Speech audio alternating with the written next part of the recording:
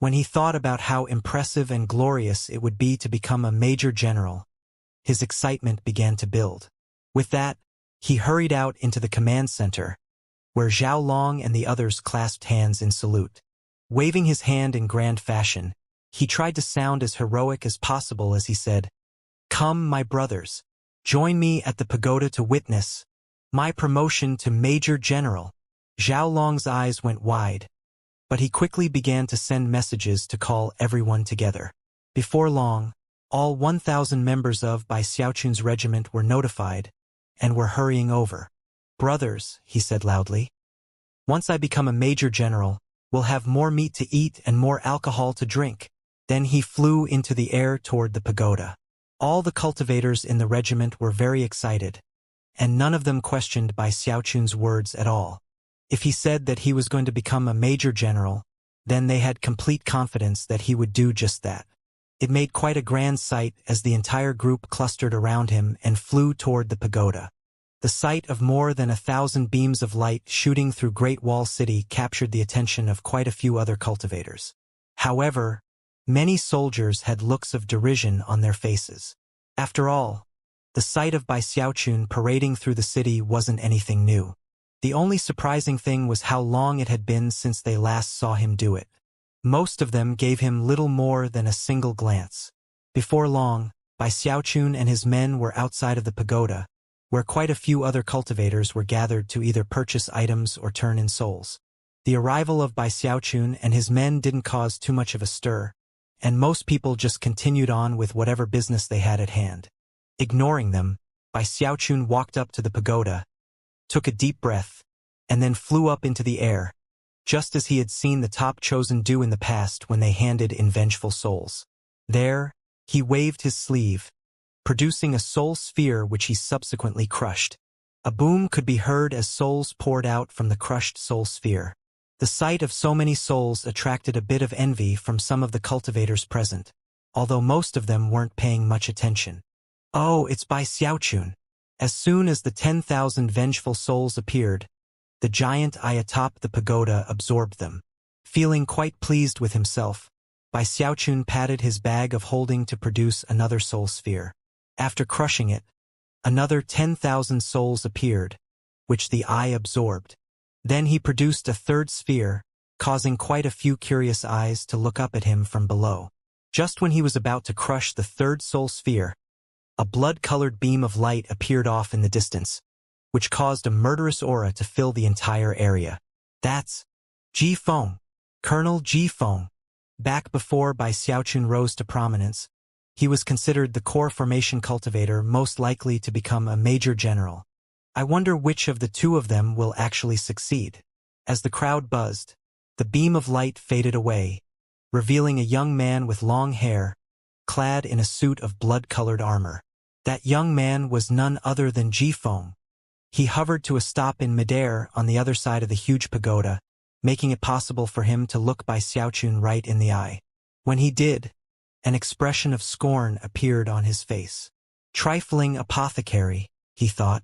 "Other than a nice cultivation base, what do you have? I, Ji Feng, have too much battle credit to count. What makes you think you deserve to compare yourself to me?" Not only did Ji Feng despise Bai Xiaochun, he despised his soul convergence pills as well. As far as he was concerned, Bai Xiaochun was nothing more than an apothecary who had used some fancy tricks to get into a good position, and didn't compare to him at all. He actually hadn't planned to hand in any souls today, but after seeing Bai Xiaochun show up, he decided to come put him in his place. Bai Xiaochun recognized Ji Feng. Technically speaking, this was their second time encountering each other. The first time had been back when he first got to the Great Wall, and had come to check how much battle credit he had to spend to get certain items.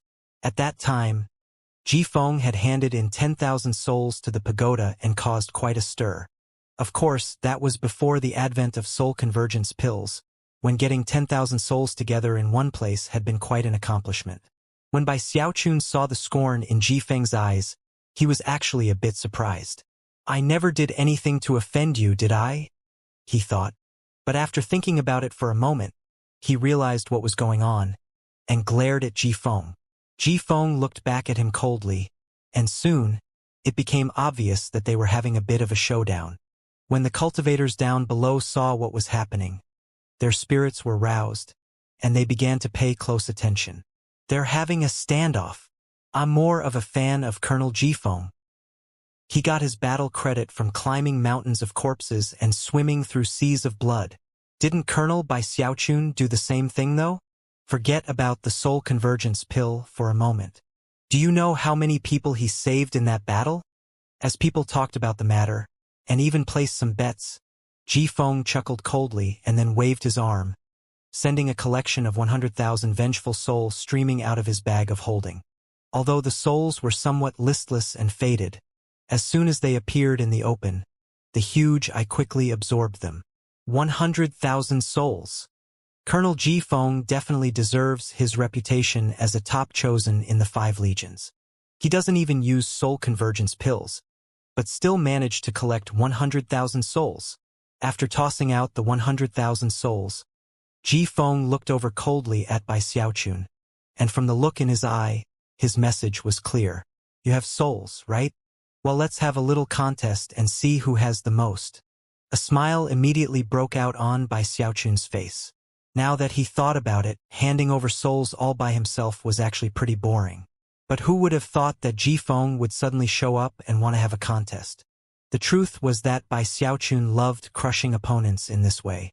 Sighing, he waved his hand to send 20 soul spheres flying out. A boom rang out as the soul spheres collapsed, sending out a vast cloud of 200,000 souls. Almost as soon as the shocking sight appeared, the huge eye atop the pagoda began to shine brightly and quickly absorbed them. Then Bai Xiaochun looked over at Jifeng with an expression of open provocation. Jifeng's expression turned grim, and he chuckled in disdain. Waving his hand, he sent tens of thousands of souls flying out of his bag of holding. However, he didn't stop there. Having emptied one bag of holding, he pulled out another, opened it, and sent an additional group of tens of thousands of souls out to be absorbed by the huge eye. This scene immediately provoked exclamations of shock from the surrounding cultivators. Heavens! Just how many vengeful souls does Colonel Jifeng have? How did he possibly get so many souls? Everyone else was shocked, but Bai Xiaochun was actually feeling a bit impatient.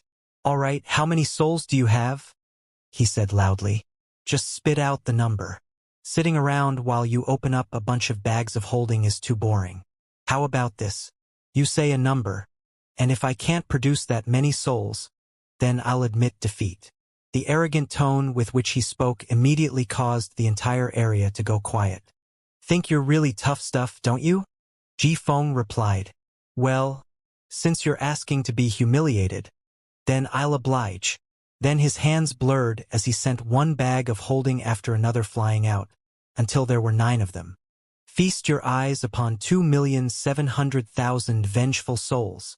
Although Jifeng's words were spoken with coolness and calm, it was impossible to conceal the arrogance which existed deep in his bones. Complete and utter silence met Jifeng's words and actions. A few breaths of time passed, and then, with the exception of Bai Xiaochun's subordinates, everyone devolved into a huge commotion. 2,700,000? Heavens! I can't believe that the exalted Colonel Jifeng can produce so many souls. That's as many souls as you'll see in a small-scale battle outside the Great Wall. In addition to crying out in surprise, many cultivators began to send messages to their friends, telling them to hurry over to watch the scene playing out. Hurry up! Colonel Jifeng is handing in 2,700,000 vengeful souls. This kind of thing has never happened before. It's incredible! Get over to the pagoda. Meanwhile, Jifeng was looking over at Bai Xiaochun with feigned indifference, a faint smile on his face that reflected his confidence in having secured a victory. I don't have that many souls, he said. Only about 2 million. What about you, Bai Xiaochun? Sticking his chin up, Bai Xiaochun said, You're right. That isn't very many. Only 2 million. A drop in the bucket.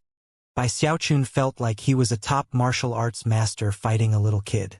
It was actually a wonderful feeling. Chuckling, he waved his hand. 300 soul spheres flew out. But things didn't stop there. Next came another 300, and then 400. That was a total of 1,000 soul spheres, all floating there for everyone to see. The sight of 1,000 soul spheres flying out into the open caused jaws to drop everywhere. Jifeng was so shocked that he wasn't even sure he could believe what he was seeing. Everything was deathly quiet in the area surrounding the pagoda. As for the cultivators who were currently in the middle of flying over to the pagoda, when they got close and saw 1,000 soul spheres, their eyes went wide. 1,000. Heavens! Don't tell me he actually has 10 million vengeful souls? How is that even possible? There's no way that each of those soul spheres has 10,000 vengeful souls in it. Is there? Everyone was reeling in shock, and Jifeng was struggling with an intense feeling of unease. Although it was impossible to tell exactly how many souls were inside each of the 1,000 soul spheres, he couldn't help but get very nervous. Just when he was about to open his mouth to say something, though, Bai Xiaochun, who apparently didn't feel he had dominated the situation enough, licked his lips and said, "Using 1,000 soul spheres to crush your 2 million souls is a bit boring. Check this out." Every time he encountered a situation like this to totally show off, he got very excited. Clearing his throat loudly, he waved his hand in a circle, causing another 1,000 soul spheres to fly out. However, things weren't over yet. Another 1,000 appeared, then another, and another. In the blink of an eye, a total of 10,000 soul spheres were floating around. Everyone present felt their minds reeling as they gasped in astonishment. As they stared, they mentally calculated how many souls that could represent, and were filled with even more incredulity than before. In fact, many of them couldn't even believe that their own calculations were correct. No way. 10,000? Okay. Theoretically, it's possible. Maybe each of the soul spheres only has a few souls in it? Even as everyone waited in nervous uncertainty, Jifeng lost his ability to keep his mouth shut. "You think you can pull a fast one, Bai Xiaochun?" he said loudly.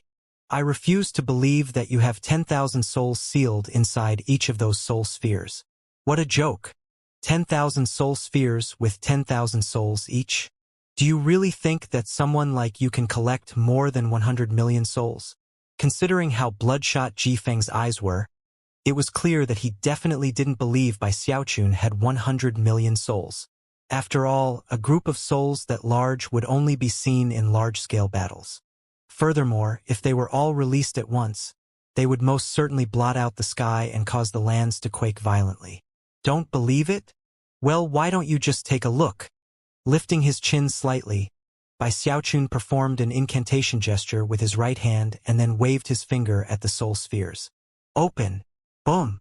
10,000 soul spheres exploded, and in the blink of an eye, souls immediately began to spill out, filling the entire 30,000-meter area, and then rapidly expanding to fill a 300,000-meter area.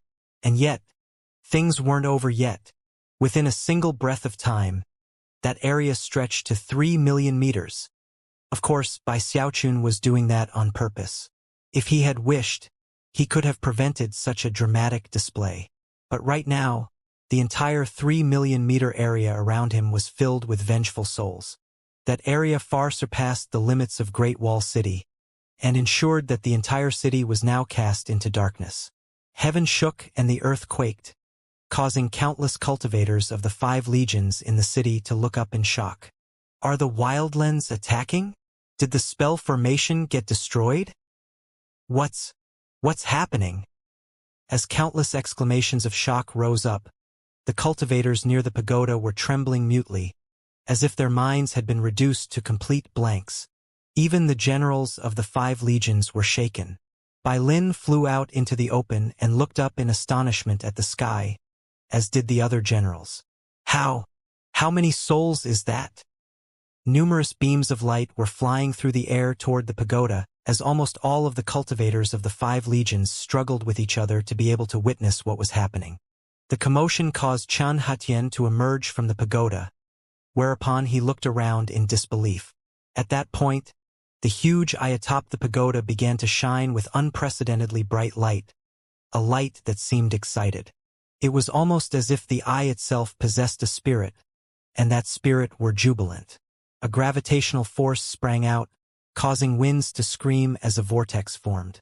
Soon, the shocking sea of souls began to slowly shrink down as it was absorbed, the process of which took a full hour. As the light bathed by Xiaochun, he felt satisfied to an indescribable degree. And of course, his battle credit skyrocketed. As the sea of souls faded away, Bai Xiaochun hovered there in midair, his chin stuck up, his expression tranquil, but his heart leaping with excitement. In fact, he had to repeatedly remind himself that, in this moment, he needed to keep his cool. The cultivators in the area were stupefied, and were looking at Bai Xiaochun both as if he were a god, and also as if he were some sort of freak of nature. Ji Feng was trembling as violently, as if Bai Xiaochun had struck him physically. His entire world suddenly seemed to have been turned upside down, his mind rendered a complete blank. Clearly, this was an event which he would never be able to forget for the rest of his life. People began to look over at Ji Feng with expressions of sympathy. The blow which had just been delivered to him was a vicious one. His opponent had used 100 million souls to crush his paltry 2 million. Even Bai Lin and the other generals were looking at him with sympathy, as was three-eyed Chen Hetian. In that moment of extreme pride, Bai Xiaochun cleared his throat loudly and said, "Everybody back up a bit. The next set is even larger."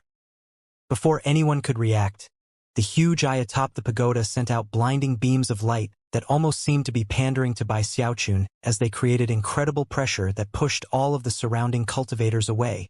Not even Bai Lin and the other generals were exempt. Soon, the only person standing nearby was Chen Hetian, who was staring with wide-eyed shock at what was happening. He had never seen the true spirit inside of the eye do anything remotely like this. It was almost as if it were following orders from Bai Xiaochun. Beads of sweat popped out on his forehead as he muttered, This. That was when Bai Xiaochun slapped his bag of holding, causing numerous soul spheres to pour out of it. 1,000, 3,000, 5,000. In the blink of an eye, another 10,000 soul spheres had appeared. Even as gasps began to ring out, more soul spheres flew out. 15,000, 20,000, 30,000, 40,000.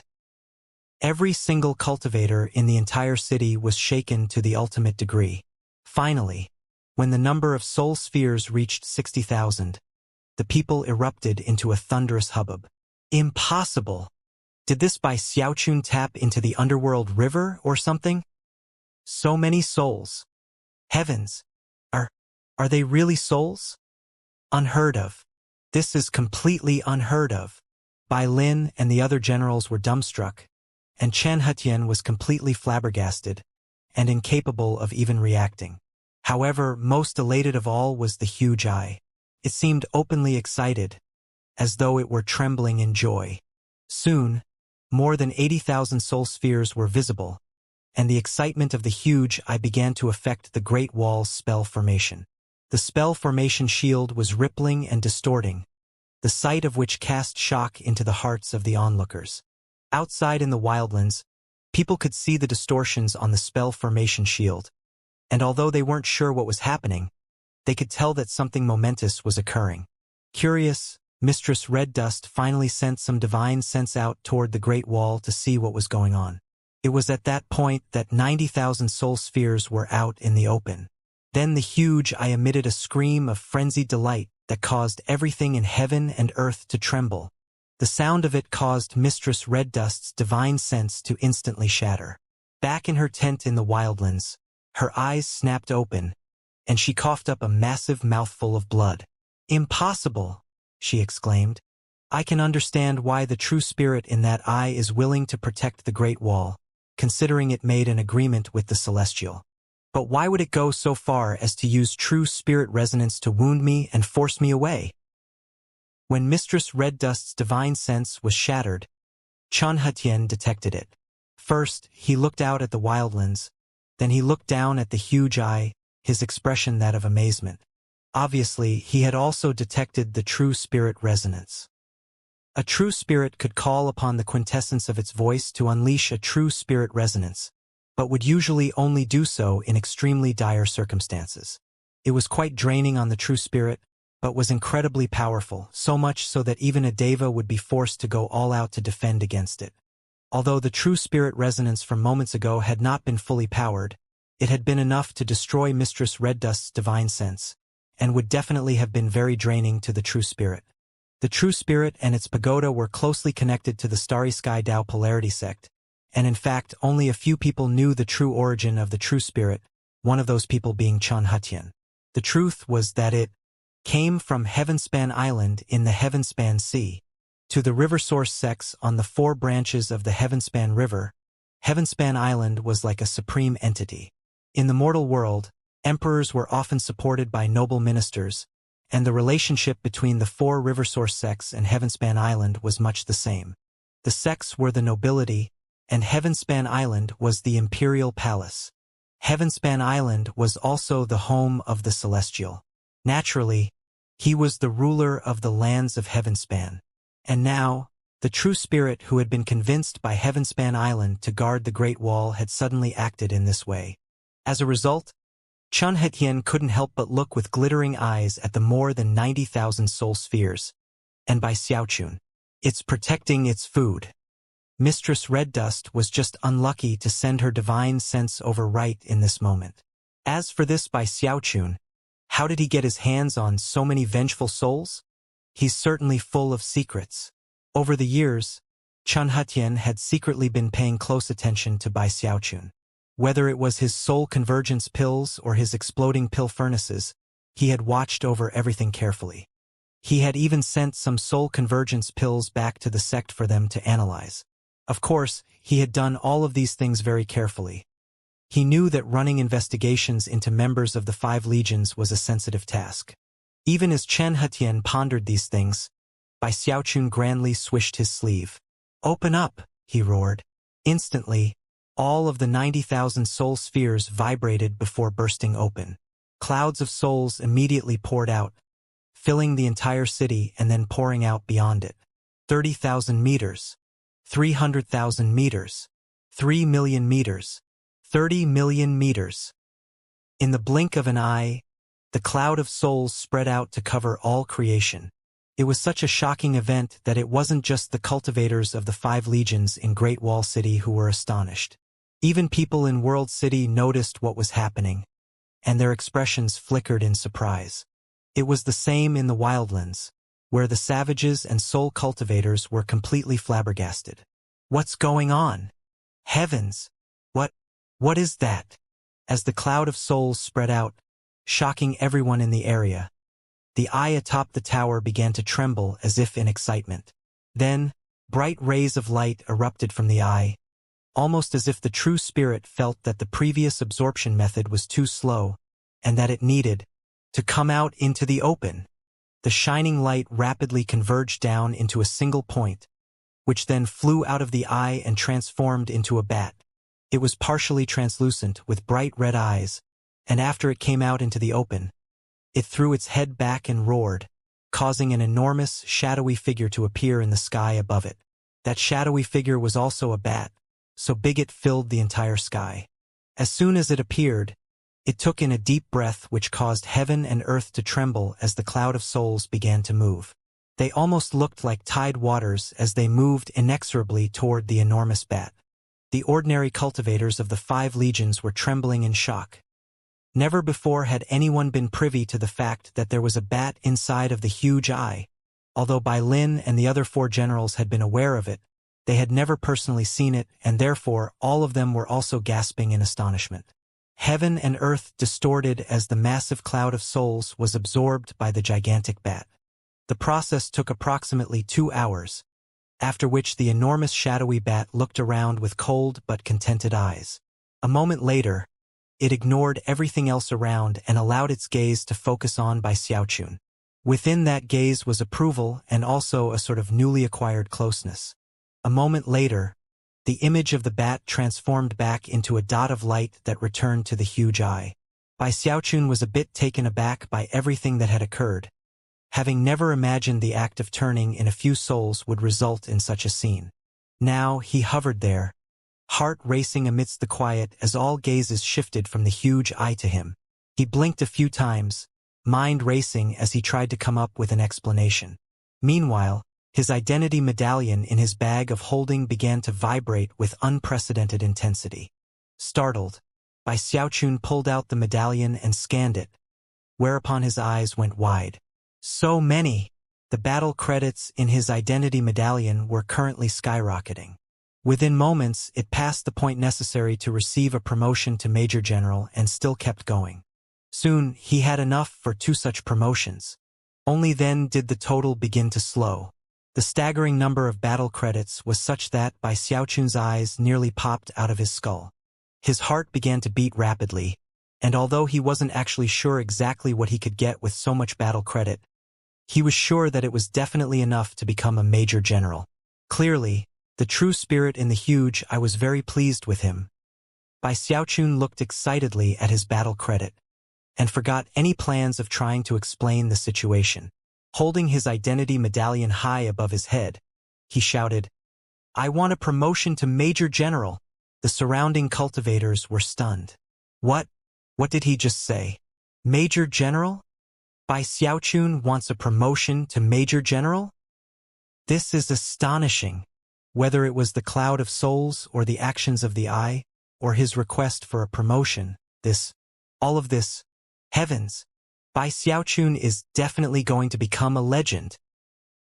He's actually handing in souls to become a Major General? In almost the same moment that the words left his mouth, the battle credit in his identity medallion was reduced by roughly half. Then, blinding light shone out from the medallion, as Bai Xiaochun's rank as listed inside was altered. Before, he was a colonel, but now he was a Major General. However, attached to the title was another word: acting. After all, the rank of Major General was a very important one, and was essentially the highest rank any ordinary cultivator could achieve within the 5 legions. The 5 generals and the Deva Patriarch all had to ratify the decision and submit it to the True Spirit, whereupon a report would be sent to the Starry Sky Tao Polarity sect. Another factor to consider was that there were currently no open slots for Major Generals within the 5 legions. If a new Major General were to be promoted, one of the previous Major Generals would have to be transferred away. It was a complicated process that required numerous formalities. Therefore, when Bai Xiaochun spoke the words out loud, and the crowd began to clamor in response, Chen Hutian, Bai Lin, and the other generals immediately felt headaches coming on. Sighing, Chen Hutian transmitted his thoughts to Bai Lin and the generals. "Well, what do you all think? How do we handle the situation?" However, none of them had any idea what to do. This sudden turn of events had been completely unexpected. If Bai Xiaochun had used some other means to rise through the ranks, they might not have needed to consider the matter. However, his actions had caught them completely unprepared. Not even Bai Lin, who had actually attempted to stoke Bai Xiaochun's ambitions in the first place, could ever have imagined that he would actually become a Major General so quickly.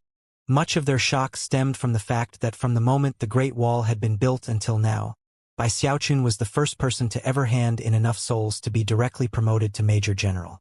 Seeing that nobody else was saying anything, Bai Lin braced himself and said, "Well, I think Bai Xiaochun clearly has the skills necessary. I don't see any problem. This is not children's game." Chen Hutian replied angrily. The rank of Major General was far too important to be taken lightly.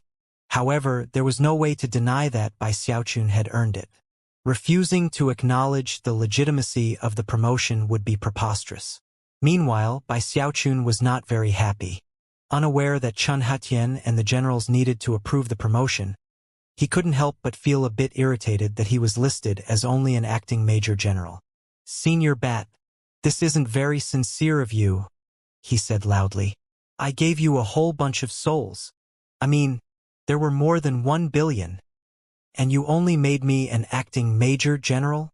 Not willing to give up so easily, he raised his voice and continued. "If you act like this, then why should I turn in more souls later? And what about all the other fellow Taoists here? Why should they turn in souls if they can't trust that they'll be rewarded properly?" The huge eye glittered as if in thought. After a few breaths worth of time passed, and even before Chen Hetian and the others could finish discussing the matter, a message appeared within the identity medallions of all cultivators of the 5 legions. Bai Xiaochun has been promoted to the rank of Major General. The true spirit had gone over the heads of Chen Hetian and the generals to directly report the matter to the Starry Sky Dao Polarity sect. Major General? As news spread back in the Starry Sky Dao Polarity sect, people were initially taken aback, and then quickly sank into astonishment. Big Fatty Zhang had long since succeeded at forming his will core, and had been taken in as an apprentice by the Hallmaster of the Hall of Devil Slayers. He was in the middle of a session of cultivation when the news came in, and was immediately enthused. Good job, Xiaochun. Meanwhile, back at the Great Wall, the 5 legions were in an uproar. Earlier, they had heard by Xiaochun's request, but hadn't seen any confirmation that the promotion had been granted. But then, moments later, the message was sent out indicating that Bai Xiaochun had indeed become a major general. Bai Xiaochun was beside himself with joy as he looked at his identity medallion, and the word acting vanished from in front of his rank of major general. Very pleased with himself, he laughed loudly and said, "From this day on, Bai Xiaochun is a major general." Chen Hetian, Bai Lin, and all the other generals were shocked. After exchanging glances, a strange expression appeared on Bai Lin's face, and Chen Hetian looked up wryly at the true spirit in the huge eye. Clearly, the promotion was the true spirit's way of thanking Bai Xiaochun. After all, a huge amount of vengeful soul like that would be unprecedentedly useful to the true spirit. In the end, Chen Hetian sighed and decided not to worry about the matter any more than necessary. "Bai Lin," he said, "considering that Bai Xiaochun is a skin flayer, why don't you arrange for one of your current major generals to retire?" Then he departed, shaking his head the entire way. 7 days sped by in a blur. The entire time, Great Wall City was filled with talk of Bai Xiaochun handing in souls, and his promotion to Major General. In fact, such stories would continue to persist for much longer than 7 days. Although countless cultivators were envious of what had happened, it also sparked hope in their hearts. Suddenly, they felt much more anticipation for the possibilities their own futures held. Bai Xiaochun was extremely famous by this point. Although his name wasn't necessarily known among everyone in the 3 major cities within the Great Wall region, everyone in a position of power had heard of him. Something else happened during the 7 days which passed. The Major General of the 3rd Corps, of which Bai Xiaochun's regiment was a part, was convinced by Bai Lin to return to the Starry Sky Dao Polarity sect. That Major General wasn't angry with Bai Xiaochun, but rather, quite grateful. He had been serving at the Great Wall for far many years, and upon returning to the sect, would become an elder in the Hall of Steel Veins. He would also be generously compensated by the sect for all the battle credit he had accumulated. Although he would miss the Great Wall in some ways, going back to the sect was actually the best option for him. Normally speaking, major generals were such important people that they couldn't just leave the Great Wall whenever they wished. In fact, the other major generals were actually a bit envious. Before leaving, he visited Bai Xiaochun to both express his thanks and also transfer his personal staff over for Bai Xiaochun to make use of. Bai Xiaochun was quite moved at the man's sincerity, and guaranteed over and over again that he would treat the staff extremely fairly. A few days after the old man left the Great Wall, Bai Xiaochun's official commission was handed down. He was now the Major General of the 3rd Corps of the Skin Flayers. The day the commission came down, Bai Xiaochun was trembling with excitement, and looked as proud as a rooster as he put on his intimidating, glittering Major General's armor. The suit of armor had a built-in spell formation that, upon activation, instantly caused his entire person to blur and distort, as if intense, shocking energy were building up. His hair even flew around him wildly for a moment before his features became clear again. With that, he pulled out his copper mirror to examine himself. After preening for a long moment, he chuckled and said, "What do you say, little magic mirror? How do I look?" Imposter Nightcrypt's soul appeared within the mirror, holding back a sigh as he put a shocked expression onto his face. Of course, Bai Xiaochun was elated by his response. After a long moment passed, Imposter Nightcrypt seemed to recover from his shock, and then began to praise Bai Xiaochun in very exaggerated fashion. Heavens! Sir, are you really the imposing, handsome, carefree, and consummate chosen Bai Xiaochun? Impossible! The exalted Bai Xiaochun, who in my heart is a figure who shines more brightly than the sun itself, is clearly a colonel. Although Bai Xiaochun was very pleased by this, he hid his smile behind a blank face and said, "All right, enough with the flattery. Do you really think Bai Xiaochun the kind of person who likes to be brown-nosed? I wanted your opinion on whether or not the armor fits properly." Imposter Knight Crypt rolled his eyes inwardly, well aware that if he did as Bai Xiaochun had actually asked, and stopped flattering him, then Bai Xiaochun would punish him. "I don't like brown-nosing either," Imposter Knight Crypt said. "Nobody in this world does." Inwardly, he was filled with disdain but didn't show that. Instead, he continued to flatter Bai Xiaochun for the time it takes an incense stick to burn before actually getting around to answering the initial question. "That armor was made specifically for you, wasn't it? Fits perfectly. Although, I do have to say that the reason it looks so intimidating isn't because of the armor itself, but because of how you wear it." Hearing Imposter Knight Crypt's bootlicking was one of Bai Xiaochun's favorite pastimes, and he truly admired his way with words. Finally, he cleared his throat, tossed some medicinal pills into the copper mirror, and then somberly walked out of his residence. Outside, the 10,000 cultivators of the Third Corps were all standing at attention. As soon as Bai Xiaochun appeared, Zhao Long stepped forward and shouted, "Third Corps, hand salute!" As soon as the words left Zhao Long's mouth, the 10,000 cultivators clasped hands and bowed deeply. "Greetings, Major General." When they shouted their greeting, their words echoed about as loudly as thunder.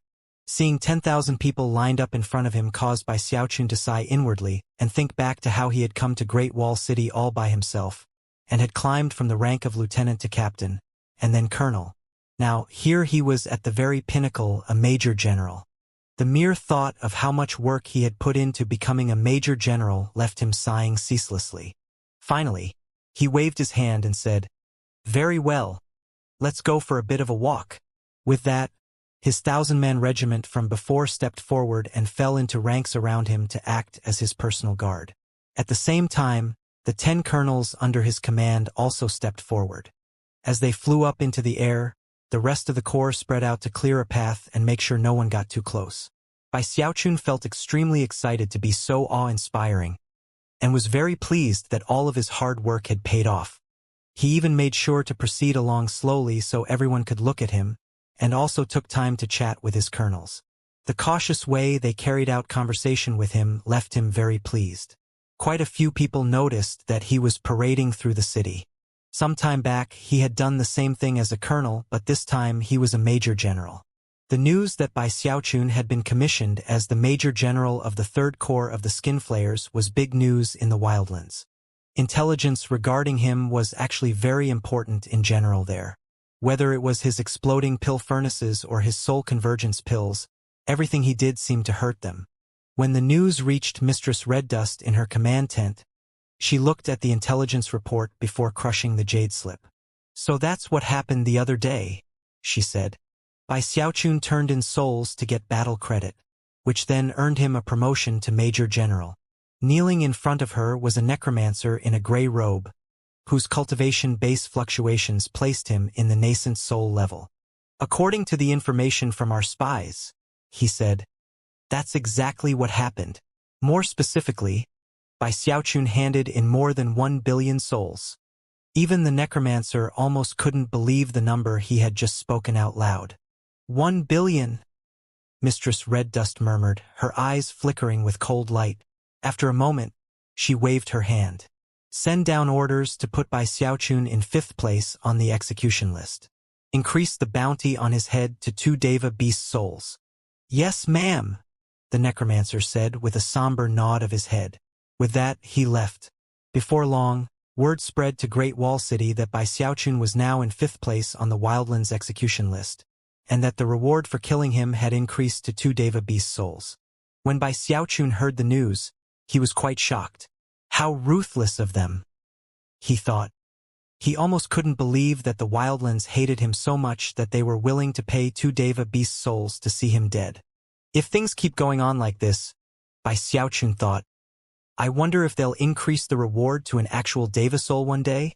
After thinking about the frightening implications for a moment, he buried such thoughts and then decided that he would never again take a single step outside the Great Wall on his own. HMMPH, if I do have to go out, I'll take my entire 10,000-man corps with me. I refuse to believe that anyone in the wildlands can kill me with them around. Of course, there might be some spies among the cultivators here, but I'm in the middle of Great Wall City after all. Such reasoning left him feeling a bit comforted, but not completely. Wait a second. My cultivation base is still too low. I'm only in the great circle of the gold core stage. If I want to make a breakthrough, I'll at least need a full set of Deva beast souls. Metal, wood, water, fire, earth. Although he still had a lot of battle credit, he definitely didn't have enough to trade for a Deva beast soul. Furthermore, if he wanted to trade in one of his Deva souls, he would have to wait until he was back in the sect. To pull a Deva soul out by the Great Wall would be too risky. Maybe I can't increase my cultivation base, but I can definitely make some progress with my undying live forever technique. Having reached this point in his train of thought, Bai Xiaochun took out a jade slip, filled out a list of certain items he needed, and passed it off to Zhao Long to take care of. Now that Bai Xiaochun was a major general, he had a lot of special privileges. Not only could he post simple missions without needing any authorization, but he could also make requests for supplies. Of course, considering how much battle credit he had, he didn't want to take advantage of his position. So he also gave Zhao Long plenty of resources to purchase the necessary items. Before long, Zhao Long returned with the precious materials he had requested. Then, Bai Xiaochun announced that he would be going into secluded meditation, whereupon he began to cultivate his undying live forever technique. This time I can't hold anything back. I have to get my undying live forever technique to the great circle of the 3rd level. Taking a deep breath, he pulled out an earth spirit tuber and popped it into his mouth. As the life force within the tuber began to course through him, he closed his eyes and began to work with his undying live forever technique. Almost immediately, that life force transformed into streams of heat that flowed toward his head, where they began to take the shape of undying tendons. His work required focus and concentration, and couldn't be rushed. Thankfully, he had so much battle credit that it was easy to get the precious materials he required. Time passed. Before long, a year had gone by. That year was mostly spent in quiet cultivation. Bai Xiaochun rarely appeared out in the open, and therefore, the talk about the events leading up to his promotion gradually began to die down. Another half a year went by, and the talk died down even more. One day when Bai Xiaochun was sitting there cross-legged in his secluded meditation facilities, his eyes snapped open, and it almost looked like lightning was crackling within them. Settling his breathing, he performed a double-handed incantation gesture, and then waved his hands out in front of him. Instantly, all of the precious materials arrayed in front of him shattered into dust. Then the dust clumped together and flew into his mouth, sucked away in an instant. Boundless life force erupted out inside of him, which Bai Xiaochun immediately sent flowing toward his head. By this point, the undying tendons in his head were more than 90% complete, with only a tiny fraction remaining incomplete. It was almost like a huge door that needed to be slammed at with great force before it could open.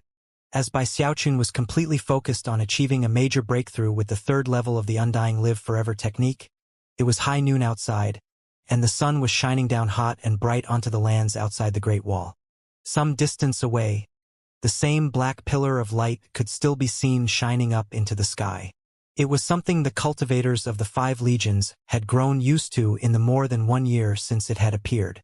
Although many people had been dispatched to gather information about it, nothing conclusive had ever been determined. The only thing that was clear was that the necropolis was huge and filled with the skeletons of many shocking beasts. Other than that, it appeared to be empty. However, neither the wildlands nor the Great Wall forces were willing to give up on trying to uncover its secrets. They were constantly trying to uncover new information. It was because of that the Starry Sky Dao Polarity sect issued orders that all of the Starry Sky Dao Polarity superstars were required to investigate the location at least once. Therefore, all of the various chosen who had scattered in different directions over the years were forced at some point to head in the direction of Great Wall City. During the year and half that Bai Xiaochun was in secluded meditation, quite a few people passed through Great Wall City on their way outside to investigate the necropolis.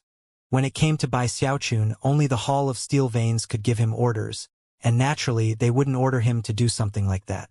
Currently, there was a group of 3 chosen outside of the Great Wall, all of them disguised as soul cultivators.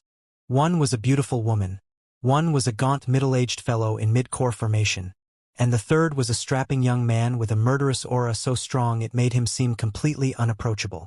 At the same time, though, there was something about him that made people trust him and not hesitate to follow his orders. His eyes were profoundly cold, making him look like a sheathed sword just waiting to strike. Clearly, he was the type of person who no one would be willing to provoke casually. Quite a few vicious-looking scars could be seen on him, but instead of diminishing his appearance, they actually served to make him even more attractive to female cultivators. If Bai Xiaochun were here, he would recognize this young man in an instant. He was none other than Song Ke. As soon as the group of 3 caught sight of the Great Wall, the beautiful young woman sighed and said, "Finally back!" The middle-aged cultivator was clearly moved as well. Who would have thought that our journey would take 3 years? Without you, Brother Song, I'm afraid we would have ended up dead and buried in the wildlands. He would never forget the events which had unfolded over the past 3 years.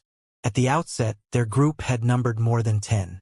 However, on their very first mission they ended up stranded in a very dangerous location, unable to send messages requesting backup, and also cut off from news about what was happening on the outside. They had been trapped in that danger zone together with a large group of savages and soul cultivators. Despite the fact that the 2 groups were from the Wildlands and the Great Wall respectively, no major conflicts had broken out at first. However, as time progressed, the situation devolved into open fighting. It was Song Ke who had combined force and charm to bring the situation under control. By winning over the savages and the soul cultivators, he had managed to direct the efforts of the entire group into finding a way out of the trap. As for his 2 companions, they felt like they had survived a huge catastrophe, and they couldn't help but feel respect and gratitude toward Song Ke for how he had helped them. The young woman looked over enviously at him and said, "That's right, big bro Song. With everything you've accomplished, you'll definitely be able to achieve a meteoric rise. I wouldn't be surprised if you get into the top 10 of the Starry Sky Dao Polarity superstars. In fact, considering your current battle prowess, you probably already qualify to tangle with the current top 10. Song Ke smiled faintly and didn't bother to act modestly. Even he was convinced that his 3 bitter years in the Wildlands had turned him into a completely different person. He had achieved a cultivation-based breakthrough, and was currently in late core formation. Furthermore, thanks to certain secret magics of the Bloodstream division, he now possessed enough battle prowess that he had been able to kill a soul cultivator in the great circle of core formation. Such an accomplishment was definitely worthy of pride.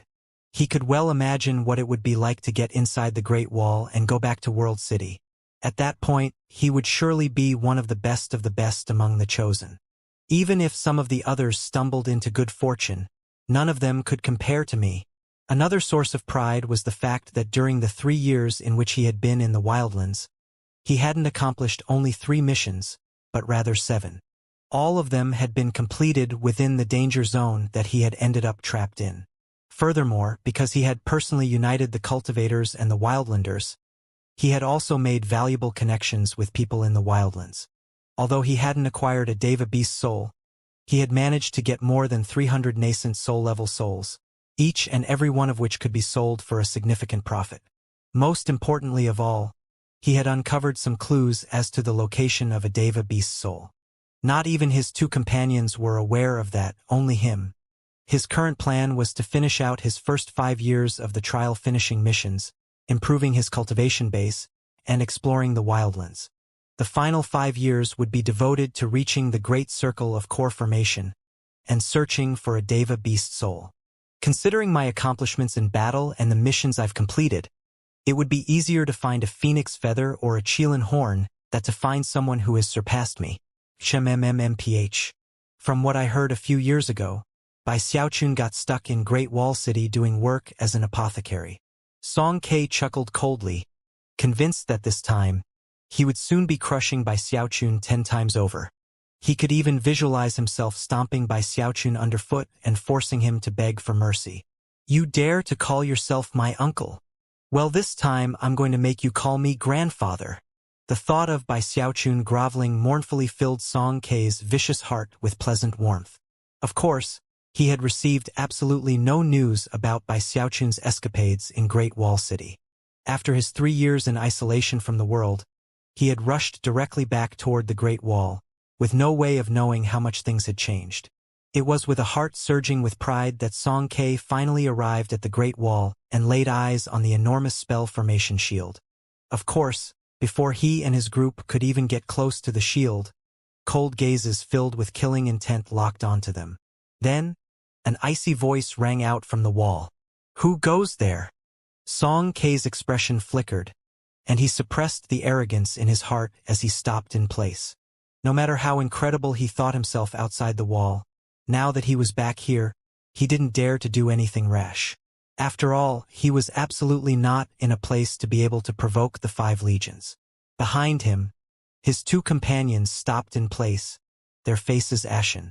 Clasping hands respectfully, Song Ke called out, Sir, I am your humble servant Song Quebec.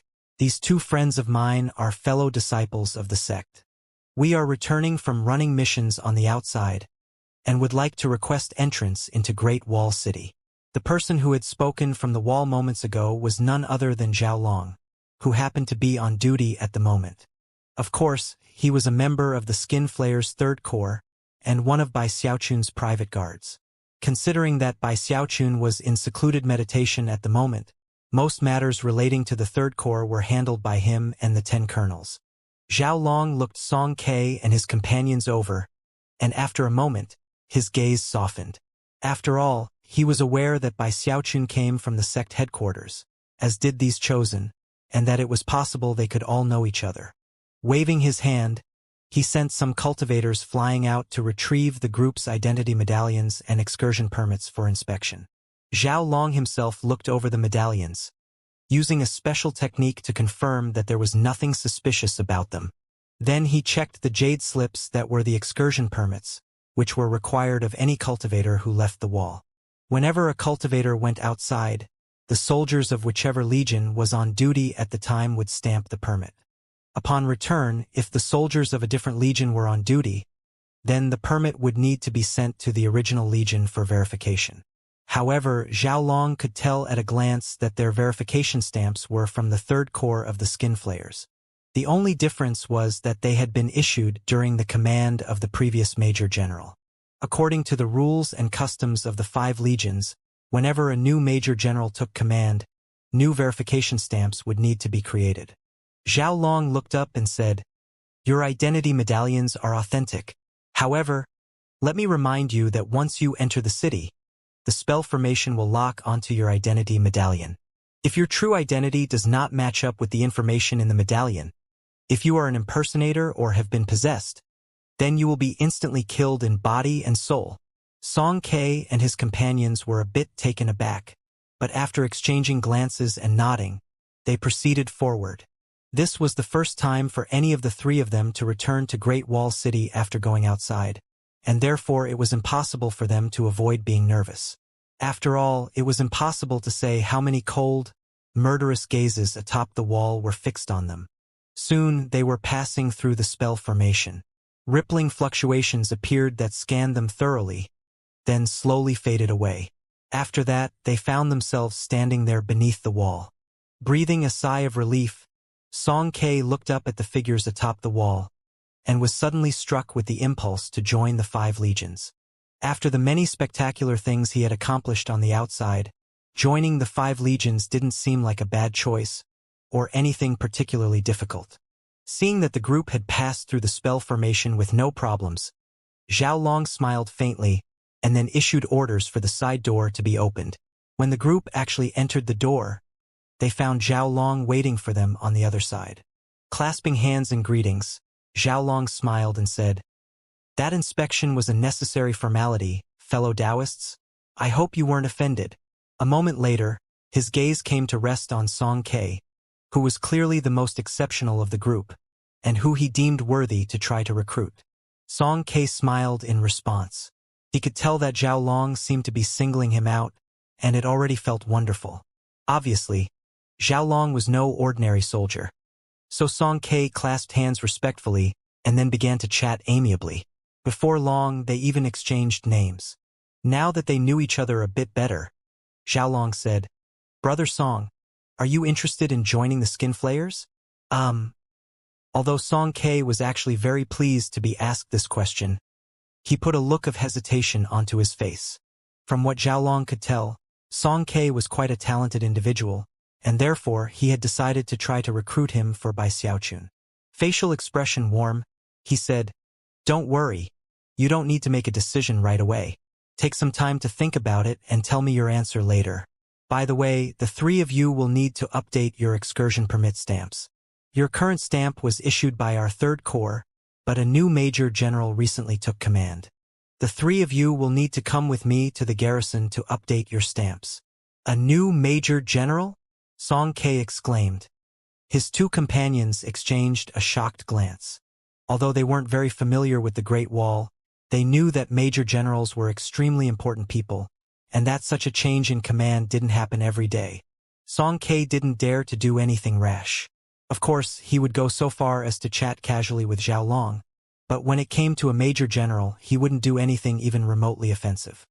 He was well aware that the cultivators of the 5 legions, who lived their lives to defend the Great Wall, were the most terrifying of individuals.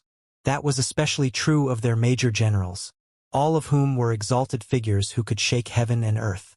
Even though Song Ke viewed himself as chosen, in front of a Major General he would be like a bug. The mere thought of what it must be like to be a Major General caused him to sigh. "I wonder if I, Song Ke, might one day have a chance to reach a lofty position like that of Major General." Although such thoughts left him slightly discouraged, he forced himself to be optimistic, and also reminded himself that although he might not have come back as mighty as a Major General, he was still vastly beyond anyone else in his generation. He was also looking very much forward to encountering Bai Xiaochun, whom he would instantly stomp underfoot. When that happened, he would make sure Bai Xiaochun knew what a real chosen was like. Such thoughts made his heart blossom with delight, and he almost couldn't wait to finish handling the formalities regarding his excursion permit so that he could go find Bai Xiaochun. He immediately nodded to Zhao Long, as did his companions, and moments later, the three of them were heading to the garrison of the 3rd Corps. Along the way, Song Ke thought about asking for more details about the Major General, but then decided not to. Instead, he gave a meaningful look to his female companion. The two of them had been working together for quite some time, and therefore, she immediately picked up on the hint and took it upon herself to make some inquiries. "Who exactly is the new Major General?" she asked. "You don't know?" Zhao Long said. Chuckling, he continued, "Well, I don't want to say too much. Who knows, maybe you and the Major General already know each other." With that, the conversation topic was ended, and Song Ke and his companions were left more curious than before. As Song Ke and his companions were having their stamps updated, Bai Xiaochun happened to reach a critical moment in his cultivation. After absorbing all of the precious materials, his eyes gleamed with determination as he gritted his teeth and felt the power of the energy flowing through his qi passageways. The rippling fluctuations turned into mighty waves that raged up to the top of his head, transforming into something like a heavenly water dragon that then shot through the final qi passageway in his head. Ru Yuyuumble. No one but Bai Xiaochun could hear the intense sounds battering his mind. At the same time, he began to tremble violently, and even heard cracking sounds entering his ears. It was almost as if a door had been opened by the intense life force, whereupon Bai Xiaochun let out a roar and performed a double-handed incantation gesture. Instantly, more precious materials were crushed and then breathed in through his mouth. As the final qi passageway in his head shattered, allowing the life force to rage freely through his entire body, he suddenly sensed something like a seal or weight pressing down on him with mountain-like force. It actually felt quite uncomfortable. It was almost like something completely suppressing him. Although he had never been able to detect this specific pressure before, it now pervaded his consciousness. Furthermore, it was something the likes of which he had sensed twice before in the past, when working with the Undying Skin and Undying Heavenly King. As of this moment, he had made contact with the third shackle. The next step is to figure out a way to break through it. Taking a deep breath, Bai Xiaochun reigned in the life force, whereupon his entire body began to glow with black light. At the same time, an intense fleshly body power coursed through him, to the point where simply clenching his fist caused cracking sounds to explode out. Most shocking of all was the speed he was now capable of. Eyes flickering, he waved his sleeve to open his secluded meditation room, and then took a step out. The instant his foot fell, he vanished. Although it almost seemed like a teleportation, it wasn't. It was just incredible speed that instantly took him out of the room and up into the air above. As he hovered there in the air above the Third Corps garrison, he realized that a bird was flying in front of him, its wings beating very slowly, a look of shock on its face. Then he looked around and noticed that everything around him seemed to be moving in slow motion. It was a shocking feeling, and immediately led him to the realization that the speed he was now capable of was so great that it bordered on teleportation. "Once you get fast enough, everything gets slow?" he murmured. Because he was now hovering in one place and not moving, everything quickly returned to normal. It was at that exact same moment that Zhao Long led Song Ke and his two companions in through the main gate of the garrison. As they did, they saw a tall, slender figure hovering in the air above them, radiating shocking energy that made him seem like some devilish god. Just as they were looking up at that devilish god, Bai Xiaochun looked down and saw Song Quebec instantly. Their gazes locked. Song Ke's eyes went wide, and he gasped, then quickly looked down. Closing his eyes, he told himself that he had just been seeing things, most likely because of how he had been thinking about crushing Bai Xiaochun recently. That's definitely it, he told himself. Just seeing things. However, even as he struggled to get himself under control, Bai Xiaochun enthusiastically shouted, "Keir!" Bai Xiaochun was so excited he was trembling, and his eyes were shining as brightly as if they were on fire. As for Song Ke, as soon as he heard Keir, his mind was shaken into emptiness. Any endeavors to convince himself that he had been seeing things vanished into absolute nothingness. His attempts to prevent himself from trembling left him looking very stiff and unnatural as he stood there with a blank look on his face, feeling like he was being struck by endless bolts of lightning. Bai Xiaochun began to laugh heartily as he dropped down to the ground and then began to hurry over toward Song Ke and his two companions. It was only at this point that the other cultivators of the Third Corps realized that their major general had emerged from meditation. Instantly, the cultivators who made up his personal guard began to fly over in beams of light. The first person to reach him was the beautiful Luli, accompanied by others of his private guard, who clustered around him and saluted respectfully. "Congratulations on emerging from meditation, Exalted One." Looking very serious, Zhao Long walked a few steps away from Song Ke and his companions, then clasped hands and bowed deeply. "Congratulations on emerging from meditation, Exalted One." Looking very pleased at the words of congratulations being offered by his personal guard, he hurried up to Song Ke.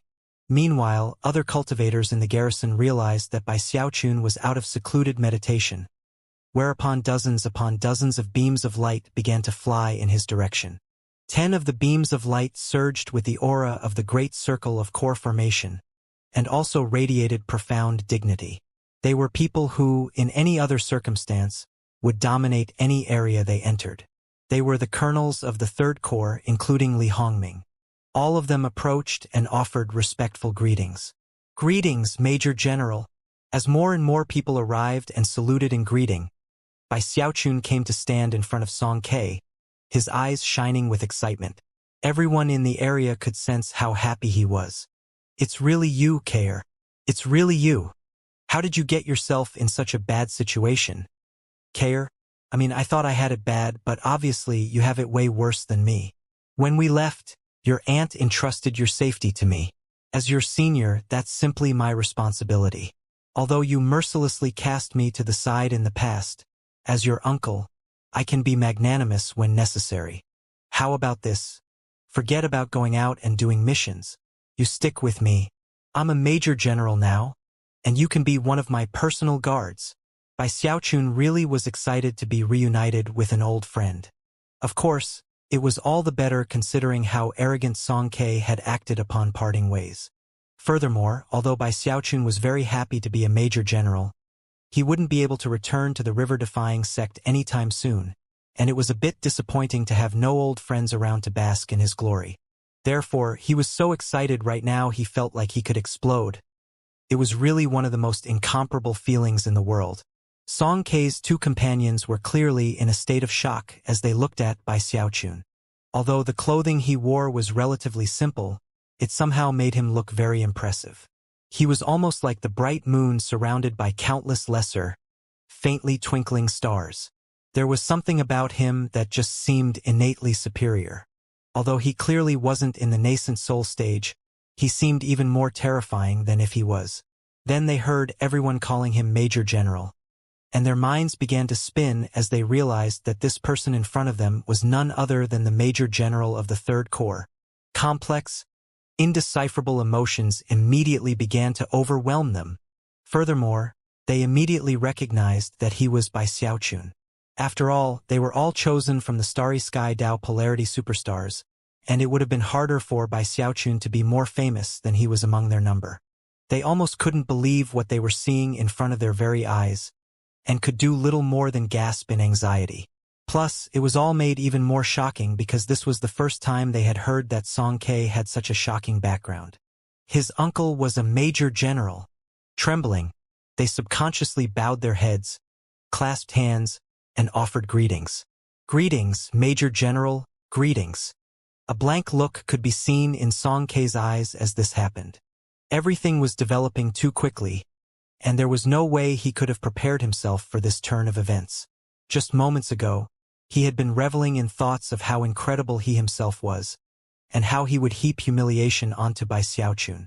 And now, here Bai Xiaochun was standing right in front of him as a major general. Face ashen, Song Ke began to stammer. Bai Xiaochun, how is this even possible? Why you actually became a major general?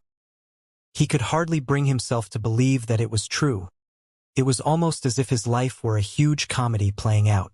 However, as soon as the words left his mouth, Bai Xiaochun's personal guards began to frown, clearly not happy at all. Lu Li even let out a cold harumph. They were crack troops who served a famous officer, and their murderous auras immediately began to rage, crushing down onto Song Ke and his companions. How dare you use the Major General's personal name? Zhao Long shouted. You can't just call him by name whenever you wish. Although he approved of Song Ke in general, the fact that he would question his commanding officer in this way caused him to immediately lose his temper. Li Hongming and the other colonels were also frowning in displeasure, to the point where killing intent rose up in their eyes. In fact, the entire garrison suddenly became like a hulking beast, staring at the three newcomers as if they were about to consume them. The sight of so many glares being cast at them caused Song Ke and his two companions' hearts to pound on the verge of bursting. As for the young woman, she immediately flopped to the ground to kowtow, to be joined moments later by the middle-aged man. Based on the intense murderous auras around them, they were certain that if they didn't do so, they would be killed in body and soul.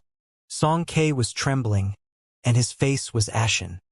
He could sense the intensity of the murderous auras just as the other two could, and yet he wasn't afraid.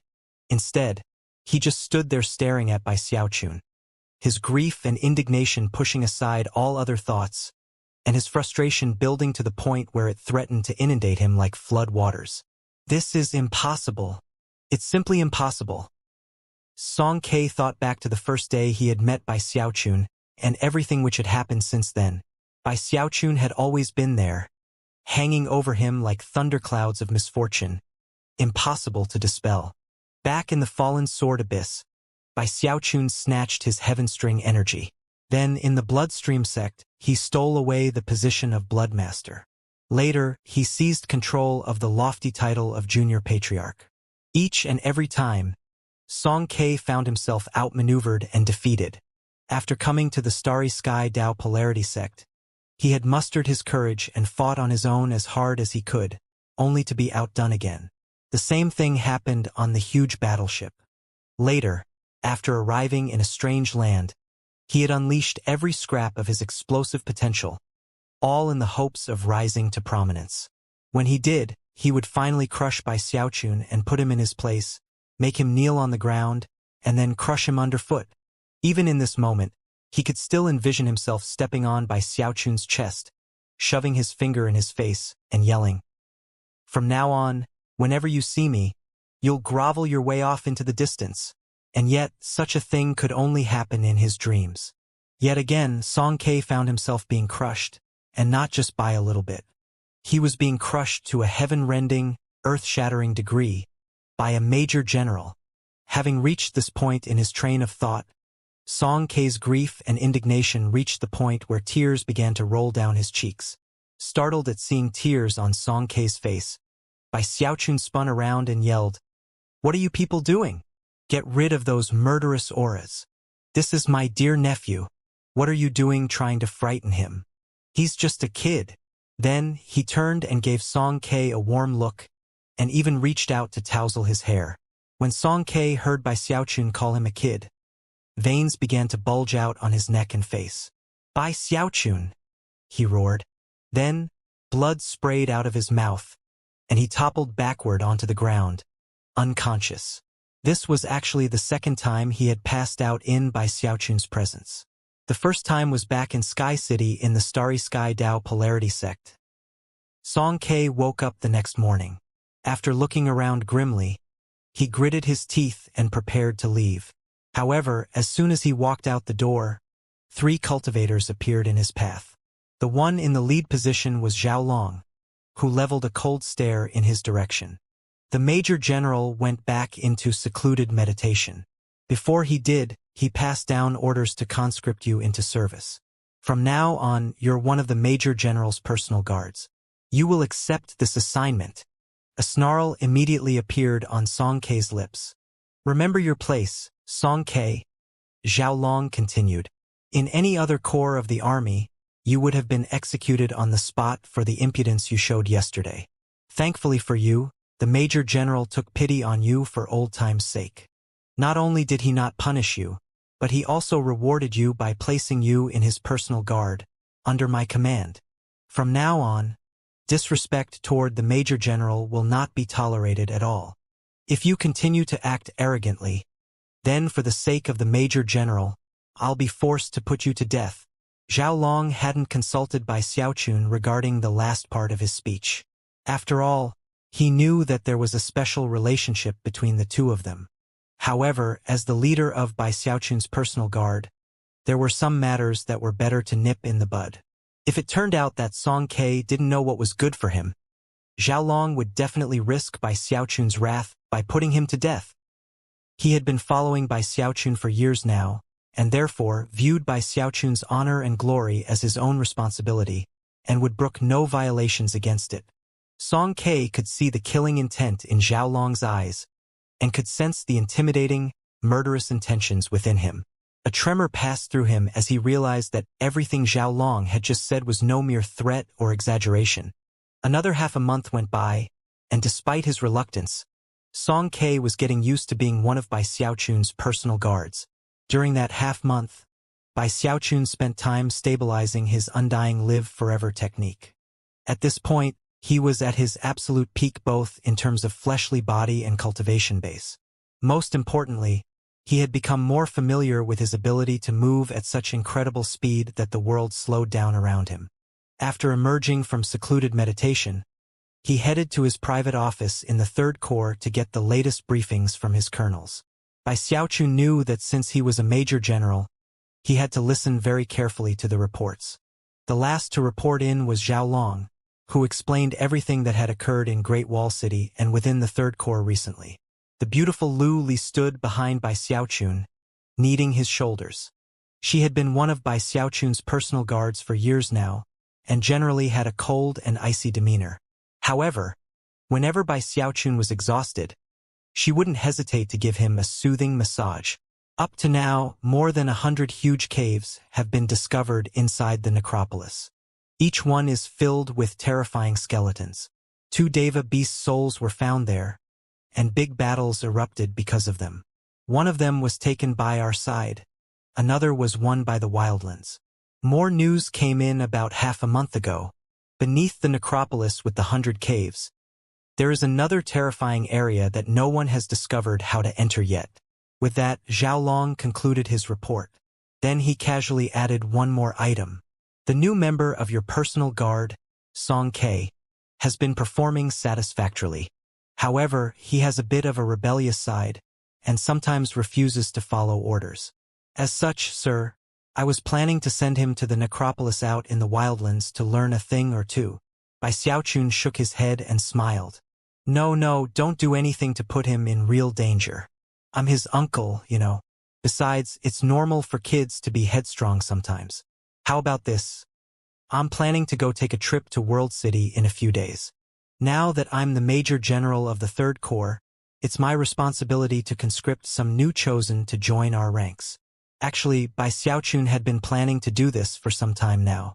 After what had occurred with Song Ke, he thirsted to see more eyes bulging out of the faces of people who knew him.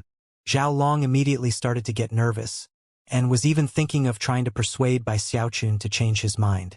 In the end, however, he simply voiced his assent, and went off to make special preparations to ensure that Bai Xiaochun was kept safe. Although it wouldn't be possible to take the entire 3rd Corps on the trip, Zhao Long did have the authority to select 5 colonels, along with their 5 regiments, a total of roughly 5,000 soldiers. A few days later, Bai Xiaochun submitted a request via Jade Slip to Bai Lin, asking for permission to go to World City for a recruitment drive. For a major general to leave the city like this was a major event, so obviously, a general had to sign off on it ahead of time. Upon reading the request in the Jade Slip, Bai Lin understood immediately that Bai Xiaochun wanted to go show off a bit and make sure his companions realized how incredible he was.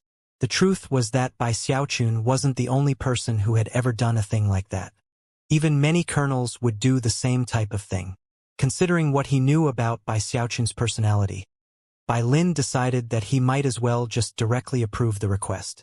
In fact, he even transmitted some information to Bai Xiaochun, not only giving him some warnings about what to avoid, but teaching him a few things about how to successfully accomplish his goals.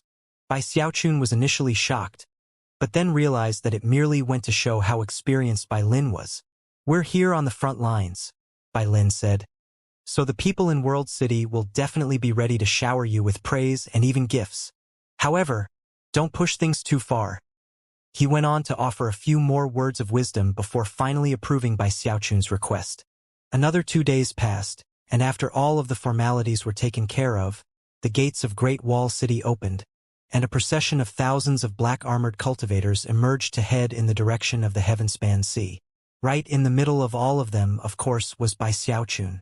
He wore a golden suit of armor, and looked remarkably intimidating. With the proud wave of an arm, he sent his men into motion. Zhao Long and Lu Li flanked him, and Song Ke was also there, albeit begrudgingly. The colonels had arranged for the troops to fly through the air in tight formation, and scouts had been sent ahead to make sure they didn't stumble into danger. Everything had been set up to protect Bai Xiaochun and crush anything that got in their way.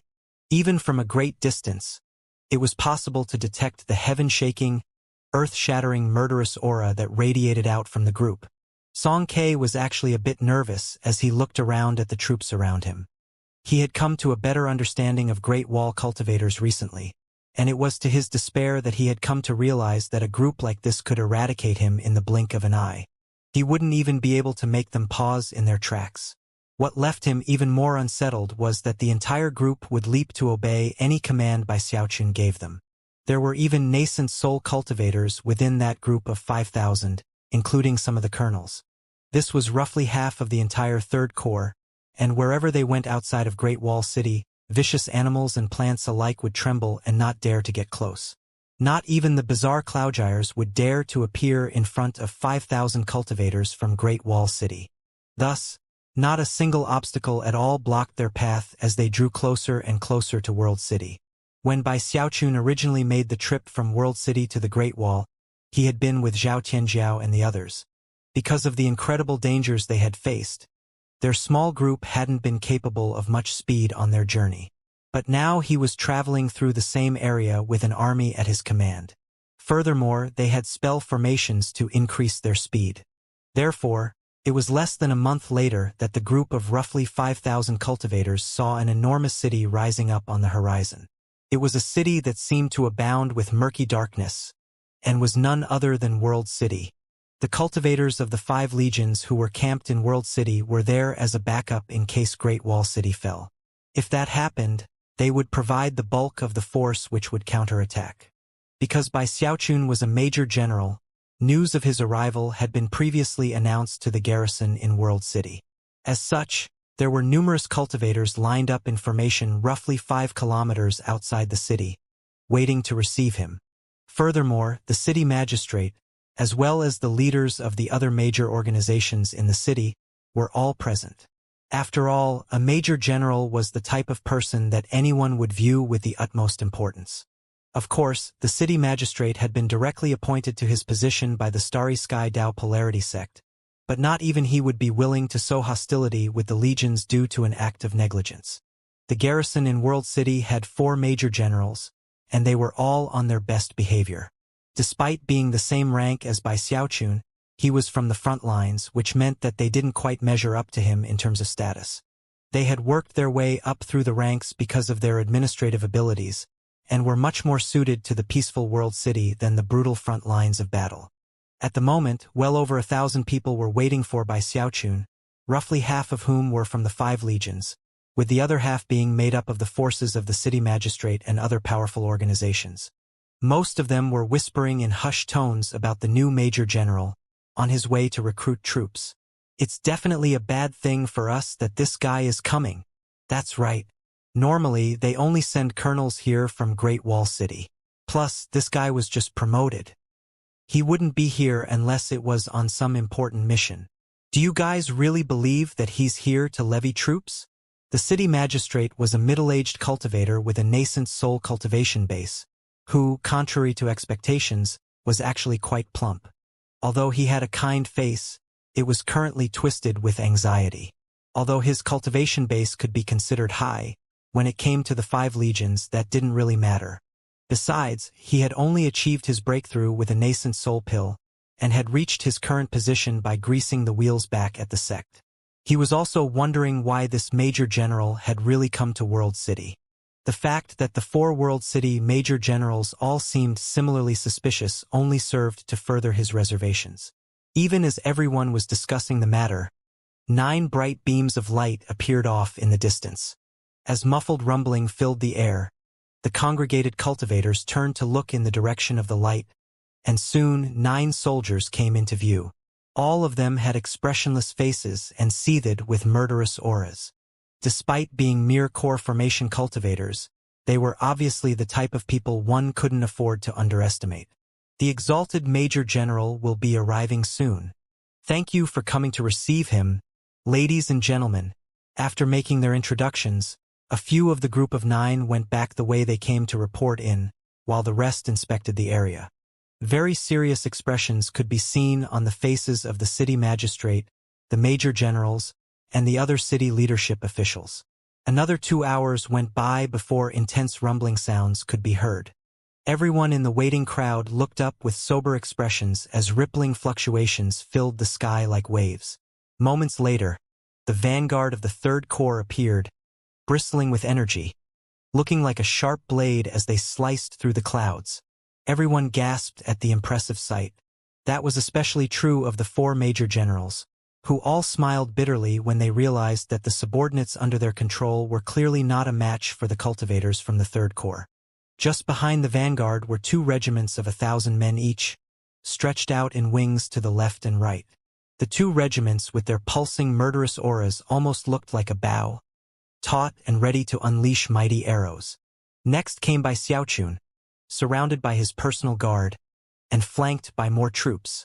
Almost immediately, Bai Xiaochun became the focus of all attention, what with his glittering golden suit of armor. As the army approached, the gathered cultivators got even more nervous. In contrast, Bai Xiaochun was feeling very excited, and was continuously sighing in satisfaction. Back when I first came to this place, not a single person knew my name. Now, every single person with a title or power has come out to receive me. As of this moment, Bai Xiaochun was fully convinced that all the hard work he had gone through to reach his current rank was definitely worth it. As they drew close to the city magistrate and other cultivators, Bai Xiaochun barked out an order, and the army halted in place just in front of the city officials. Then, troops were sent out to scout the area, while the other cultivators under Bai Xiaochun's command stared coldly at the people from World City.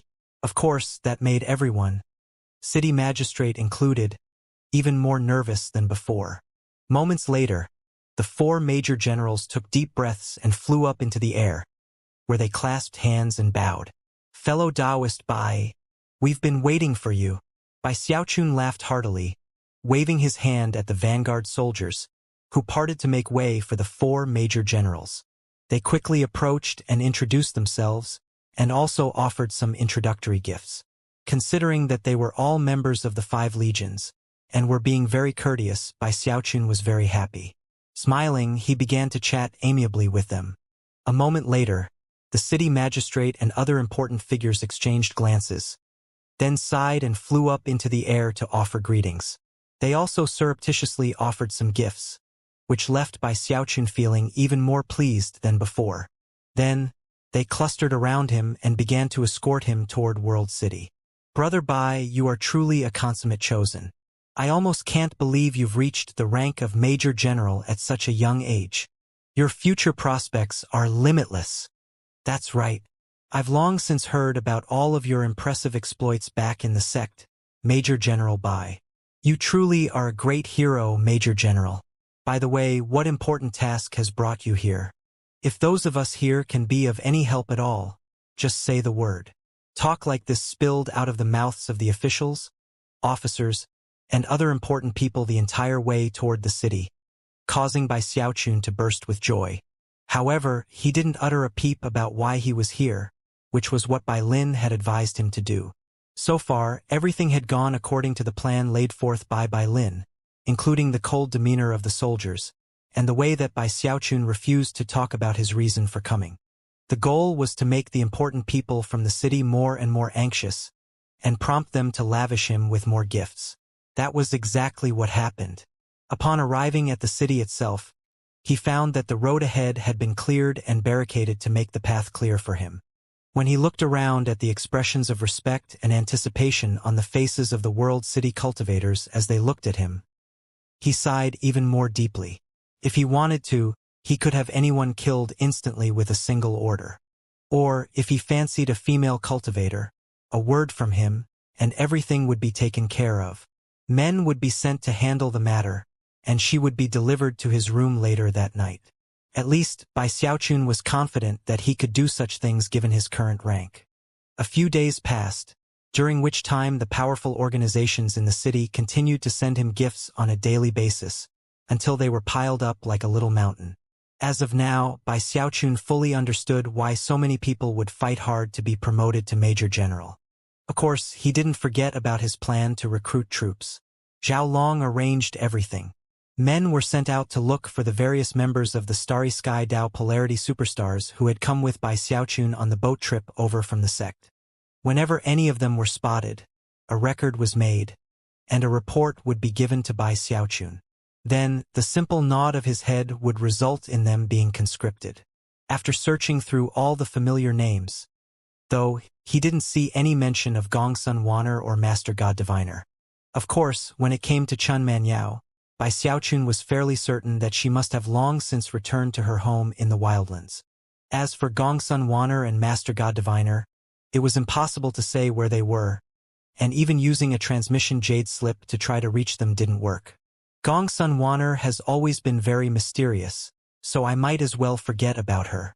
But where did Master God Diviner get off to? 7 days went by, during which Bai Xiaochun continued to collect gifts. It reached the point where he didn't even bother to organize them, and would just casually toss them into his bag of holding.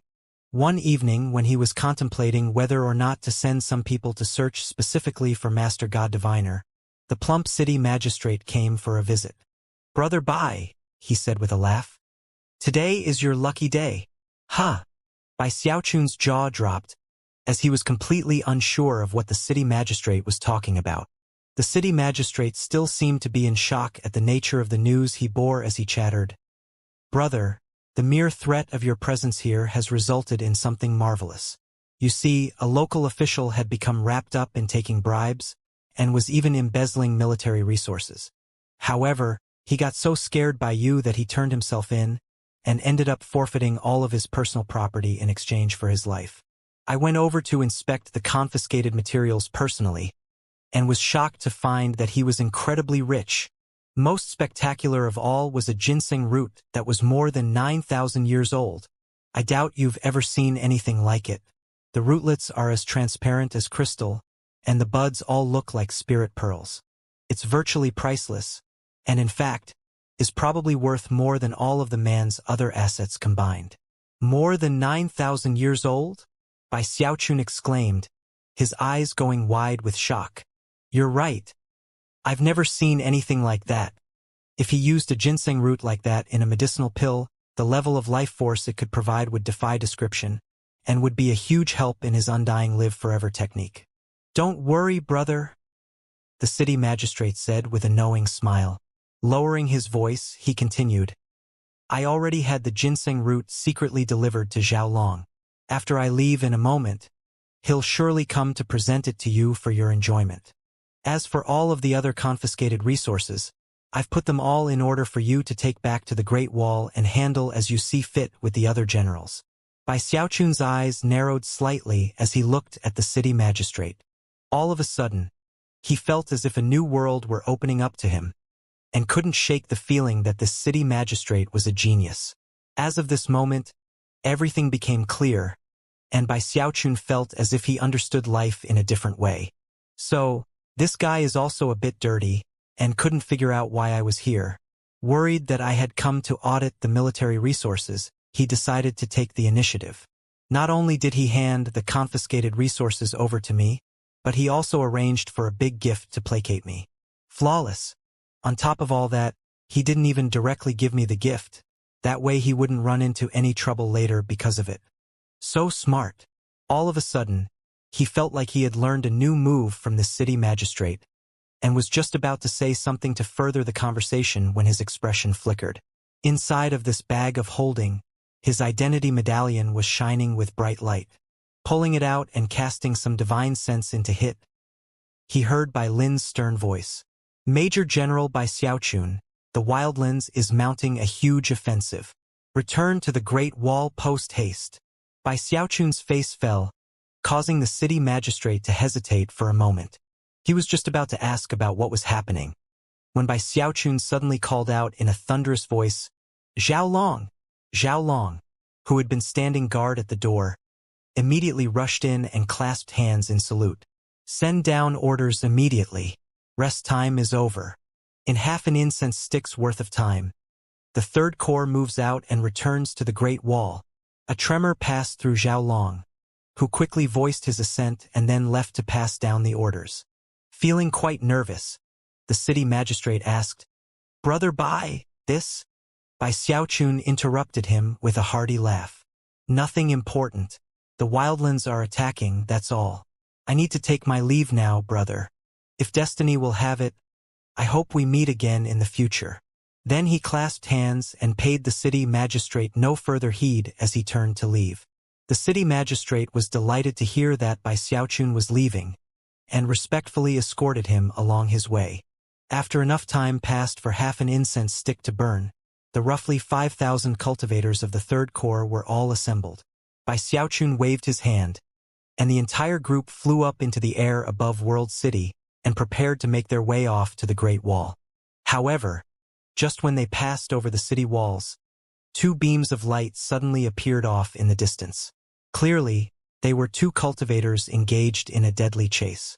Being chased was a cultivator with disheveled hair and numerous wounds all over his body.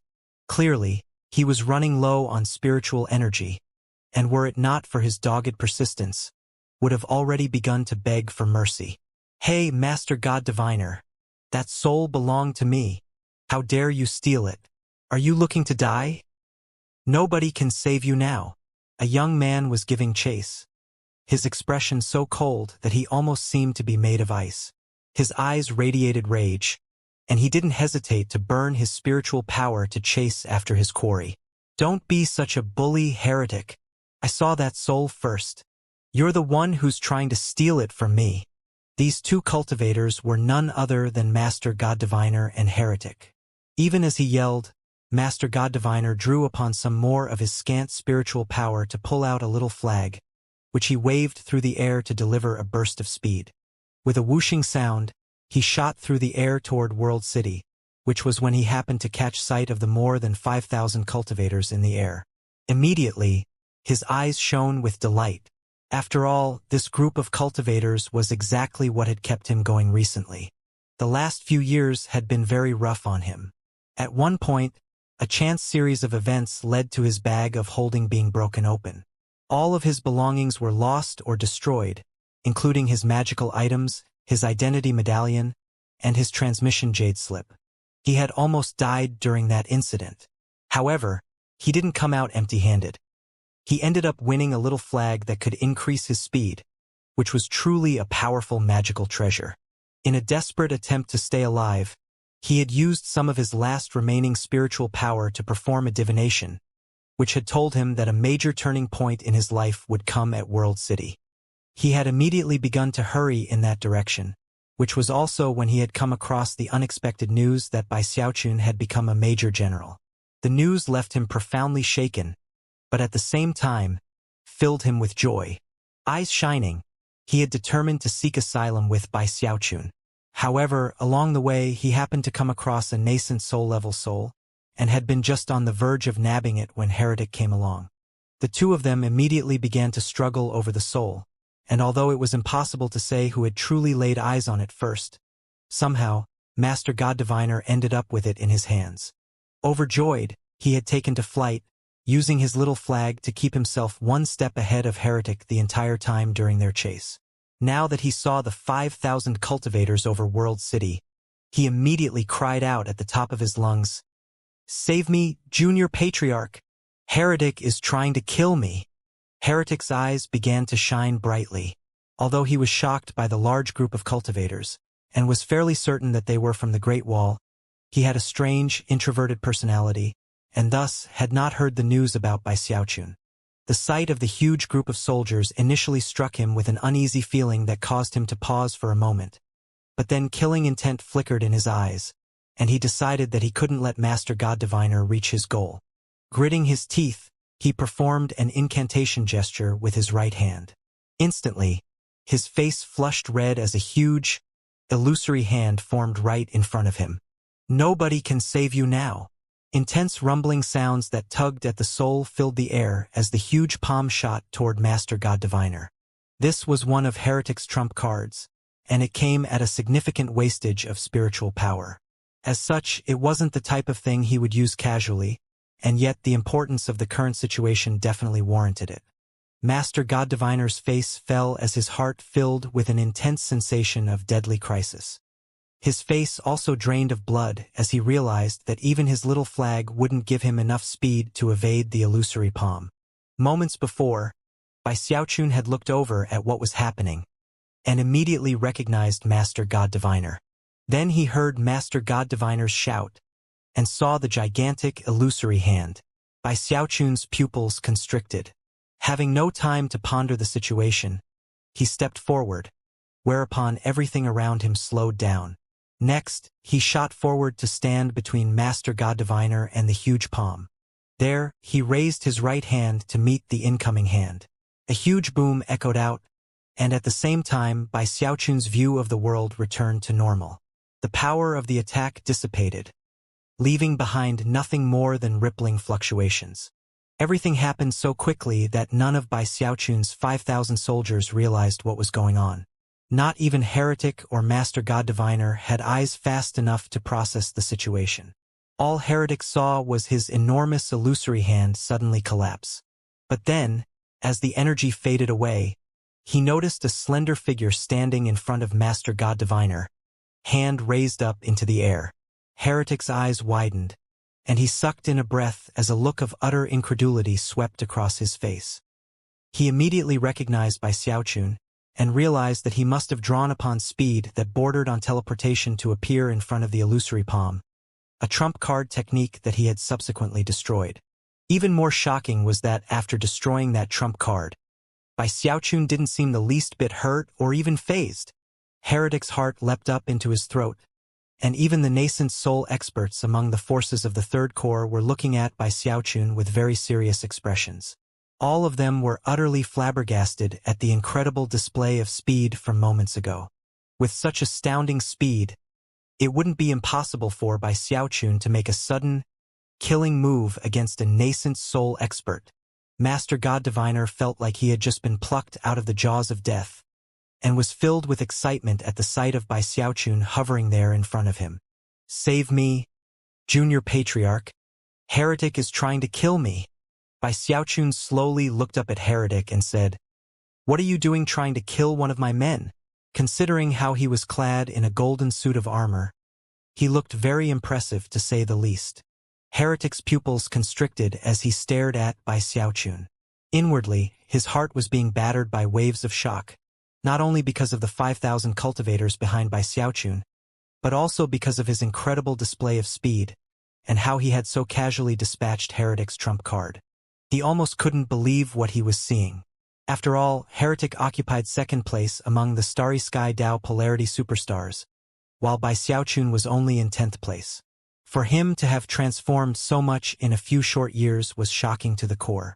After a few breaths of time went by, Heretic gritted his teeth and said, "He stole that soul from me." "Rubbish," Master God Diviner shot back. "You're trying to steal it from me, Junior Patriarch. I saw it first, and was even planning to give it to you as a gift, sir." With that, he produced a soul from inside of his flag and then, suppressing the pain he felt in his heart, handed it over to Bai Xiaochun. "You!" Heretic growled, eyes shining with cold light. Bai Xiaochun already felt a headache coming on. Obviously, it would be impossible to determine who was stealing what from whom. Furthermore, he couldn't help but sigh at the fact that the two of them were fighting over a nascent soul-level soul. "Is it really worth it for you two to be fighting over a soul like that?" Shaking his hand, Bai Xiaochun patted his bag of holding, causing 100 nascent soul-level souls to fly out. Master God Diviner and Heretic both shivered at the sight, and began to pant in mute shock. So many? Heavens! Bai Xiaochun was quite pleased at their reaction. Smiling faintly, he continued to speak to them in an admonishing tone. "You're both fellow disciples of the same sect. What's the point in all the fighting? It's just a soul, right? Here, you two take these 100 souls and split them between the two of you." Master God Diviner shrieked and lunged forward to start grabbing souls. He was so destitute that a single such soul could drive him crazy, much less the number floating out in the open right now. After grabbing half of the souls, he eyed the remainder of the group covetously, but didn't dare to touch them. Hurrying back over to Bai Xiaochun, he said, "I can't believe I finally found you, Junior Patriarch," he said with a bit of a wail. "You have no idea how bad things went for me when we were apart." From the look of things, he seemed determined to stick by Bai Xiaochun no matter what. By this point, Bai Xiaochun's 5,000 men were surrounding them. "All right, enough," he said with a slight frown. "Back when you cast me aside, I never saw any expression like that on your face. Well, considering how incredibly magnanimous I am, I supposed I'll let you become my follower." With that, he turned to leave. Deeply touched, Master God Diviner immediately made to follow Bai Xiaochun. By this point, his admiration for Bai Xiaochun flowed like a mighty river. Back in Sky City, he had believed Bai Xiaochun's rise to prominence to be something of a fluke. But here he was in the Wildlands, a major general, something that left Master God Diviner shocked on the deepest level. In fact, He had already sworn an oath to himself to never abandon Bai Xiaochun for the rest of his life. That was even more the case when he noticed Song Ke among Bai Xiaochun's men, which immediately got him even more on guard. Back in Sky City, Master God Diviner had been the first to start following Bai Xiaochun again, and it had led to incredible benefits. Now, he was only the second to join him, which put Song Ke in his sights as a major rival. When Heretic realized that nobody was paying much attention to him, he began to shiver, and it was made worse by the sight of all the souls floating in the air. It was all a huge blow to his self-esteem. Clenching his hands into fists, he ignored the souls and faced Bai Xiaochun. "Bai Xiaochun!" he roared. Instantly, Bai Xiaochun's 5,000 men turned to look at him with cold glares. Heretic's body went stiff, but he clenched his teeth and continued, "I want to enlist at the Great Wall." When Bai Xiaochun saw how Heretic's eyes were shining with determination, he thought back to how Bai Lin had spoken with such solemnity to him all those years ago, when he had been about to leave through the side door of Great Wall City. Back then, he had been just as devoted to the idea of shedding blood for the sect that it caused him to sigh at the thought. So, he mused inwardly, it seems this heretic and I are similar. We both are willing to suffer personal loss in the pursuit of justice and righteousness. Although his heart was currently softening, his gaze only continued to grow sharper. Thinking back to how Bai Lin had looked on that day, he stuck his chin up and clasped his hands behind his back. Armor glittering with golden light and eyes sparkling brightly, he looked closely at Heretic. "Do you really wish to join the Skinflayers?" he asked, trying to sound exactly like Bai Lin had sounded back then. His voice was somber, but also seemed to carry a weight that made it impossible to disobey. Anyone who heard that voice would instantly feel shaken inwardly. Heretic immediately responded in a loud voice, However, before he could finish speaking, Bai Xiaochun's eyes began to shine even more brightly. "Think your answer through clearly before you give it," he interrupted, his tone cool, and yet his words echoing like thunder. Panting a bit, Heretic gritted his teeth and replied, "I really wish to enlist. You're so much like me back then."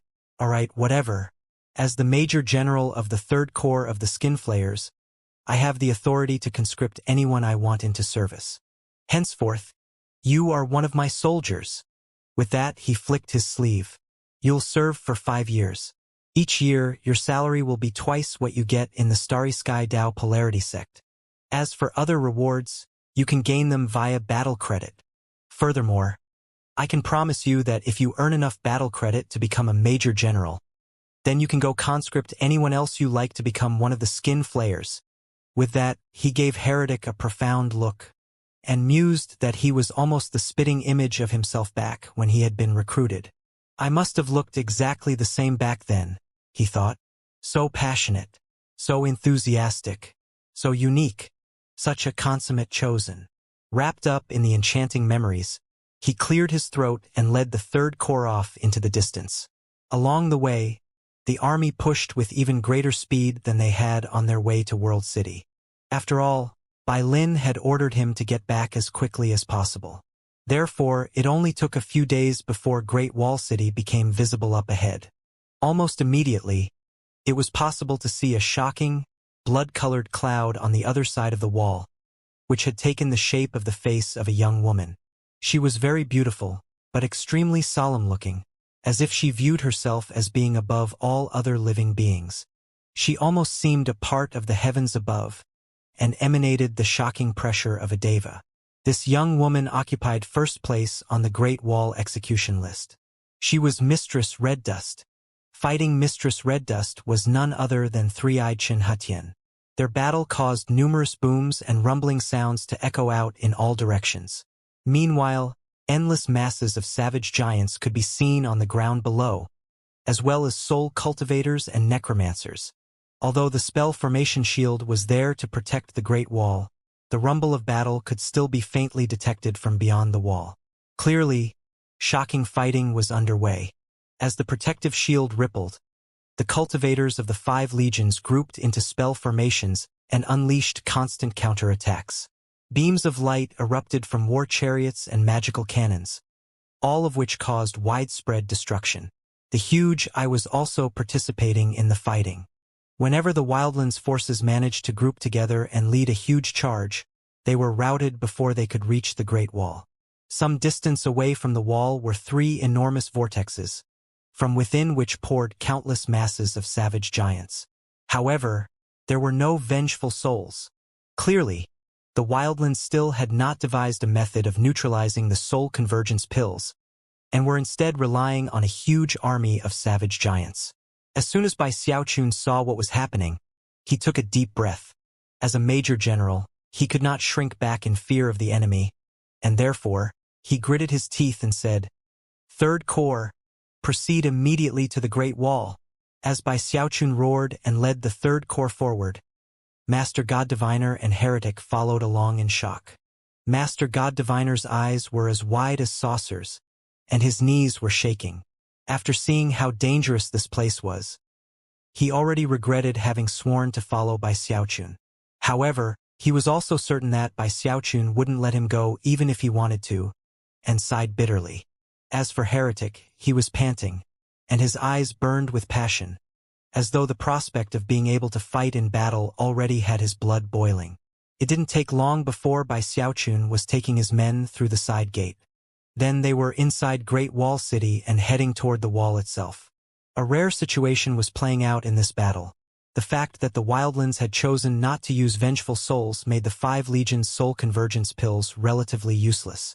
Furthermore, exploding pill furnaces were only of limited use, and this battle was so huge that they weren't effective on a large scale. However, the huge, enormous pill furnaces were still the foundation of Bai Xiaochun's power in Great Wall City. Despite having grown very busy collecting souls earlier, he hadn't stopped his work with his pill furnaces. Therefore, it was only natural that some of the sealed pill furnaces would appear in this battle. Booms rang out, accompanied by miserable shrieks. Unfortunately, the fact that there were only a limited numbers of pill furnaces available ensured that they were quickly used up. The Wildlands had prepared well for this offensive. Considering how many savage giants were pouring out of their 3 vortexes, it was obviously that many more than 100 tribes were involved. There were definitely no less than 1 million giants fighting, many of them unhesitatingly resorting to self-detonation in their attempts to break through the spell formation shield. Strangely, no matter how powerful the attacks of the Wildlanders seemed, Bai Lin and the other generals didn't issue any orders for their soldiers to fight back. Instead, they were ordered to stay behind the shield. In fact, as the shield retreated, they retreated. The only fighting that went on was with any necromancers who were able to pierce through the shield itself. As of this moment, the battle seemed somewhat lopsided. Countless savage giants roared forth to attack the shield, which was slowly being pushed back across the battlefield. The cultivators of the 5 legions were pulling back until the point that they were in the shadow of the wall itself. Anxiety was mounting among the soldiers, and yet the eyes of Bai Lin and the other 4 generals glittered brightly, as though they were waiting for just the right moment to order a counterattack. "And that should do it," Bai Lin murmured, looking both edgy and eager at the same time. Even as the cultivators continued to fall back, the huge eye atop the pagoda in the middle of the city suddenly flared to life, revealing the image of a bat. Instantly, cold-blooded laughter pierced into the ears of everyone present as the bat opened its mouth and then spit out a stream of vengeful souls. 1 soul, 10 souls, 1,000 souls, 10,000 souls. Soon, it was almost impossible to count how many souls were pouring madly out of the bat's mouth. The bat was like a bottomless pit. Within the blink of an eye, more than 100 million souls could be seen flying out of Great Wall City and through the shield toward the massive army of giants. And things weren't over yet. The souls continued to pour out. 100 million, 200 million, 300 million. Within mere moments, there were fully 500 million. The cultivators of the 5 legions looked on, eyes wide with disbelief. The Wildlanders were even more incredulous. Savage giants, soul cultivators, and necromancers alike reacted with complete shock. This? Impossible. Heavens! I can't believe there are so many vengeful souls. Aren't we the ones who fight with vengeful souls? How can the Great Wall have so many of them? Even if they saved up for a very, very long time, it would still be very difficult to get that many. As rumbling sounds rose up into the sky, the wildlanders looked on in disbelief. What was happening was so shocking they felt like their world had been turned upside down. After all, they were usually the ones who drove the vengeful souls into attacking the Great Wall. And yet now everything had been turned around. The Great Wall was sending the vengeful souls charging in attack against them. Even more outrageous was that there were 500 million of them. That was more than had been used by the wildlands in the previous major battle. The sight of the seemingly endless group of vengeful souls rushing toward them caused the wildland savages to tremble in shock and terror. In the blink of an eye, the 500 million souls fell upon the savage giants, whom they bored into, provoking agonized shrieks before causing their bodies to explode. Such explosions did not merely occur here and there. Within a few short breaths of time, tens upon tens of thousands of giants exploded, causing a mist of blood to build up on the battlefield. As the souls charged forth, the huge army of giants began to fall apart, and the previously lopsided state of affairs changed. Almost instantly, chaos prevailed, and no matter what the soul cultivators did to try to keep the giants under control, nothing worked. Even the necromancer's eyes were bright red as they drew deeply upon their own powers to try to take control of the souls. However, there were simply too many of them, making such efforts totally futile. Most important was that the huge bat in the eye was continuing to spit out souls, creating a tide that crushed everything in its path like a boulder crushing a drinking glass. The cultivators of the 5 legions were extremely excited, and as their blood boiled, they began to cry out at the tops of their lungs. Those are the souls by Xiaochun handed over. I get it now. Those are Major General Bai's souls. Ha ha ha. This is unheard of. This is the first time the grand forces of the Great Wall have sent vengeful souls to attack the wildlands. At the same time, Bai Lin and the other generals threw their heads back and laughed uproariously. This was the moment they had been waiting for. Skin flayers, Bai Lin roared. Follow me into battle. Howling with laughter, he charged forward across the battlefield, the skin flayers following along behind him. The other 4 legions similarly advanced into battle, and within moments, the 5 legions were cutting through the enemy like sharp blades. With the savages in chaos and the vengeful souls providing cover, they emerged from behind the shield to unleash slaughter. As for the spell formation shield, it flickered with bright light, and then, instead of pulling back, began to push forward, completely uninhibited. By Xiaochun! Someone screamed in a voice replete with hatred and murder. It was none other than Mistress Red Dust, who was in the middle of fighting back and forth with Chen Hetian. She wasn't the only one to put the pieces of the puzzle together. As the giants suffered defeat after defeat on the front lines, they heard the exclamations of the 5 legions, and soon realized that Devil Bai was to blame. Then, countless roars of rage and howled curses could be heard. The wildland's humiliation will never go away unless Devil Bai is killed. Devil Bai, our holy people won't rest until you're dead. If you fall into my hands, by Xiaochun, I'll make you suffer for 1,000 years. Even as words such as these began to echo out across the battlefield, Bai Xiaochun and his 5 regiments stepped onto the wall itself. Immediately, Bai Xiaochun's jaw dropped. What did I do this time? Then he saw the countless vengeful souls smashing into the wildlands army, and rubbed his eyes a bit before looking out again to make sure he wasn't seeing things. The 5,000 cultivators he led looked out at the battlefield, and then glanced over at Bai Xiaochun, odd expressions on their faces. Master God Diviner was completely shaken, and although he wasn't sure exactly what was going on, he could hear what the savage giants were screaming about. Looking over at Bai Xiaochun, he felt his scalp prickling in shock, and even trembled from the feelings of reverence that rose up within him. Sure enough, the junior patriarch is completely extraordinary. Not only did he already become a major general, but he somehow got the wildlands to hate him down to the core of their being. Heretic was as stunned into silence, as if he had been physically struck. Bai Xiaochun was feeling quite anxious due to the unimaginable events which were playing out. He turned his head to look up at the bat in the huge eye, and then back out at all the eyes on the battlefield staring at him, and then his eyes glittered.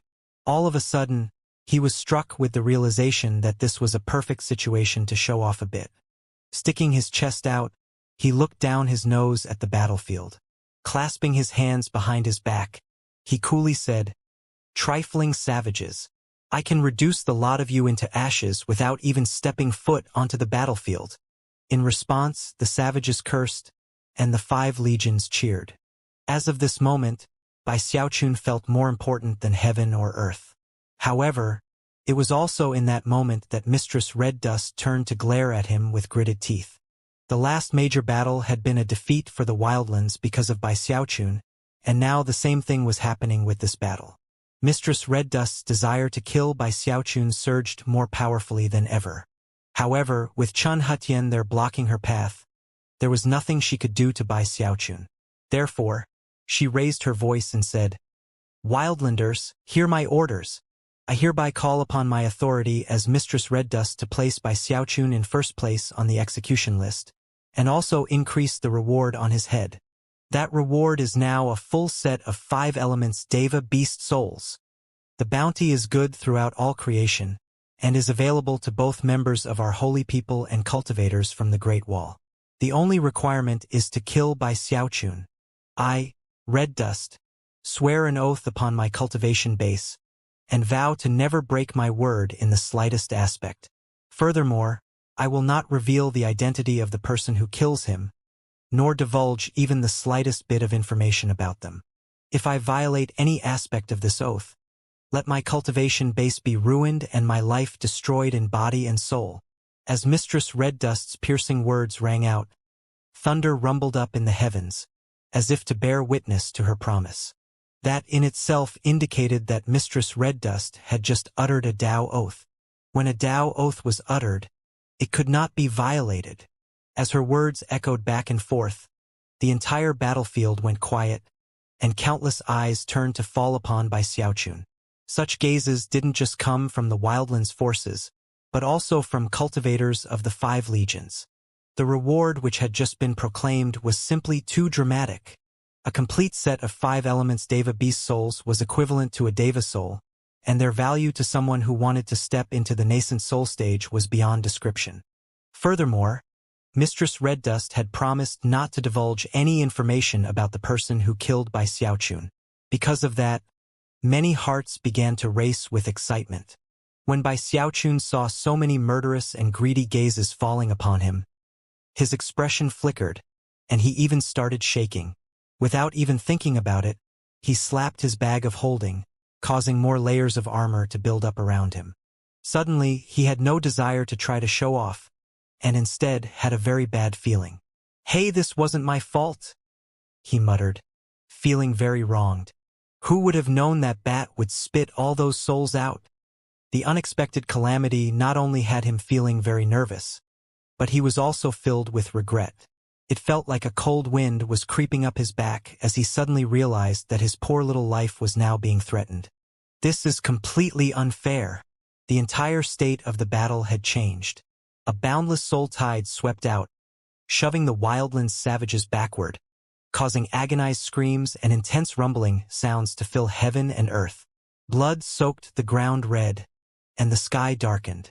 In the moment before death, countless gazes came to rest on Bai Xiaochun, gazes of hatred and madness that caused Bai Xiaochun's own expression to rapidly become unsightlier than ever. He truly felt as if he had been wronged. To him, it made sense that people would hate him for his soul convergence pills or his exploding pill furnaces. But what was happening now had nothing to do with him. In fact, there wasn't even any evidence that the battle credit in his identity medallion was increasing. No battle credit, and on top of that, I'm the scapegoat? Something seems weird. The more terrified he got about the situation, the more it felt like he had somehow been scammed. However, even as he stewed in his anxiety, and the Wildlands seemed to be on the verge of being completely crushed, the 3 distant vortexes began to shine brightly and emit thunderous rumbling sounds. Next, an enormous, pitch-black 3,000-meter-tall hand with 9 fingers stretched out of the leftmost vortex. The hand quickly grabbed one of the nearby savage giants, and then threw it toward the 5 legions as if it were as light as a baby chicken. The screaming giant turned into a beam of light that shot toward the 5 legions, where it then exploded, creating a powerful attack. A moment later, the huge hand grabbed another savage giant and threw it across the battlefield in similar fashion. Things weren't over yet, though. Another huge, pitch-black, 9-fingered hand emerged from the rightmost vortex. After that, an enormous head stuck out from within the centermost vortex. The head had no eyes on its face, but had a long, black horn protruding from its forehead, as well as a blood-red mouth. Apparently, it was some sort of evil ghost.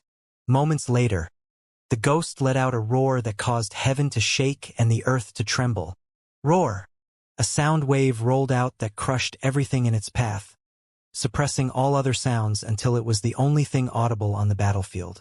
As the sound wave passed along, it prevented the savage giants from retreating and blasted the 5 legions back like a gale-force wind. From a distance, the 3 vortexes almost looked like windows leading into another world, from within which an enormous giant had stuck its head and hands. Even more noteworthy was that the roar of the ghost instantly pushed an indentation into the advancing tide of souls. Bai Lin, the generals, and Chun Hetian were all shocked. This development alone wouldn't be enough for the wildlands to take back the initiative in the battle, but considering that they were the ones waging this war, it was obvious that they had come prepared. Although the unexpected appearance of the soul tide had been devastating, they obviously had other trump cards to call upon. This became apparent when, with no warning whatsoever, hundreds more of the window-like vortexes appeared in other locations on the battlefield. More arms and heads stretched out, along with roaring sounds that caused the savage giants' eyes to gleam with madness, as though their hearts were being touched.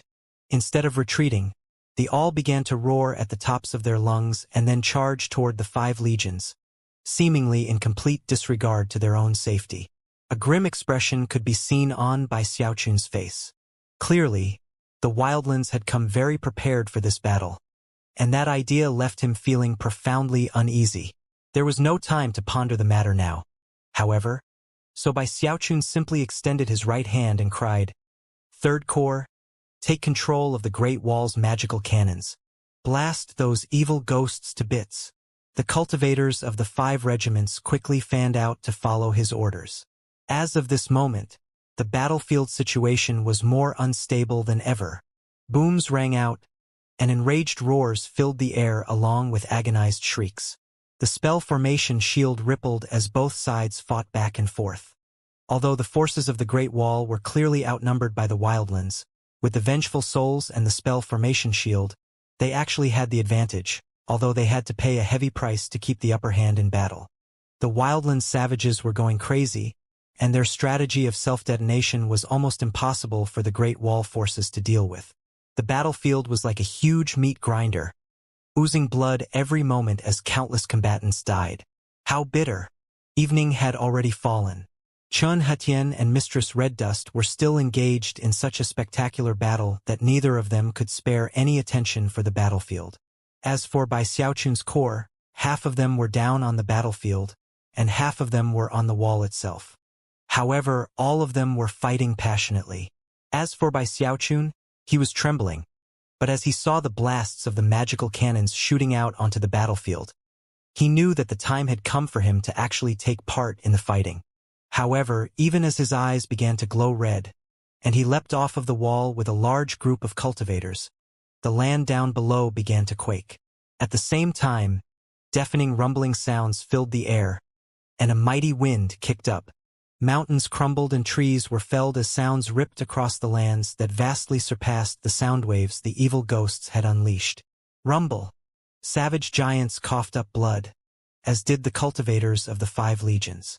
The sound which was battering them was completely deafening. Blood sprayed out of Bai Xiaochun's mouth as he looked off toward the horizon, where previously, a single black pillar of light had risen up into the sky.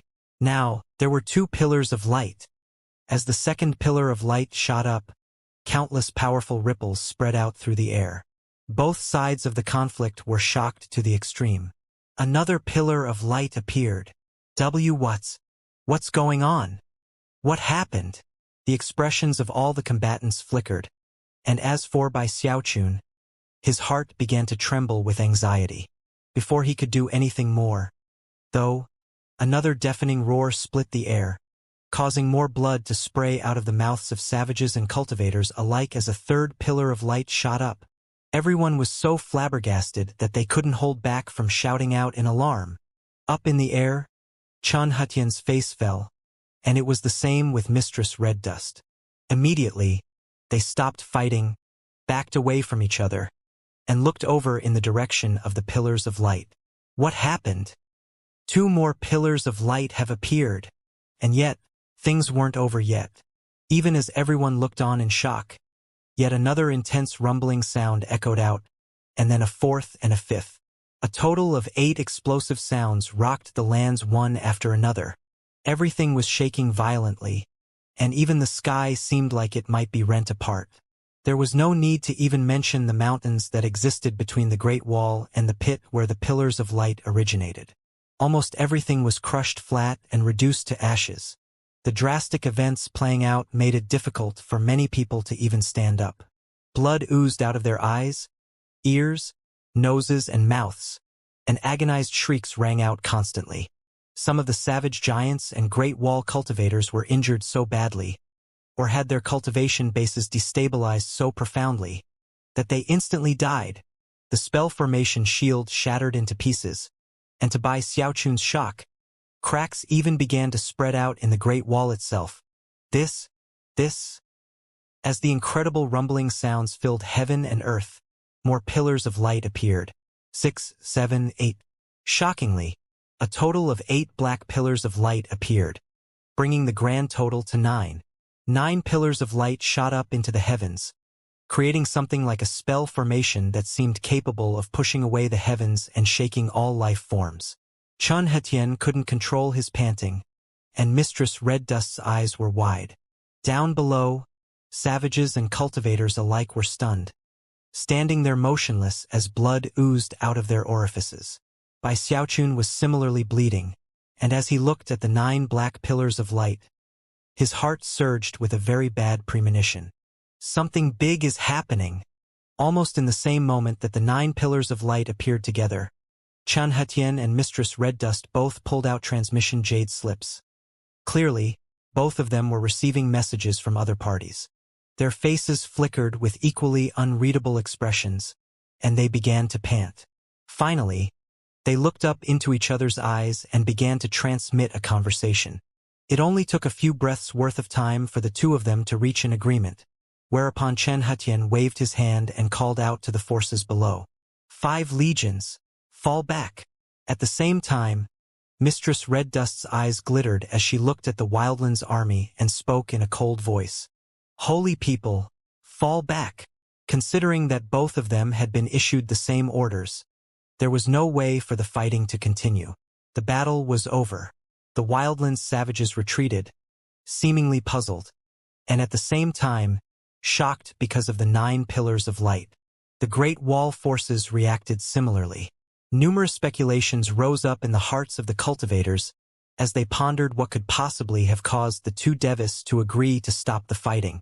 Whatever it was, there was a high likelihood that it had something to do with the 9 pillars of light.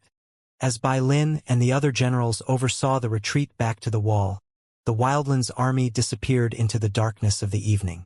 As for Chen Hetian, he suddenly faded away, vanishing for several hours. When he reappeared in the huge pagoda, it was late in the night.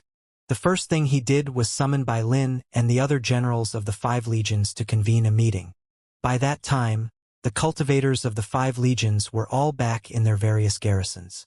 Bai Xiaochun was there with his 3rd corps, looking at the 9 pillars of light rising up into the sky off in the distance. Although it was night, and the beams were black, they still emanated a soft glow that made them clearly visible.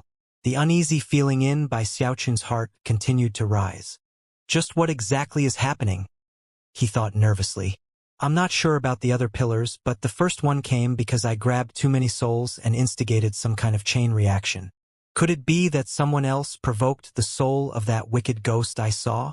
Or maybe something happened inside the necropolis. The more Bai Xiaochun considered the situation, the more he was convinced that someone else had done something.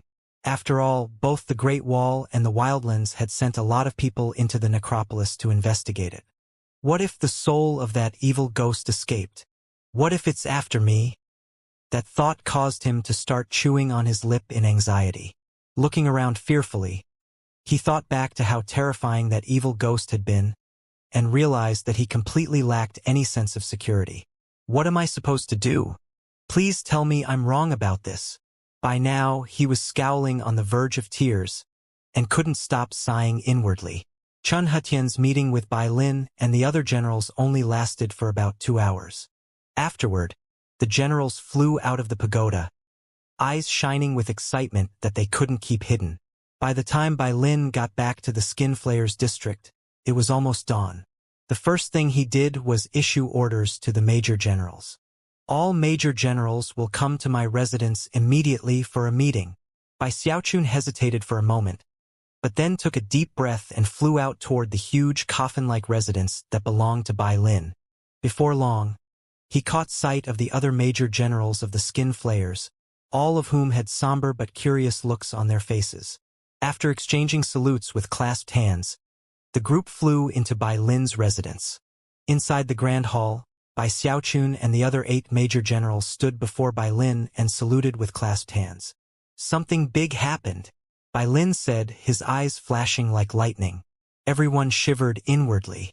As of this point, Bai Xiaochun's heart was pounding, as he expected Bai Lin to go on to talk about how an evil ghost had escaped from the necropolis. Before anyone could ask any questions, Bai Lin excitedly said, "A Deva soul was located."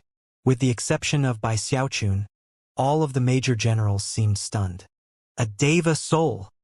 I can't believe a Deva soul was located. I've been stationed at the Great Wall for years now, and have only heard stories of Deva souls. I've never even seen one with my own eyes. Although all of the other major generals were already nascent soul experts, the astronomical value of a Deva soul was still very enticing. Bai Xiaochun finally relaxed a bit. He knew what Deva souls were like, and obviously, the powerful evil ghost he had faced in the pit was not a Deva soul. As long as that evil ghost didn't show up, Bai Xiaochun wouldn't be too worried. Furthermore, considering how familiar he was with the Great Wall now, he was also acutely aware of how valuable Deva souls were. For one thing, a Deva soul could be traded for a full set of 5 elements Deva beast souls. Conversely, a set of 5 elements Deva beast souls could also be traded for a Deva soul, although it would be virtually impossible to find someone who would make that trade. After all, Deva souls were incredibly rare. Almost anyone who actually possessed a Deva soul would keep that fact a well-hidden secret and attempt to collect the other 4 needed Deva souls. If word spread about such a thing, the ramifications would be grave. To date, only the Celestial on Heavenspan Island had ever done such a thing.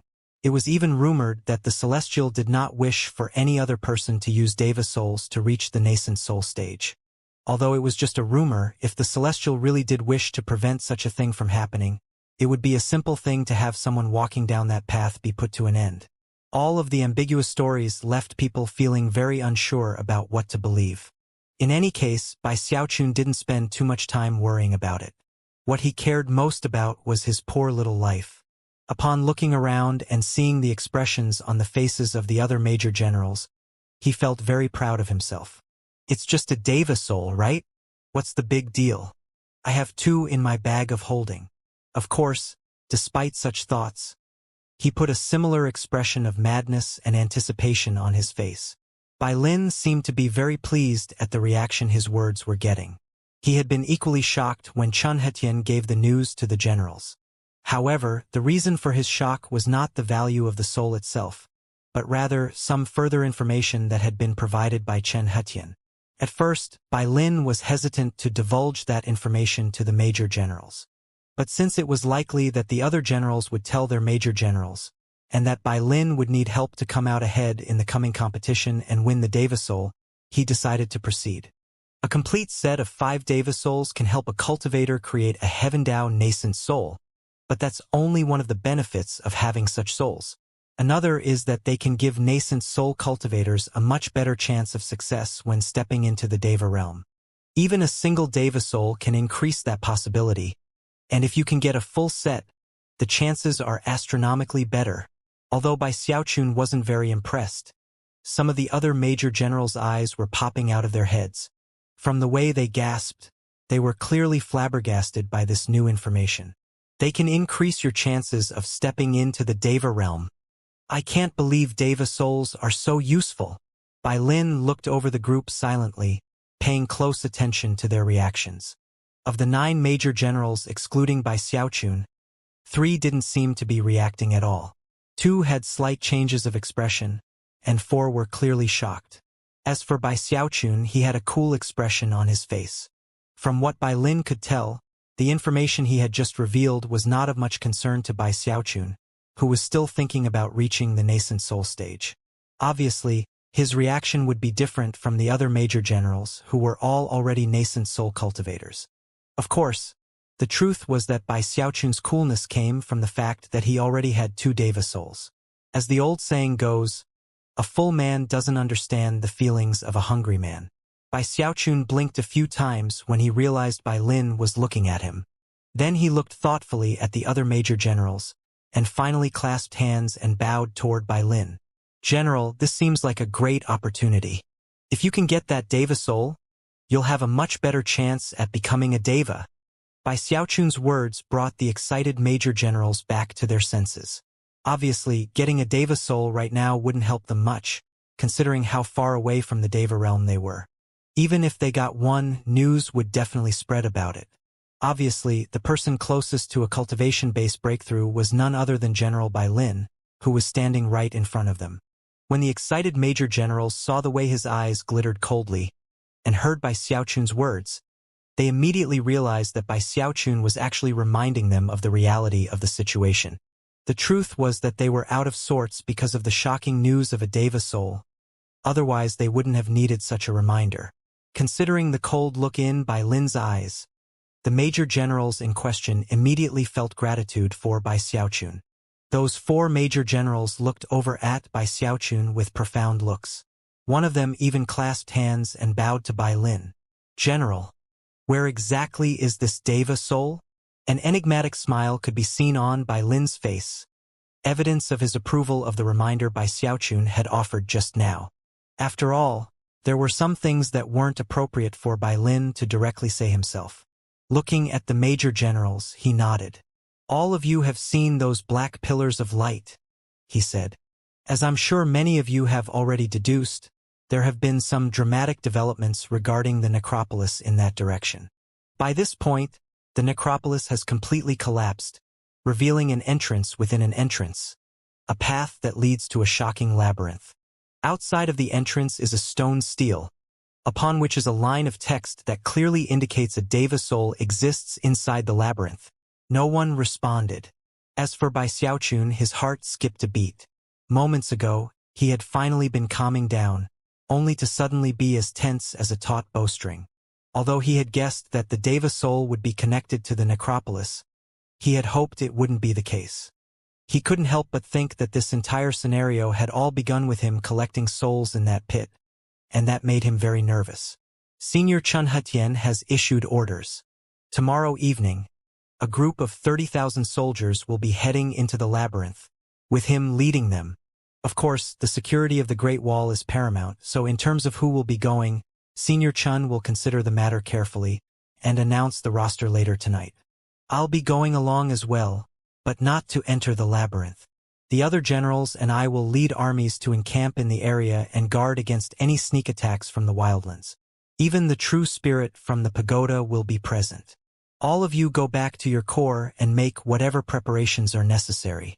Whichever skin flayer manages to bring back that Deva soul for me will earn a handsome reward for whatever major general leads their corps. Bai Xiaochun's heart was pounding. He didn't care about the Deva soul at all. He only cared about his poor little life. The fact that such a large group was being selected to go into the labyrinth only increased his nervousness. The mere thought of how terrifying that evil ghost was, and the fact that the wildlands had a huge bounty on his head, caused his heart to leap up into his throat in fear that he might be sent along. Considering how important this whole thing is, he thought, and how low my cultivation base is, they probably won't send me, right? That made him feel a bit better. Trying to sound as serious as possible, he looked at Bai Lin and said, "General, this whole thing seems a bit strange. There's a labyrinth with a stone stele that outright says there's a deva soul inside. It seems pretty likely to me that this is just a big trap set up by the wildlands." After Bai Xiaochun was finished speaking, another of the major generals spoke up. "Sir, I was thinking the same thing. Besides, even if one of us skin flayers manages to get our hands on the deva soul, if Senior Chen feels like taking it away, well. And another thing, General. Can this information really be trusted?" Bai Lin smiled faintly. "We generals already discussed these very matters with Senior Chen. Actually, Senior Chen secretly took a trip to the labyrinth himself already, and confirmed that it is no trap. As for the other matter, the generals have already made a formal agreement with him to make sure nothing like what you've mentioned will happen. We agreed to let him pick which 30,000 individuals will go into the labyrinth, and he agreed that whoever gets the Deva Soul will receive his personal protection and approval. As for whether or not the basic information can be trusted, Senior Chen revealed the truth to us in our meeting. The news came directly from his apprentice Zhao Tianjiao and his daughter Chen Yueshan. They were on their way back from a mission in the wildlands when the first pillar of light appeared. That was when he sent them into the necropolis to investigate the place. Unfortunately, their current situation is unknown, and in fact, we're not even sure if they're alive. Presumably, they are trapped somewhere in the labyrinth and can't make contact. Supposedly, the labyrinth is enormous and definitely impossible for any one person to search thoroughly. That is one reason why Senior Chen is taking 30,000 people with him. In addition to the matter of the Deva Soul, there is another important purpose to the mission: to find Zhao Tianjiao and Shan Yueshan and escort them out safely. When Bai Xiaochun heard this, his heart immediately trembled. Elder brother Zhao. Bai Xiaochun recalled how horrifying the gigantic evil ghost had been, and then thought about how Zhao Tianjiao and Chen Yueshan were missing. Then he began to pant in anxiety. Soon, the meeting with the major generals concluded, and Bai Lin dismissed them. Bai Xiaochun was very worried. On the one hand, it was possible that Zhao Tianjiao was in trouble, and on the other hand, he feared being selected to go into the labyrinth. With so many people going in to look for elder brother Zhao and elder sister Chen, they should be fine. So I really hope they don't pick me. After sighing all the way back to the garrison, he sat in his quarters, brooding. They'd better not pick me to go into that labyrinth. As soon as the wildlanders see me, they'll definitely go crazy. Plus, considering how far away from the Great Wall that place is, there might even be cultivators from the 5 legions who get greedy for the bounty. The mere thought of the wild reward Mistress Red Dust had put up for his head, and how numerous cultivators from the 5 legions had turned to look at him in that moment, caused his heart to grow cold with dread. But then he thought about how Zhao Tianjiao and Chen Yueshan were basically in trouble because of a situation he had caused, and he grew even more anxious. Before long, the light of dawn filled the sky. However, Bai Xiaochun wasn't in the mood to go out and do anything. Instead, he stayed inside to fret and pray about the roster. Meanwhile, Chen Hetian sat grim-faced in the pagoda beneath the huge eye, his mood one of anxiety and regret. After all, if he hadn't sent his apprentice and daughter into the necropolis, events wouldn't be playing out the way they were. His daughter and apprentice had gone through a dangerous mission in the wildlands, and were coming back safely when he ordered them into further danger. The mere thought of it caused his heart to prickle with pain. Thankfully, his daughter's life slip was still intact. Furthermore, he had given her a handful of precious treasures to protect herself. Therefore, he wasn't completely overwhelmed with worry. He had only agreed to let the 2 of them go out into the wildlands after careful consideration and deliberation. He had been worried about them the entire time, and only relaxed a bit when he found that they were on their way back safely. Never could he have imagined that things would turn out like they did. He hadn't revealed the entire truth of the situation to Bai Lin and the generals. Zhao Tianjiao and Chen Yueshan had been in the middle of fleeing from some wildlands soul cultivators, when they stumbled into a restrictive spell that unleashed the 8 pillars of light. Only then, when the mountains were crumbling and the earth was shaking violently, did the entrance to the labyrinth appear. Furthermore, a gravitational force had appeared, which sucked everyone inside. Xianxia had only been able to send one quick message out before being cut off. Words filled with terror and alarm. This labyrinth is a land of ghosts. It opens in the evening and closes in the morning. The labyrinth is a land of ghosts, Chun Hetian had murmured. After the Wildlands army retreated, he vanished for a few hours, which was when he personally went to the location of the labyrinth. He had even tentatively entered. However, once inside, he realized that not only was the place huge, but there was also something about it that rapidly suppressed his divine sense down to a very limited state. Clearly, there was no way that he alone would be able to search for and find his daughter and apprentice. Plus, in the short time he had been inside, he had seen things which caused fear to rise up even in him. However, the realization that his daughter and apprentice could be killed at any moment filled Chun Hetian with immense anxiety. Thus, he had made his agreement with Bai Lin and the other generals. Considering the level of Chun Hetian's cultivation base, he didn't care too much about a Deva soul. Therefore, for the sake of his daughter and apprentice, he recruited the help of the legions to search the labyrinth. If he had been in the Starry Sky Dao Polarity sect instead of the Great Wall, he could have mustered 3 million cultivators with ease. But he was dealing with the 5 legions of the Hall of Steel Veins, which answered to the demigod patriarch. When it came to the security of the Great Wall, 30,000 cultivators wasn't a small number. But the wall could still be manned in their absence, and therefore a deal had been reached. Currently, Chun Hetian held a jade slip, within which were the records regarding all of the cultivators in the 5 legions. Included in the information was a detailed description of each cultivator's cultivation base, as well as what skills and techniques they were adept with. As Chun Hetian browsed through the records, he selected one cultivator after another to join the mission. Most of the cultivators he selected were in the core formation stage, skilled with the use of divine sense and very quick. He also selected some nascent soul cultivators but was limited in the total number he could pick, and was thus being very choosy. Before long, the list of 30,000 was almost complete, which was when Chun Hetian's divine sense locked down onto one name in particular. Bai Xiaochun, he muttered. Bai Xiaochun had only joined the Skinflayers because of a chance series of events, and had only been a member for a few years. To cultivators, that was a fairly short period of time, and yet there were plenty of records regarding his accomplishments, many of which came from when he had been unexpectedly sucked out onto the battlefield. For one thing, he was noted for his incredible speed.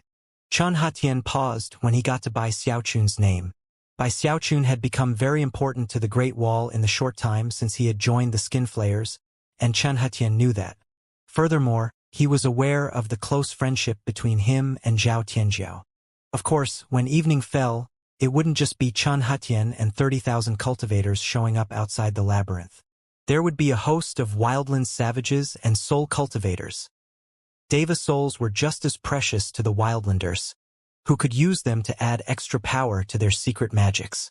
Because of that, Chun Hetian was worried about the wildlanders contending for the Deva soul. However, of even more concern was the fact that the more soul cultivators and savages who entered the labyrinth, the more likely they would be to encounter his apprentice and daughter. Therefore, Chun Hetian wanted someone in the labyrinth whom the wildlanders would be especially drawn to, upon whom they could focus their killing intent. He wanted someone who the wildlanders would specifically want to track down. And there was no one who met those requirements more perfectly than Bai Xiaochun. The wildlanders hated Bai Xiaochun with a vengeance, and the instant they saw him would definitely try to chase him down and kill him. After all, the reward on his head was for a complete set of 5 elements Deva beast souls, which was something no one in the wildlands could remain ambivalent about. For all intents and purposes, any wildlander who went into the labyrinth without very specific orders to the contrary would most likely choose to try to hunt down and kill Bai Xiaochun. Bai Xiaochun's mere presence would attract the attention of all the wildlands forces. Not only would that make things safer for other Great Wall cultivators, but it would increase their chances of getting the Deva soul. Bai Xiaochun, Chan Hutian murmured, his eyes glittering. The truth was that the Starry Sky Tao Polarity sect had long since been working on a way to crack the secret of the soul convergence pill. Such pills were far too important to the sect to be controlled by any one person. Of course, Bai Xiaochun had also been kept in the dark, to prevent any frustration or defiance on his part. The sect had almost reached the point of determining the medicine formula, and as for the exploding pill furnaces, the sect had also begun to come up with their own methods of reproducing the effects. Because of all of that, whether it was to the Starry Sky Tao Polarity sect or Chen Hutian himself, Bai Xiaochun wasn't of much value anymore. If the current situation hadn't come about, Chen Hutian would have continued to use him as before. But now, with the lives of his apprentice and daughter on the line, he was more than willing to sacrifice Bai Xiaochun if it meant getting the slightest advantage. With such thoughts on his mind, Chen Hutian unhesitatingly added Bai Xiaochun's name to the list. By the time the sun was high in the sky, Chen Hutian had completed the 30,000 name-long list. He was already nervous. After all, the labyrinth would be opening up later in the evening. After sending the name list into the huge eye, he called upon his authority to notify all of the cultivators who would be marching toward the labyrinth. One by one, the identity medallions of the cultivators in the 5 legions began to vibrate as the news came in. I'm included. This mission is going to be dangerous, but rewards come only with risk. There's a Deva soul in that labyrinth. Heh. There are definitely going to be soul cultivators too, and they all have terrifying spirit-enhanced weapons. If I can get one, then all of this will be worth it even if I don't get that Deva soul. Different reactions could be seen on the faces of the various cultivators in the 5 legions who received orders to join the mission. Many were very excited at the chance to join a Deva on an important assignment. Some were frowning at the thought of how dangerous things would likely be. However, they were cultivators of the 5 legions, and therefore they refrained from complaining. After all, at the bottom of the order was a line of text which explained that anyone who refused to go on the mission would be treated as a deserter. And at the Great Wall, deserters were put to death. As everyone else received their orders, Bai Xiaochun was sitting in his quarters, trembling as he looked at his identity medallion. After looking at the message, he shrieked loudly as the blood drained from his face. Deserter? Deserters are punished with death by 1,000 cuts. I don't want to go. Leaping to his feet, he stared at the identity medallion so hard that his vision began to fade. He felt like he was a lamb who had walked right into the jaws of a tiger, and the sense of profound danger he felt inundated every scrap of his flesh and blood. Terrified, he immediately transmitted a message to Bai Lin. After a long moment passed, Bai Lin responded. Senior Chun has made his decision. I tried to fight him on the point, but he refused to budge. I'm sorry, Xiaochun. Nothing can be done about it. Bai Xiaochun's heart immediately went very cold, and his gaze filled with rage as he stared at his identity medallion. I've performed great services for the Great Wall. I'm a major general. Bai Xiaochun was extremely angry, and refused to believe that Chen Hutian was unaware of the lengths the Wildlanders would go to try to kill him if he went outside of the Great Wall. In fact, within that labyrinth, it wouldn't be surprising if 5 legions cultivators gave in to the temptation to try to kill him. Furthermore, there was almost nothing he could do to defend himself. If he went, it wouldn't just be extremely dangerous, it would be almost like a death sentence. Despite all of that, Chen Hutian had intentionally selected him to go, and had refused Bai Lin's request to make a change. Clearly, Chen Hutian was doing all of this on purpose. He must intend to use me as bait to distract the Wildlanders. Bai Xiaochun thought, his eyes glinting red with anger, and his blood pumping wildly. Certain that his analysis was correct, his rage continued to mount. To him, it felt as painful as if someone were standing behind him, poking a saber into his back to force him to jump into a fiery pit. He almost couldn't breathe. If I don't go, I'll be punished with death by 1,000 cuts. Plus, the river-defying sect would be implicated. I'm not simply being put into extreme danger. I'm being sentenced to death. I've been defending the Great Wall for years now. I've earned countless battle credit. And this is how the Starry Sky Tao Polarity sect treats me? Bai Xiaochun was so angry that he balled his hands into fists, his face turning red and blue veins bulging out on his neck. Then, after a long moment, he began to chuckle bitterly. There were no options. It was either a literal death penalty or a figurative death sentence, and therefore he had no choice other than to pick the latter. They must have already cracked the secrets of my soul convergence pill. There was nothing he could do about that. By this point, he was physically trembling, although it wasn't from fear, but rather fury. The incident with the fantasy pills back in Sky City had been a clue about how the sect tended to treat him, but he had never imagined that after everything that happened later, he would reach a point like this. After struggling to get himself under control, he chuckled bitterly and began to pack his belongings. Since he had no choice in the matter, the only thing he could do was make sure he was as prepared as possible to keep on living. He took out the eternal parasol and his 8-colored fuel. Originally, he had hoped to use the 8-colored flame at some other time in the future, but now, he didn't hesitate to use it to perform a spirit enhancement on the parasol. After placing the parasol into the turtle walk, 8 dazzling silver designs appeared. He did nothing to cover them up. After all his years at the Great Wall, he had seen wildlands soul cultivators in battle who wielded magical items with multiple spirit enhancements on numerous occasions. From what he could tell, the spirit enhancement techniques in the Heavenspan River were different from those in the wildlands. He had long been curious about that and had even asked Bai Lin about it, but the only answer he had been given was that it had something to do with necromancers. Bai Lin was hesitant to give any information beyond that. Bai Xiaochun's own inquiries had also indicated that the answer had something to do with necromancers, but had uncovered little else, and he had been forced to simply forget about trying to get an answer. After performing an 8-fold spirit enhancement on the eternal parasol, he made similar preparations with his medicinal pills, armor, and magical items, performing spirit enhancements on as many as he could. At one point, both Master God Diviner and Zhao Long came to inform him that they had been selected for the mission. Zhao Long took the news in stride, but Master God Diviner was terrified, and begged Bai Xiaochun to try to get him off the list. Junior Patriarch, save me. I just got here. This isn't fair. Roughly 800 members of the Third Corps had been selected to go on the mission, Song Ke included. All of them were completely taken aback to hear that Bai Xiaochun was also included.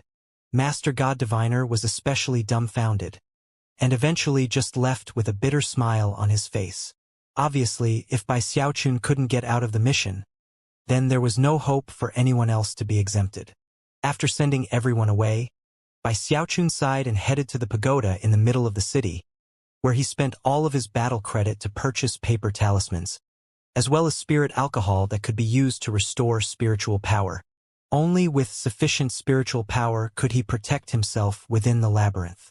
As for the 800 other members of the Third Corps, although he was responsible for their safety, considering the limited time involved, he did what he could to help them, but it wasn't much. Soon, it was only 2 hours away from evening.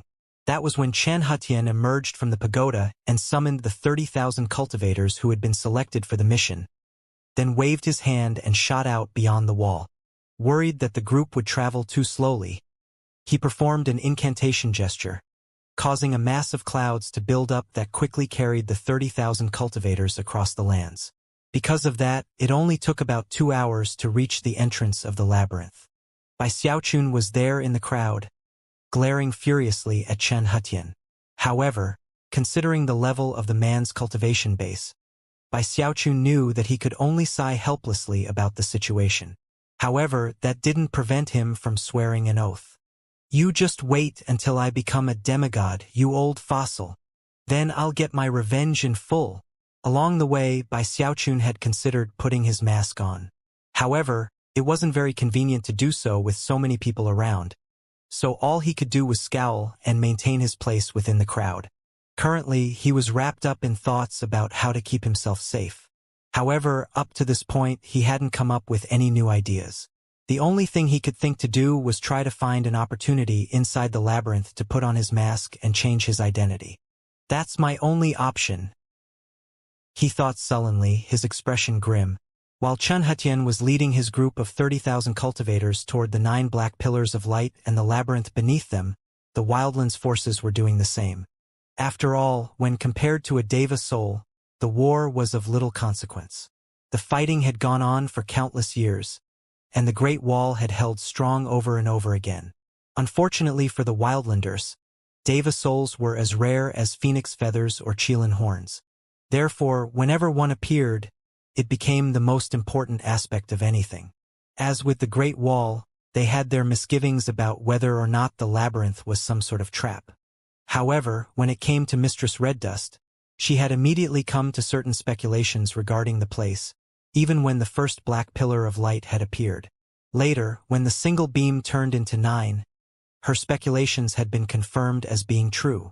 It is almost completely without question that this is one of the 10 sepulchres of the second-generation Arch-Emperor.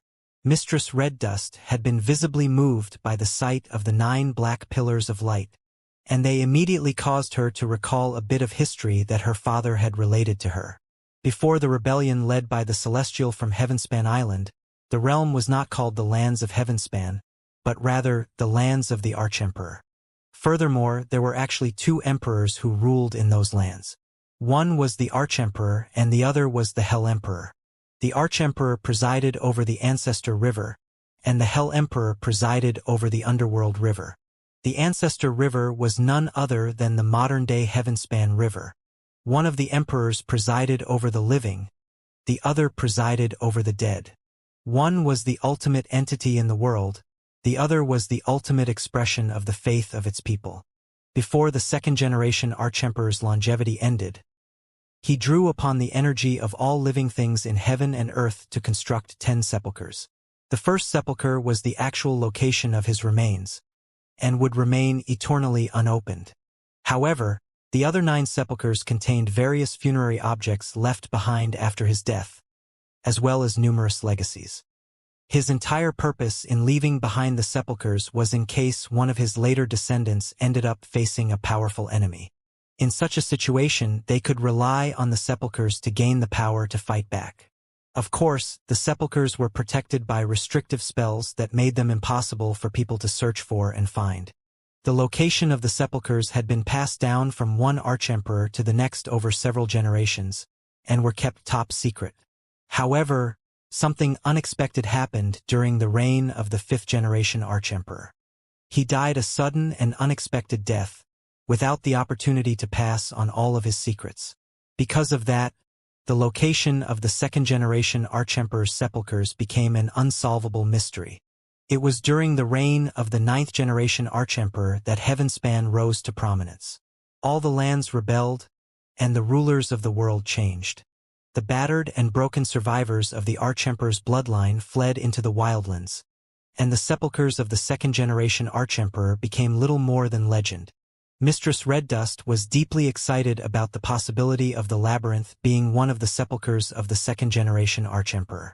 Each sepulchre would be surrounded by dozens of caves, each of which would contain the remains of Deva-level beasts.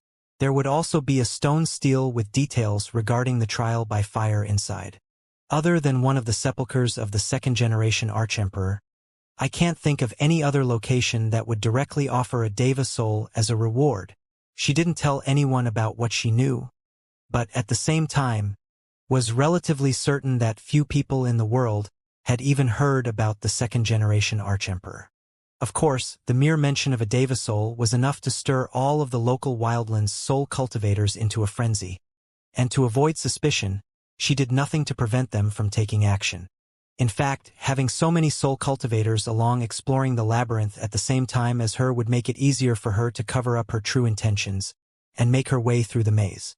And that was what led to all of the soul cultivators and savages in the area rushing at top speed toward the labyrinth. Many of them had never fought on the battlefield and did not belong to any of the major powers of the Wildlands. They were essentially rogue cultivators, and they were showing up in droves. Currently, the sky was growing dark as evening approached, and numerous such figures were starting to show up outside of the labyrinth's entrance.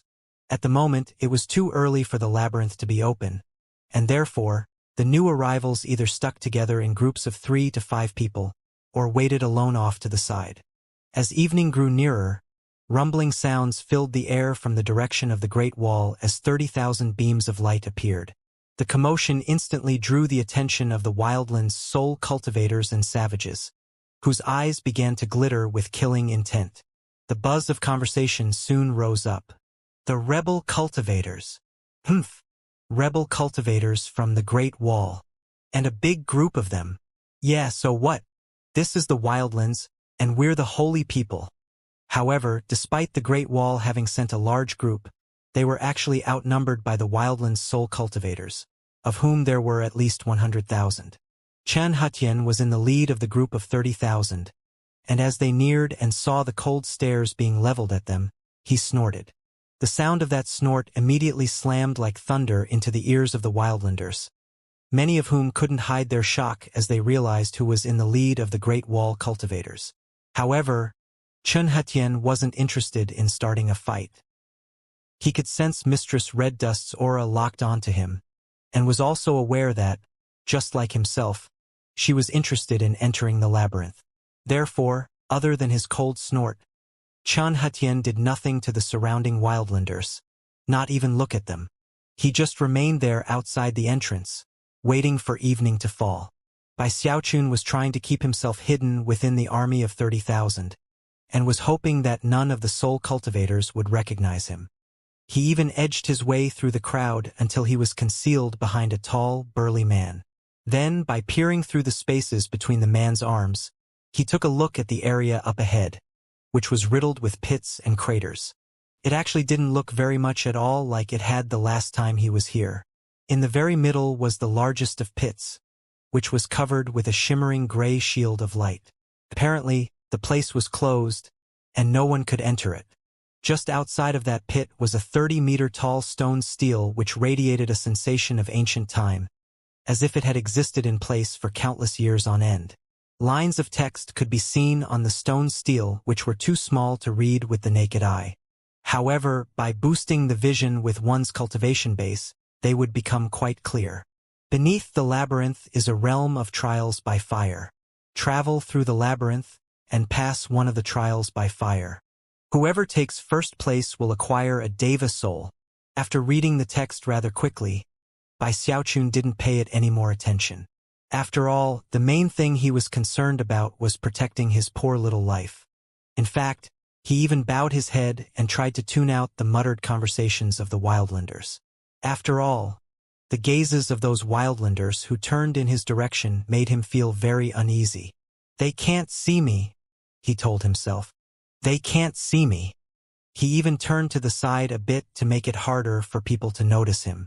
However, there were just too many soul cultivators and savages present, and they were congregated in almost every direction possible. Furthermore, more were showing up every moment. Despite the fact that Bai Xiaochun was trying to hide in the crowd, that crowd of 30,000 were completely eye-catching, and all of the soul cultivators and savages were eyeing them. Even if Bai Xiaochun had been able to hide in a better way, he couldn't make himself invisible. It was only inevitable that people would find him, and even if he used cursory methods to disguise himself, they would have been able to detect his aura. The only way to evade detection would have been to put on his mask. However, there were too many people around, and besides, Old Three Eyes would definitely have spread word that he had an appearance-changing ability. Then he would have been in even more danger than before. The best thing to do was to wait for the right moment inside the labyrinth to put on his mask. Even as he was shrinking down in an attempt to keep hidden, one of the soul cultivators off in the distance happened to catch sight of his profile. Almost instantly, the young man's eyes went wide. Pointing in Bai Xiaochun's direction, he shouted, "Devil Bai! I just saw Devil Bai!" The explosive volume of his voice ensured that all of the soul cultivators in the area heard him. Jaws dropping, they all turned in the direction he was pointing. Inwardly, Bai Xiaochun was howling in grief. Moments ago, he had felt that he was doing a very good job of hiding himself, and could never have imagined that someone would so viciously call out his name. Numerous gazes fell upon him, as sharp as swords, and although not everyone could see his face clearly, there were plenty who could. "Devil Bai! It's Devil Bai! I can only see his back, but that's definitely him. Ha ha ha!"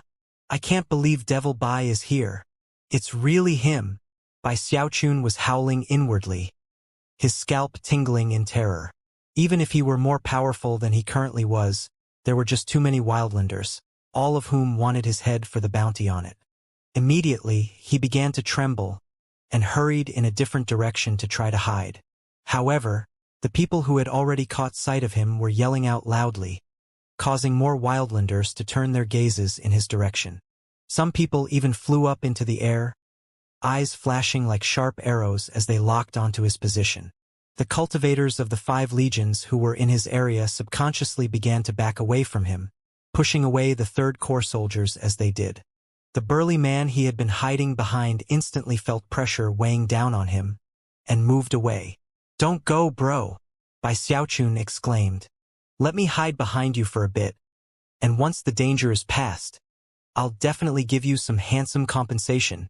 And yet, the burly man simply hurried off without so much as a backward glance.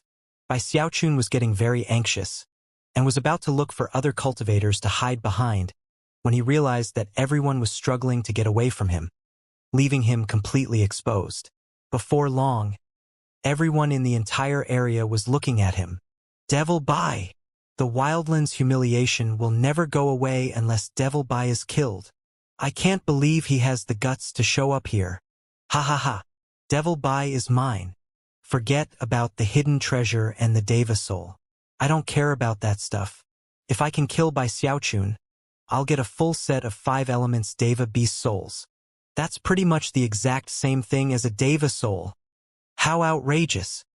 He dares to show up here despite having a bounty of Deva beast souls on his head. He's basically taunting us. Bai Xiaochun was grief-stricken and enraged at the same time, and felt his guts cramping up inside of him from the terror. The greedy, hateful gazes of the Wildlands' soul cultivators and savages only seemed to intensify with every moment that passed. Plus, all of his compatriots from the Great Wall were backing away from him, and some even gazed at him with glittering eyes, making his heart feel as cold as ice. I didn't want to come here. I'm not taunting anybody. Almost everyone was looking at him with evil designs, and the way they seemed to think that he was a treasure worth looting caused sweat to break out on his forehead. After all, whoever it was that killed him would get a full set of 5 elements Deva beast souls, which could theoretically be used to trade for a Deva soul. Most importantly, if somebody killed me, not only would they get a set of 5 elements Deva beast souls, they would also get my 2 Deva souls. They would be rich in an instant. The more he thought about it, the more Bai Xiaochun realized that he was actually more valuable than any of the treasures hidden in the labyrinth. How did this happen? He thought, tears welling up in his eyes. I'm worth more than all the secret treasures down there. The more he thought about how unfair it was that all his service for the Great Wall had ended up at this point, the more he ground his teeth, and the more bloodshot his eyes got. Some of the soul cultivators and savages, and even some of the scattered necromancers, had such vicious glares that it seemed like they might charge forth at any moment to try to kill him. Even as Bai Xiaochun was left exposed by the Great Wall cultivators, there were some of his men from the 3rd Corps who were trying to rush over to help, but were clearly too late. After all, if some of the soul cultivators really did attack, the entire situation would get out of control immediately. Eyes flickering because of the deadly crisis, Bai Xiaochun suddenly took a step forward and shouted, "Who else wants to die?" As his voice echoed out like thunder, the soul cultivators and savages who had been contemplating attacking him suddenly recalled how he had fought in battle years ago. Some of them had seen the fight with their own eyes, and others had just heard about it. Either way, all were struck with fear by the thought of it, and began to hesitate. After all, Bai Xiaochun had incredible battle prowess, and whoever tried to attack him first would not only be incapable of killing him, but would also have a hard time staying alive. Even as they hesitated, the setting sun sank behind the clouds, and evening fell. As the lands were blanketed in golden light, the gray shield covering the entrance to the labyrinth vanished, allowing miserable shrieks and other noises to echo out from within. It sounded like the howling of countless ghosts, piercing deep into the minds of everyone present. Bai Xiaochun was racked with anxiety, but didn't see any other options available. Although going into the labyrinth would place him in the middle of extreme danger, it also would give him an opportunity. Therefore, as soon as the entrance was revealed, and while everyone else was still reeling in shock, he gritted his teeth and shot forward in a blast of speed, becoming a series of afterimages that made a beeline toward the entrance. He drew upon the mountain-shaking bash, causing a thunderclap to echo out. In the blink of an eye, he was at the entrance. Of course, unwilling to let anyone think he was scared, he bellowed, "Elder brother Zhao, elder sister Chan, Bai Xiaochun is on his way to rescue you." Then he disappeared, grabbed up by the natural teleportation function of the entrance. Almost immediately, the killing intent of the savages, soul cultivators, and necromancers burned high, and they shot forward to give chase. "Don't even think about running, Devil Bai. Kill Devil Bai and get that bounty. Chase him." Chun Hutian looked on, his face completely expressionless. However, when he heard Bai Xiaochun's words, his eye twitched slightly. Then he waved his sleeve and said, "5 legions, heed my command. Enter the labyrinth." The 30,000 cultivators didn't dare to hesitate, and all flew toward the labyrinth, Chun Hutian along with them. Within moments, the entire group that had been gathered outside the entrance was nowhere to be seen. And yet, there were still beams of light approaching from the distance to join those who had entered the labyrinth. Meanwhile, news that Bai Xiaochun had entered the labyrinth was being spread among the soul cultivators in the areas nearby. In one of the wildlands tribes some distance away, a savage chief was sitting cross-legged when he got a report about the matter. Instantly, he looked up from his meditation. "What? Devil Bai showed up?" Gritting his teeth, the tribal chief burst into motion. "Devil Bai is dead, and I'm going to make sure it happens." Similar scenes played out in other tribes. At the same time, the rogue soul cultivators who abounded in the wildlands also got the news through their own channels of communication, and their eyes began to shine brightly. "Devil Bai!" Mistress Red Dust increased the reward on his head to a whole set of 5 elements Deva beast souls. Whoever kills him can definitely get to the nascent soul stage. Heh. At first, I wasn't very interested in that labyrinth. After all, it would take a lot of good fortune and pure luck to get the Deva soul. But now there's another option. For all intents and purposes, there are 2 treasures to be had in that labyrinth. Come on. Let's get going to the labyrinth. It wasn't just the soul cultivators and savages who were going crazy. There were necromancers and other high-ranking wildlanders who thirsted for a set of 5 elements Deva beast souls. After hearing that Bai Xiaochun had made an appearance, all of them began to rush toward the labyrinth. During the several hours which passed after the entrance opened, more and more wildlanders poured into the area and unhesitatingly entered the labyrinth. Their goal was not to take first place in the trial by fire that was the labyrinth itself, and thus acquire a Deva soul. Most people viewed that as being a goal too difficult to reach. Their goal was to kill Bai Xiaochun. Kill Bai Xiaochun and get a set of Deva beast souls. Furthermore, of those people who had come to the labyrinth with the intention of winning the Deva soul, virtually all of them had planned to trade it for a set of Deva beast souls. Therefore, to them, it actually made more sense to try to kill Bai Xiaochun. Because of that, Bai Xiaochun was now just as valuable as the Deva soul, if not more. Killing Bai Xiaochun was the key to everything. Regardless of when they came to the decision, the wildlanders were almost all interested in searching for Bai Xiaochun, and as soon as they entered the labyrinth, they began to rush out in every direction to try to find him. Another 2 hours went by, during which more and more people appeared near the entrance of the labyrinth. Eventually, a young man arrived who caused the other soul cultivators and savages in the area to look over in shock. "Beat it," he said. The coldness of his words caused everyone in the area to scatter immediately to make way. The young man hovering in the air above the entrance to the labyrinth was exceedingly handsome, and wore expensive clothing that made him look very different from the soul cultivators and savages. There was something noble and grand about the way he carried himself. He had a star-shaped mark on his forehead, a sigil that pulsed with strange power and caused the young man to radiate a mysterious pressure. Strapped to his back was a pitch-black great bow that had 9 silver designs on its surface. Anyone who laid eyes on that weapon would instantly be filled with both fear and envy. Soon hushed whispers could be heard in the area. He's from one of the aristocratic necromancer clans. Looks of respect soon appeared in the eyes of the soul cultivators, and as for the savages, they trembled as they bowed in greeting. In the wildlands, necromancers occupied extremely high positions, and the aristocratic necromancer clans were extremely powerful, to the point where they were even highly valued by the nobility. The easiest way to identify whether a necromancer was a rogue cultivator or from one of the aristocratic clans was to examine his or her forehead. Only necromancers from the aristocratic clans would have ancestral sigils like this young man. This young man was not in the nascent soul stage, only in the great circle of core formation. However, because of his status as an aristocratic necromancer, he was the type of person who commanded respect no matter where he went in the wildlands. His name was Zhou Yixing, and as he stood there outside of the entrance of the labyrinth, he completely ignored all of the surrounding soul cultivators and savages. Originally, he hadn't planned to enter the labyrinth. Neither had he participated in the recent war with the Great Wall. Such things were beneath him. After all, although the clan he came from couldn't be considered extremely large, it was quite famous in this particular area. He only had one reason for coming to the labyrinth. By Xiaochun. Although my Zhou clan might get a complete set of 5 elements Deva beast souls soon, I would never be in the running to get them. But if I can kill Bai Xiaochun, then I'll definitely have those souls for my own. Then, after I reach the nascent soul stage, I'll be able to rise in the necromancer rankings.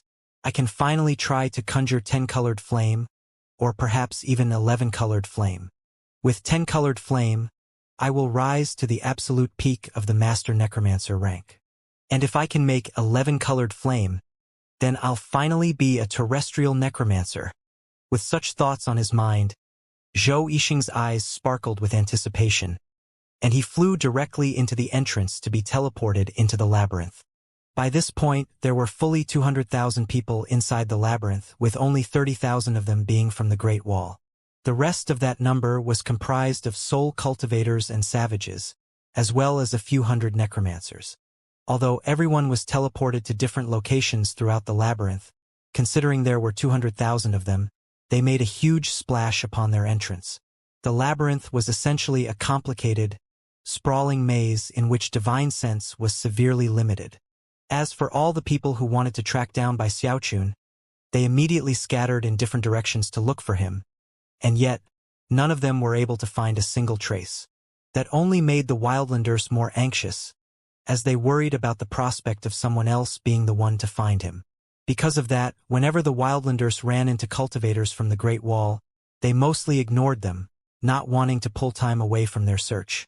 Not all of the wildlanders were searching for Bai Xiaochun, but he had attracted the attention of most of them, and thus, there was much less pressure on the Great Wall cultivators. Of course, if the wildlanders came across a lone Great Wall cultivator, they would attack in the hopes of getting some treasure. It wasn't limited to the Great Wall forces either. Wildlanders would even attack each other if the opportunity arose. At the same time, many strange and bizarre things began to occur in various parts of the labyrinth. Bai Xiaochun had long since donned his mask of flesh, and looked like a middle-aged soul cultivator. He was currently creeping along carefully in the labyrinth, terrified of being recognized. Back when he had first entered the place, he had shot through the tunnels at top speed, randomly picking directions in the hope of losing his pursuers. In that he had succeeded, but as a result, he now had no idea where he was. He tried to use some magical techniques in the hopes of figuring a way out, but quickly found out that the labyrinth contained a ceiling pressure that made such magics of heaven and earth impossible to use. So what if I'm lost? Everyone else is going to be just as lost as me. Rubbing his forehead a bit, he looked around at the walls of the tunnels, which all looked exactly the same to him. He almost felt a bit dizzy. The tunnels had low ceilings, making it impossible to fly up into the air and get one's bearings. Plus, divine sense was limited. Bai Xiaochun had even tried blasting his way through the walls, but it had little effect. Even more frustrating was that it was impossible to leave marks on the walls to keep track of which tunnels he had passed through. Worst of all was that the entire place was freezing cold. It was a sinister coldness that differed from his frigid chi, and made the entire labyrinth seem like it was a cemetery or graveyard. On numerous occasions, Bai Xiaochun got the sensation that someone was watching him from behind. However, whenever he looked over his shoulder, he didn't see anything behind him. "What kind of awful place is this?" he muttered, chewing on his bottom lip. After walking a few more steps, he suddenly stopped in place, his eyes shining with a fierceness that made him seem like a sharp, drawn blade. It was in that moment that 4 figures hurried around a corner up ahead of him. 3 of them were soul cultivators, and 1 was a savage giant who had shrunk his body down to a height of 3 meters. They were obviously a team of some sort, and they all had profound cultivation bases at the Great Circle of Core Formation. Shockingly, one of the soul cultivators had a partially formed nascent soul, indicating that he had failed in his attempt to reach the nascent soul stage and was now considered a pseudo-nascent soul cultivator. Being in the pseudo-nascent soul stage had upsides and downsides. The upside was that such a cultivation base was higher than even the Great Circle of Core Formation. The downside was that if a person with that type of cultivation base wished to complete their nascent soul, the difficulty level would be 10 times greater than normal. This group of 4 was moving in formation, with the giant taking the lead position and the 3 soul cultivators following. Although the soul cultivators weren't wearing very extravagant clothing, they all had magical items swirling around them. One had a green flying sword with 6 silver designs. The other had a similar sword, except that it was red. Clearly, those 2 swords had both received 6-fold spirit enhancements. Even more shocking was that the pseudo-nascent soul cultivator had a glittering pearl floating above him that had 7 silver designs on it. The group of 4 swung around the corner with vigilant expressions on their face, and almost immediately caught sight of Bai Xiaochun with his mask on. Bai Xiaochun stood there, staring back at them. This was not the first group of wildlanders he had come across. He had run into a few other groups along the way, all of whom had simply looked at him for a moment before proceeding along their way. Bai Xiaochun and the group of 4 stood there for a few breaths of time, sizing each other up. Then Bai Xiaochun backed up a bit to make room for them to pass. The wildlanders continued forward, eyeing Bai Xiaochun and his multiple layers of armor. When they were roughly 30 meters away, the giant suddenly turned and started running toward him, cackling madly. "They still don't know who I really am," Bai Xiaochun thought. "They just liked my armor, and since I'm alone, think they can rob me. I need to finish this quickly." Eyes flashing with cold light as the savage giant closed in, Bai Xiaochun took a step forward with speed that left his opponents completely taken aback. Before any of them could see him clearly, they heard a muffled boom, and then the screams of the savage giant, who flew backward through the air for a brief moment before exploding into bits, sending arrow-like streaks of blood toward the soul cultivators. When things became clear, they saw Bai Xiaochun standing in the spot once occupied by the savage giant, slowly lowering his fist. Their eyes went wide, and their hearts started to pound at the realization that they had provoked a powerful expert. However, it was too late for regrets by this point. All 3 of the soul cultivators had fought on the field of battle, and knew that when enemies faced each other in a fight, there was only one option. The blood streaking toward them contained corrosive toxins, and there was nothing that the 3 of them could do to negate it. Therefore, the pseudo-nascent soul cultivator sent a burst of light streaming out of his pearl, which created a glimmering shield that blocked most of the blood. Then the killing intent of the 3 soul cultivators began to surge. Die! 2 of the 3 soul cultivators performed incantation gestures, sending their 2 flying swords screaming through the air toward Bai Xiaochun at top speed. Both swords had 6-fold spirit enhancements, and thus Bai Xiaochun was very well aware of how dangerous they were. Simultaneously, the pseudo-nascent soul cultivator began to chant an indecipherable enchantment that caused the pearl floating above him to fill with black mist. Then, the image of an evil ghost appeared, which lunged out toward Bai Xiaochun with outstretched hands. Considering how they quickly blocked all of Bai Xiaochun's possible avenues of approach to them, it was obvious that this group had worked together before in the past. Just as they were preparing to move forward, though, Bai Xiaochun snorted coldly.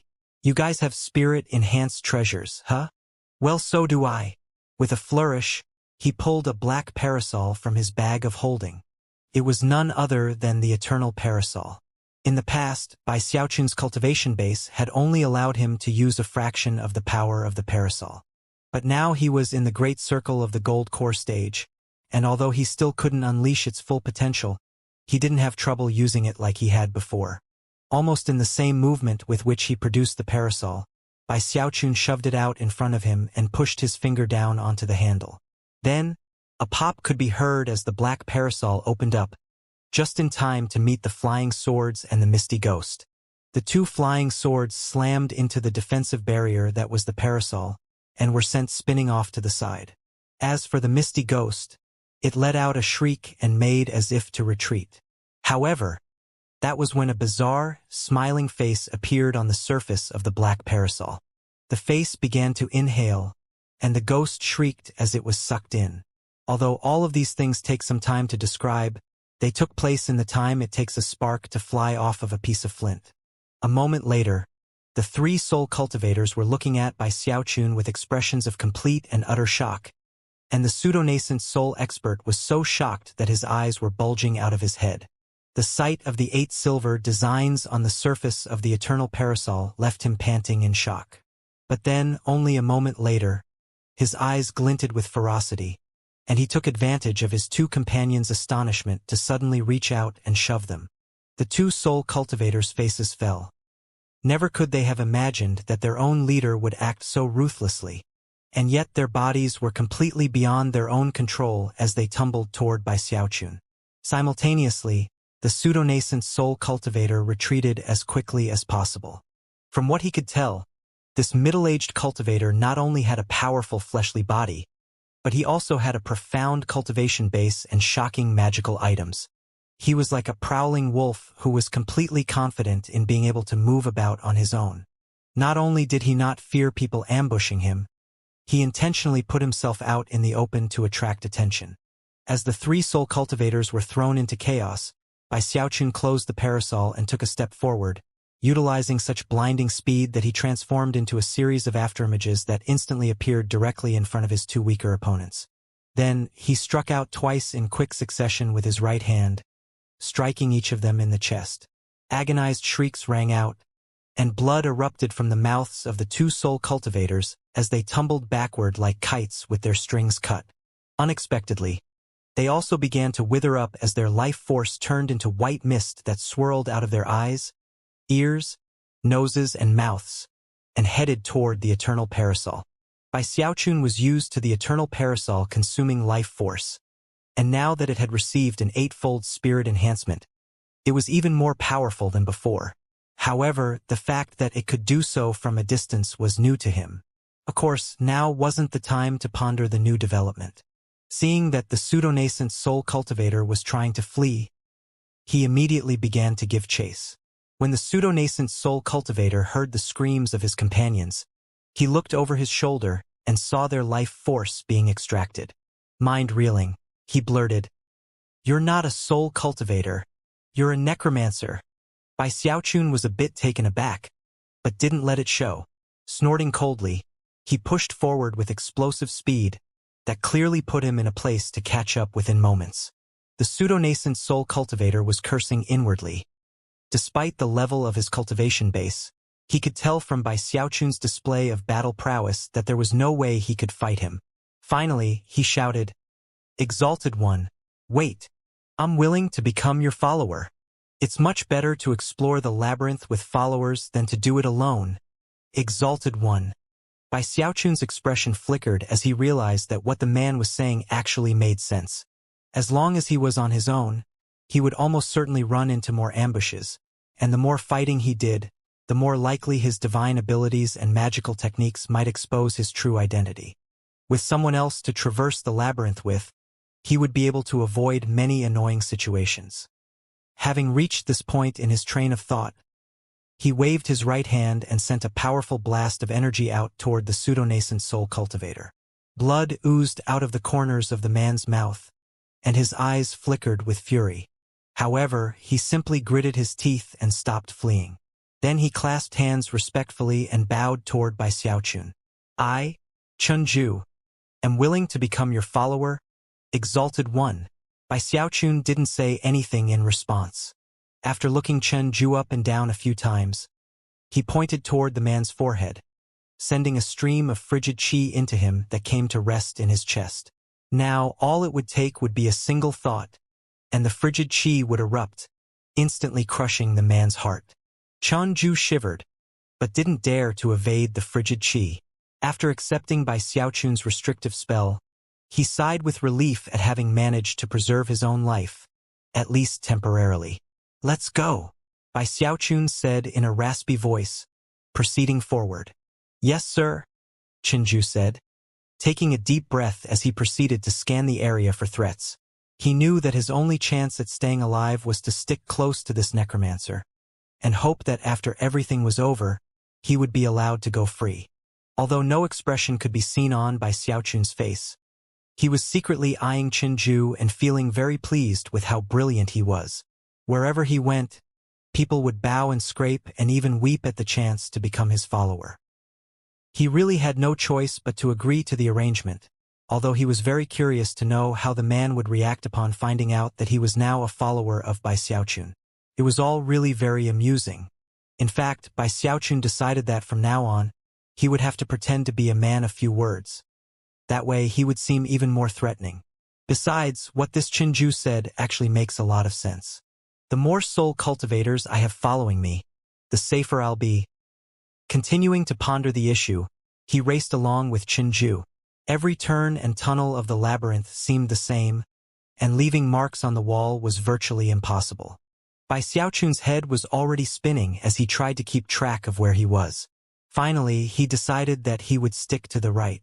When moving along, he would hug the right wall of the tunnel, and when he reached the occasional intersection, he would always pick the right-hand path. 3 days passed in a flash, during which time Bai Xiaochun and Chunju ran into wildlanders and Great Wall cultivators on numerous occasions.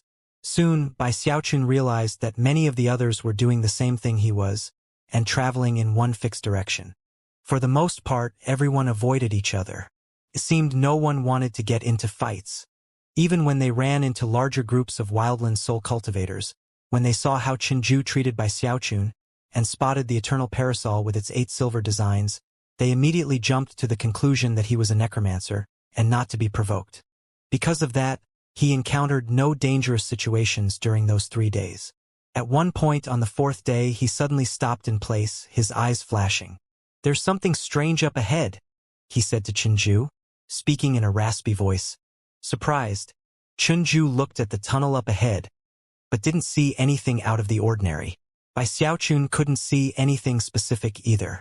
However, from his battle with Luochen clan onward, he had continuously developed his sensitivity to danger. As a result, he was never mistaken in identifying perilous situations. He could sense that even though the area up ahead didn't seem unusual, there was killing intent lurking there. Without any hesitation, Bai Xiaochun began to back up.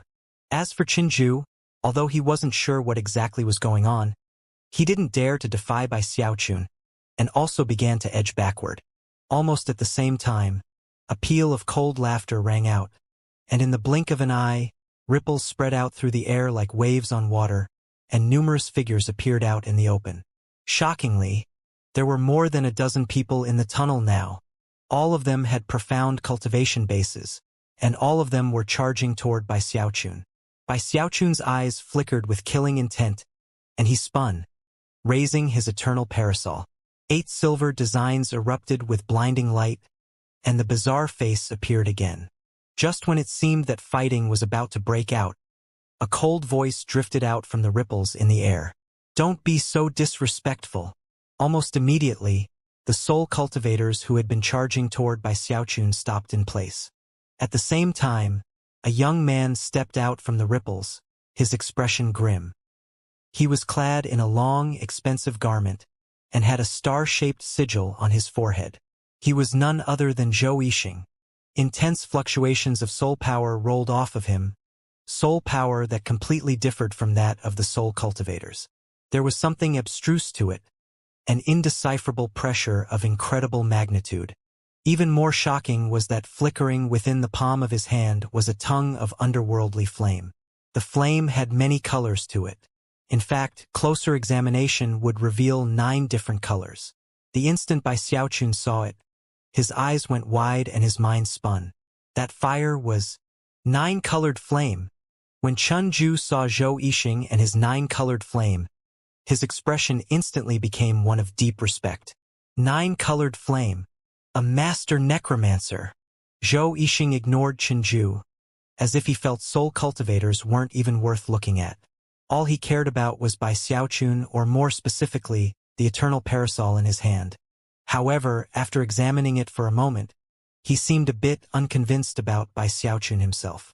Turning his gaze from the parasol to Bai Xiaochun, he asked, "Are you a soul cultivator? Or a necromancer?" 9-colored flame. Bai Xiaochun thought, his mind reeling as he stared at the fire in Zhou Yixing's hand. Based on what he could sense, it was clear that Zhou Yixing was not a nascent soul cultivator, but instead was in the great circle of core formation. And yet, Bai Xiaochun could tell that if the power contained within the 9-colored flame were to be released, it would be shocking to the extreme. Even as Zhou Yixing was sizing up Bai Xiaochun was doing the same.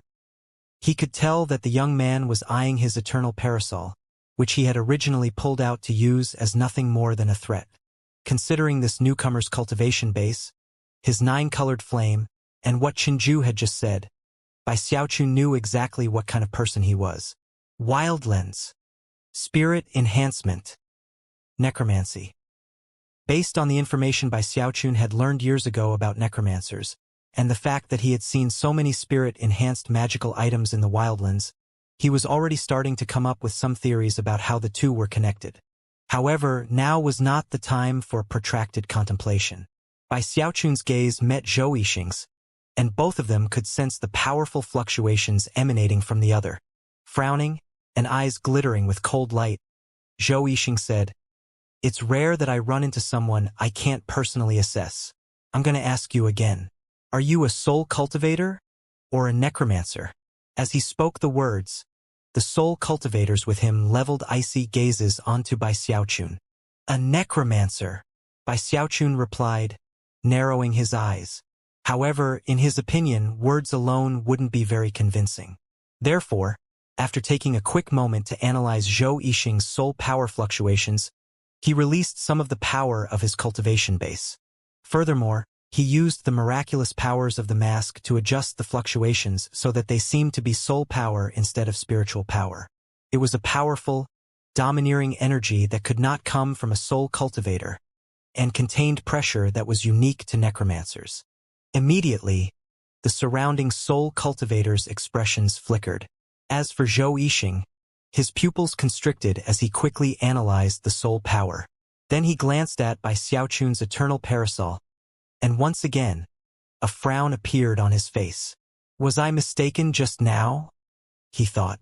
"I could have sworn that my 9-colored flame bent toward him when he got close to me, as if it wanted to fly out of my hand in his direction. It only lasted for a moment before returning to normal, but that's definitely never happened before. Was it that parasol? No, I don't think so. There's something very strange about this guy. Well, maybe I can figure out the answer after killing him." Even as Zhou Yixing hesitated, Bai Xiaochun also stood there trying to decide what to do. Considering that it was 9-colored flame he was looking at, he was tempted to try to kill this young man and take it. After trying to assess how he measured up in strength, and then looking at the 9-colored flame, he was still hesitant, not because of the number of opponents, but because he wasn't sure how powerful 9-colored flame was. And yet, he couldn't stop thinking about the fact that he could perform a 9-fold spirit enhancement on the eternal parasol with that flame, making it even more powerful and also increase his chances of getting out of the labyrinth safely. This guy doesn't know how fast I am, so if I suddenly make a move, he'll probably automatically use that 9-colored flame to attack me. As they stared at each other, both could see the coldness in each other's gazes. A moment passed, and then Zhou Yixing pointed at Bai Xiaochun with his left hand. "Kill him." Even as the words left his mouth, Bai Xiaochun took a step forward, instantly resorting to the top speed he was capable of. A series of afterimages stretched out behind him as he sped forward so quickly it made it impossible for anyone to react. In almost the same moment that he began to move, he was right in front of Zhou Yixing, his right hand rocketing forward in a fist strike. Although he wanted the nine-colored flame, he didn't reveal that fact in his first move, which was a punch leveled square at Zhou Yixing's chest. Zhou Yixing's eyes went wide. Never in his wildest imagination could he have guessed that his opponent would be so fast. After being struck, Zhou Yixing flew backward and waved his right hand through the air, causing the nine-colored flame to erupt into a sea of fire that moved to block by Xiaochun's attack. The surrounding soul cultivators were shocked by what was happening, but charged by Xiaochun nonetheless. As for Chunju, he moved to defend by Xiaochun. In the shortest of moments, fierce fighting broke out. To see a nine-colored sea of flame roaring toward him caused by Xiaochun's heart to start pounding. Although he had already decided to go all out in this battle, he could already sense how terrifying the nine-colored flame was, and was unsure if he could survive being hit with it. However, since the fight had already broken out, all he could do was grit his teeth and unleash his frigid chi. The power of a frigid paragon instantly filled the area, freezing the soul cultivators solid before they could do anything. The ground and tunnel walls alike were frozen, making the entire area a world of frigid coldness. When the frigid chi made contact with the nine-colored sea of flames, it sunk down into something like a mouth that opened up to swallow the fire. Intense rumbling sounds were spreading out into the labyrinth in every direction. "Be sealed," by Xiaochun roared. Instantly, frigid chi began to converge onto the nine-colored flame in an attempt to seal it. However, the incredible nine-colored flame was actually causing the frigid chi to melt. Unfortunately for the nine-colored flame, it had no foundation upon which to burn, and therefore, it quickly began to grow dim, as if it might be snuffed out at any moment. Expression flickering, Zhou Yixing quickly prepared to pull the flame back into his hand. However, how could Bai Xiaochun possibly allow that to happen? In almost the same moment that the frigid chi made contact with the nine-colored flame, he snapped his eternal parasol open. The bizarre face yet again appeared, looked at Zhou Yixing, and then began to inhale. As for Zhou Yixing, it was to his terror that he felt something locking down onto his life force. The fact that his opponent had such shocking battle prowess, and also had a frigid domain, was completely mind-blowing.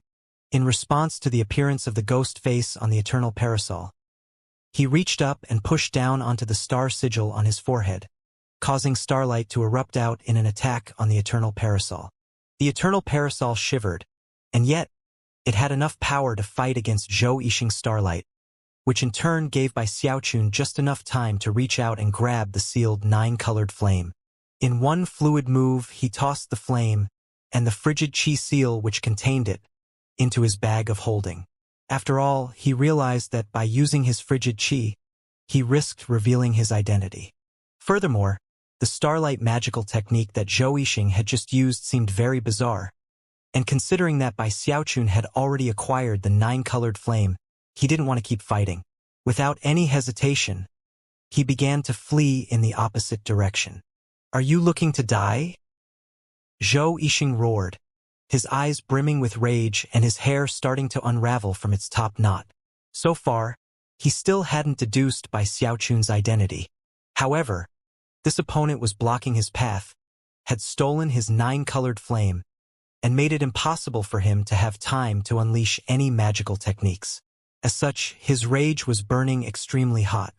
Slapping his bag of holding with his right hand, he produced the black great bow that he usually kept on his back. Speeding after Bai Xiaochun, he pulled the bowstring back and then unleashed a screaming, illusory arrow. It was a soul arrow formed from soul power, and as soon as it left the bow, it pierced through the air to appear right in front of Bai Xiaochun. His bow was a precious treasure that had received a nine-fold spirit enhancement. The sheer power on display caused Bai Xiaochun's eyes to widen before yet again opening his eternal parasol to defend himself. Intense rumbling sounds rang out as the power of the parasol was unleashed. As for Bai Xiaochun, he trembled as the parasol absorbed the power of the attack, and yet was shoved backward nonetheless. After a moment, he struggled to a stop, whereupon he looked over at the great bow. "Why didn't you say that you had other precious treasures?" he said, licking his lips. Instead of fleeing, he began to stride toward Zhou Yixing. Zhou Yixing's jaw dropped. Never before had he met someone as openly brazen as this. Not only had he stolen his 9-colored flame, but the mere sight of his great bow caused him to stop fleeing and come back to rob him of it. "Are you looking to die?" Zhou Yixing roared a second time. Then he pulled the bowstring back and launched 3 soul arrows in rapid succession. Off in the distance, Qinju was shaking in fear. Although Zhou Yixing hadn't yet recognized by Xiaochun, the instant that frigid qi appeared, Qinju did, and it sent his mind into a tailspin. The first thing that popped into his head was that he himself was doomed to die. Howling inwardly in grief, he tried to decide whether or not to flee. Then, the fighting between Bai Xiaochun and Zhou Yixing started again. That was when something completely unexpected happened. Red hats, green hats were a bunch of little hats. Red heads, green heads, our favorites are the white heads. A strange chanting song that almost sounded like a nursery rhyme suddenly filled the air. There was something entrancing about the sound of the chant that left Bai Xiaochun, Zhou Yixing, and Qinju all completely shaken. Even more spine-tingling was the fact that it wasn't a single voice chanting the nursery rhyme, but a whole group of them. They sounded like children, laughing and giggling as they sang. As the sound of their voices moved along, invisible sound waves filled the air, causing the walls to begin to ripple. Then, faces appeared on the walls, one after another. There were men and women, old and young, and without exception, they appeared to be terrified. Then, they started to scream. "The red hats are coming! Run! The red hats are on their way!" The faces seemed to want to flee or hide, but couldn't. Even more bizarre, faces began to rise up out of the ground. Most shocking of all was that the walls began to move dramatically, causing the path behind Bai Xiaochun, Zhou Yixing, and Qinju to be sealed up tight, placing them in a dead end. All 3 of the cultivators were physically trembling, and the hair on the backs of their necks began to stand on end. All of them were struck by a feeling that came, not from their cultivation bases, but from their souls. It was the cold, prickly dread that one would face when being tracked down by a predator. It didn't matter that Bai Xiaochun cultivated the frigid school will-evolving incantation. The coldness he felt right now left him shivering. What's going on?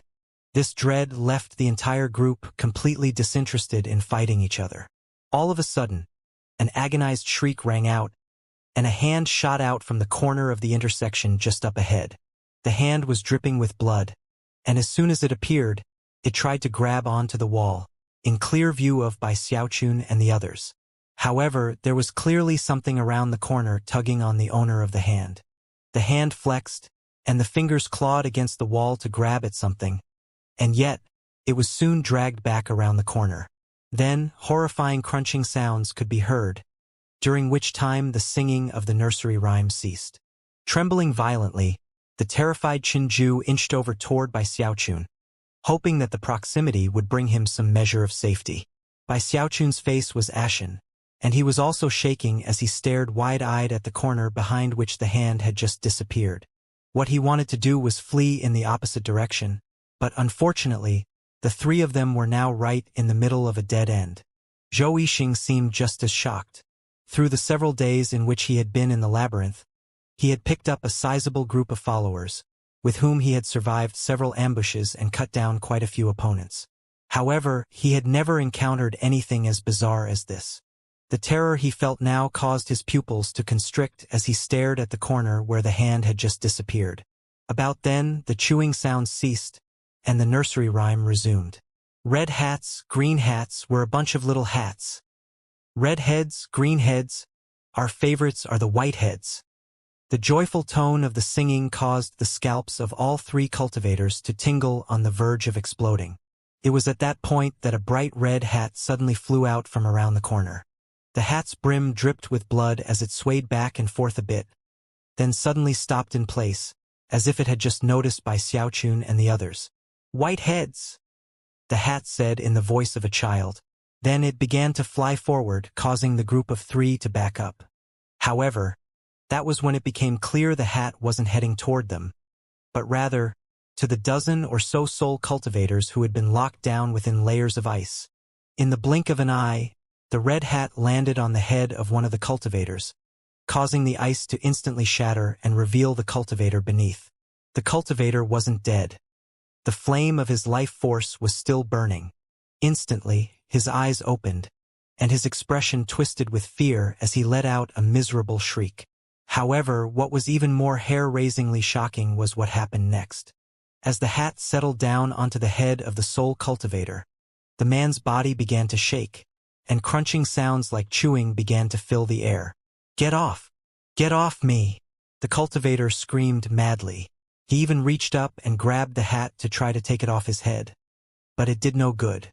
After a few breaths of time passed, his struggling ceased, and he eventually just stood there motionless.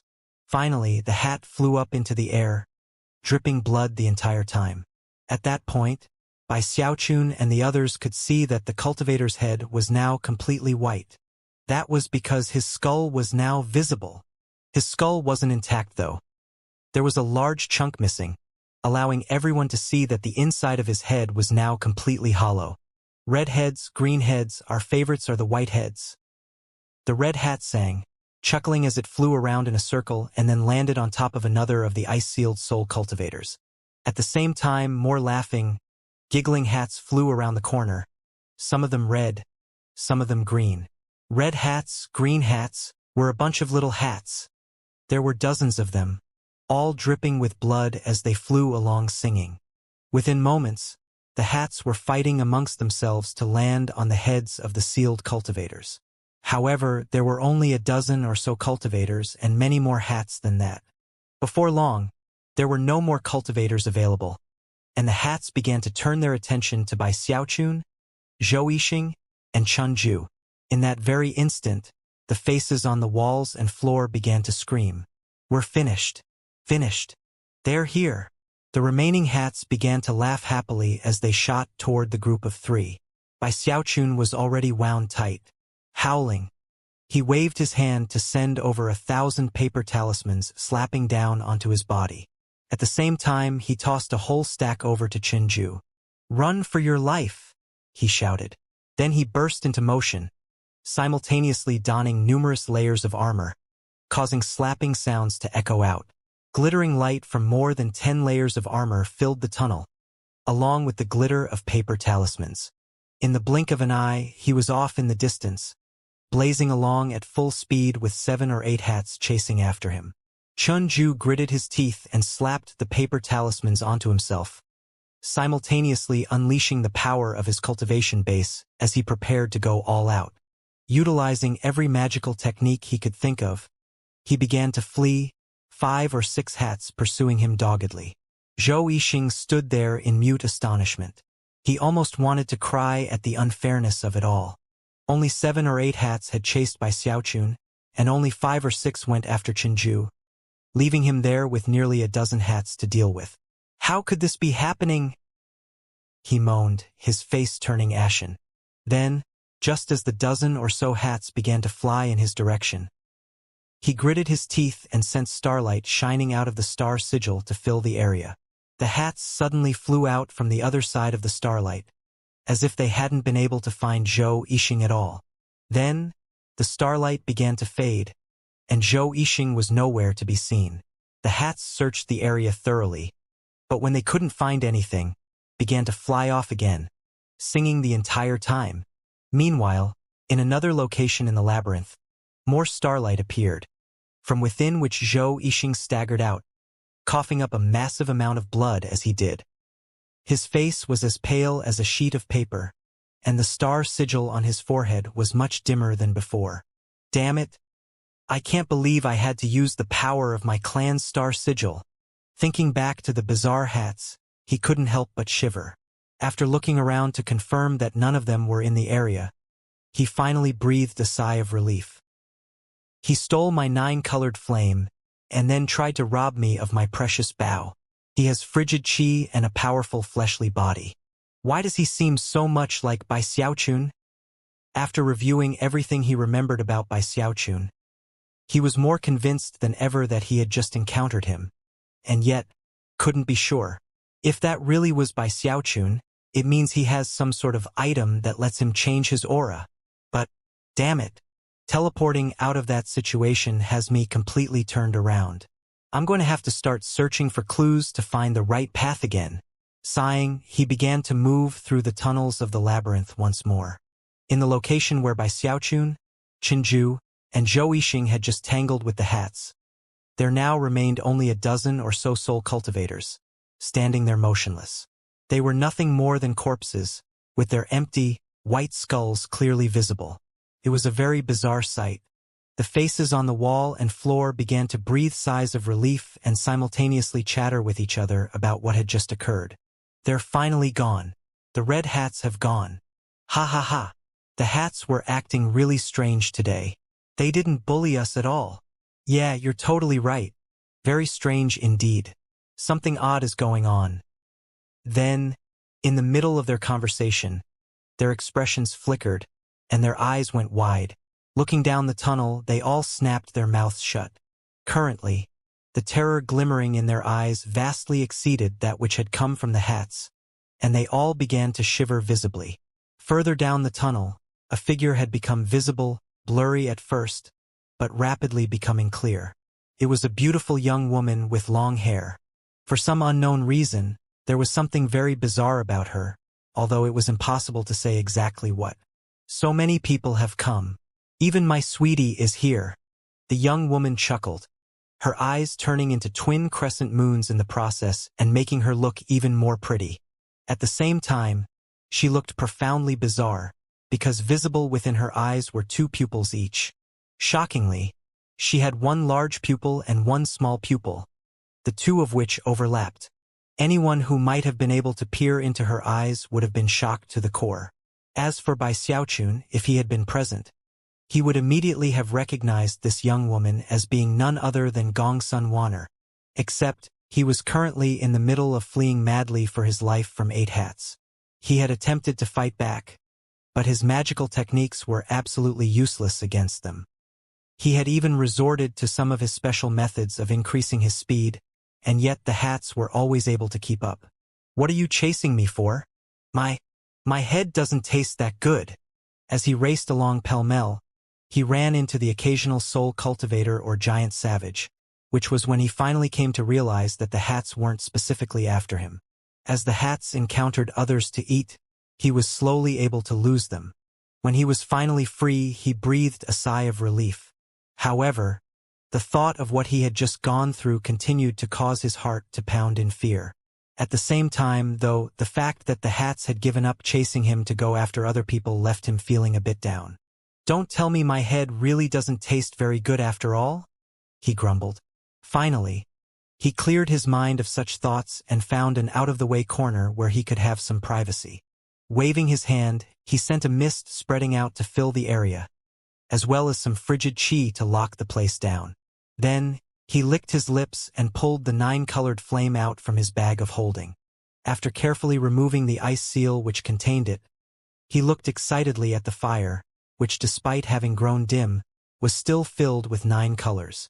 Considering the intense heat he could sense from it, he was convinced that everything he had just gone through was worth it. This 9-colored flame is incredible. If it had been linked to a solid foundation, then my frigid qi would have been incapable of sealing it. With this flame, I can definitely perform a 9-fold spirit enhancement on the eternal parasol. Then it will be even more powerful than it already is, and will definitely make it much easier to stay safe around here. After looking around one more time to make sure he was alone, he produced his turtle walk and the eternal parasol, and prepared to begin the spirit enhancement process. However, after only a moment passed, he hesitated. I wonder if the energy of heaven and earth in this labyrinth will be sufficient. Back when he had performed some spirit enhancements in Great Wall City, he had clearly sensed that, because of the weak levels of spiritual energy, the enhancement process wasn't very stable. Thankfully, his miraculous turtle walk had ensured that the spirit enhancement worked no matter what. Therefore, despite having a dim 9-colored flame, and being in the middle of the labyrinth, he decided to grit his teeth and proceed with the plan. I need to increase my chances of getting out of here alive. That's worth doing a bit of testing. If it fails, then so be it. When it came to safeguarding his poor little life, Bai Xiaochun would never be stingy. Therefore, he immediately began the spirit enhancement process. As soon as the 9-colored flame was absorbed by the turtle walk, the designs on its surface began to shine with dazzling light. Bai Xiaochun looked on nervously, eyes wide, until the designs were fully lit. Then he excitedly tossed the eternal parasol inside. The turtle walk immediately began to tremble, and the designs on its surface shone even more brightly, almost as if they knew what was happening. Then, the designs shot toward the eternal parasol, transforming into the 9th spirit design on its surface. A tremor ran through the eternal parasol, and Bai Xiaochun was almost sure he could hear something like an excited cheer. Then, the turtle walk went calm, and everything went back to normal. It worked, just like that. I didn't feel any energy of heaven and earth at all. Surprised, he picked up the eternal parasol and examined it, confirming that the spirit enhancement truly had worked. Then he looked at the turtle walk again, and finally back at the eternal parasol. Every time he'd performed spirit enhancements in the past, it had always incited the energy of heaven and earth in the area. But this time, nothing of the sort had occurred. After thinking everything over, Bai Xiaochun's eyes suddenly glittered. The flame was different. For all of my other spirit enhancements, I always used multicolored flame fuel to make my own fire. But this time I had the fire to start out with. Plus, it was Wildland's fire. Soon, Bai Xiaochun found himself thinking about soul cultivators and necromancers, and how they often had magical items with numerous spirit enhancements. As of this moment, he felt like he had another piece of the puzzle. Maybe the way they do spirit enhancement in the Wildlands doesn't require the energy of heaven and earth. Considering how barren of spiritual energy this place is, that seems like the only plausible explanation. After a bit of thought, Bai Xiaochun decided that a deadly labyrinth was not the place to sit around trying to analyze the situation. Shelving thoughts about spirit enhancement for the moment, he retracted the mist and the frigid qi, and then began to cautiously search for an exit. Another 2 days passed, and Bai Xiaochun's careful explorations did not lead to any more bizarre situations like the hats.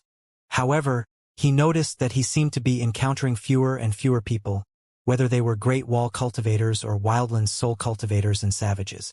Before, I was running into at least 10 per day. But now, it's more like 4 or 5, or even fewer.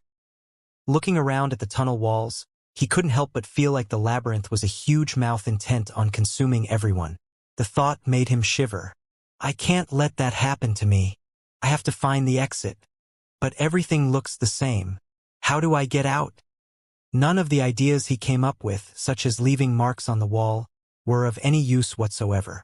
Finally, he just resorted to his old, somewhat mindless method of sticking to the right. As he proceeded along, another 3 days passed. Soon, he was feeling so lost he was dizzy, and was also scowling on the verge of tears. That was when he turned a corner, and saw something that caused his eyes to go wide. A creepy sensation filled him, becoming an icy coldness that left him gasping. There were no hats. Instead, he found himself looking at something like a large, open square, with tunnels leading into it from all 4 directions. Right in the middle of the square were 2 enormous candles with green flames that cast odd, flickering light out. As a result of the shadows cast by the flames, the square seemed completely terrifying. Sitting between the 2 candles was an enormous platter, atop which was a mountain-like pile of steamed buns. However, these buns appeared to be soaked in blood, so much so that they were dripping with it. It was a horrific sight that caused Bai Xiaochun's scalp to tingle so hard it felt like it might explode. Gathered in the square were several hundred Great Wall cultivators and Wildlands soul cultivators and savages. There were even a few necromancers too. All of them were standing there motionless, expressions those of madness as they stared at the blood-soaked buns. Although none of them were talking, it was possible to hear them panting as they stood there. A fragrant, sweet aroma wafted up from the blood-soaked buns that, when it entered Bai Xiaochun's nose, made him so nauseated he wanted to vomit up his internal organs. Bai Xiaochun's face went completely ashen, and not because his cultivation base had been affected, but because of the fear he felt. Within the group of 100 gathered in the square, there were a few with nascent soul cultivation bases. That left Bai Xiaochun feeling thoroughly petrified. He started backing up, and yet had only taken a step when he realized that there were people in the square that he recognized. Zhao Long, Master God Diviner. The two of them were behaving just like everyone else in the square, staring at the platter of blood-soaked buns, their expressions those of savage madness. By this point, Bai Xiaochun was starting to struggle over what to do. Zhao Long has been a loyal and devoted follower of mine for years now. Back when I got stuck on the battlefield, he led the charge to try to reach me. Slowly but surely, Bai Xiaochun's eyes were starting to turn bloodshot. I'm the one who forced Master God Diviner to become my Tao protector, and I'm also the one who conscripted him into the army. The tribulation the two of them are facing today all has to do with me. Bai Xiaochun was so torn he could hardly breathe straight. His eyes were completely bloodshot, and yet, at the same time he was scared. The terror he felt at the thought of dying was almost completely overwhelming.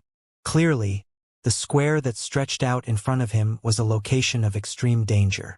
If he turned and left now, he would most likely be able to get away safely. But if he stepped into the square, who knew whether or not he would get swept up into the calamity? As he stood there wallowing in indecision, it was almost as if there were two people on either side of him, one telling him to go save his friends, the other screaming at him to flee immediately. Bai Xiaochun couldn't help but think back to the situation with the Luochen clan all those years ago. Although his current predicament wasn't exactly the same, it was certainly similar. As he stood there vacillating, the flames on top of the huge candles suddenly danced wildly, which caused the several hundred cultivators in the square to suddenly howl madly as they rushed toward the platter of blood-soaked buns. To their eyes, what lay on the platter in front of them was not a pile of blood-soaked buns, but rather, the ability to live forever, or to increase their cultivation bases, or other types of amazing good fortune. In the briefest of moments, all of them went crazy, even going so far as to start fighting each other to be the first to grab a blood-soaked bun. Those who did manage to get a hold of one of them would excitedly take a huge bite and then start cackling madly. Any who didn't get one of the blood-soaked buns would fly into a rage and look for someone to steal a bun from. The scene playing out in front of Bai Xiaochun right now left him trembling with fear and terror.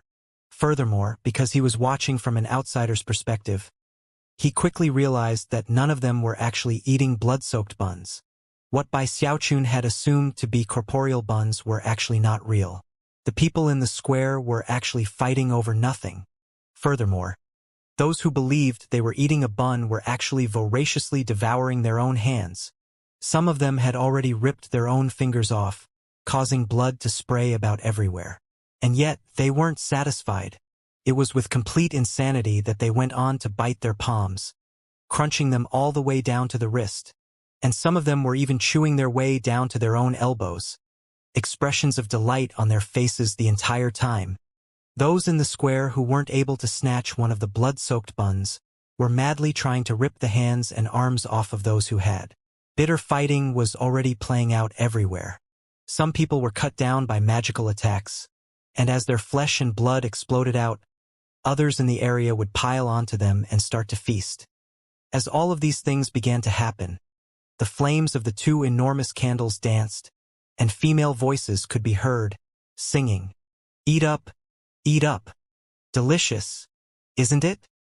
Bai Xiaochun felt like his mind was being struck by countless lightning bolts, and he was shaking visibly at the horror in front of him.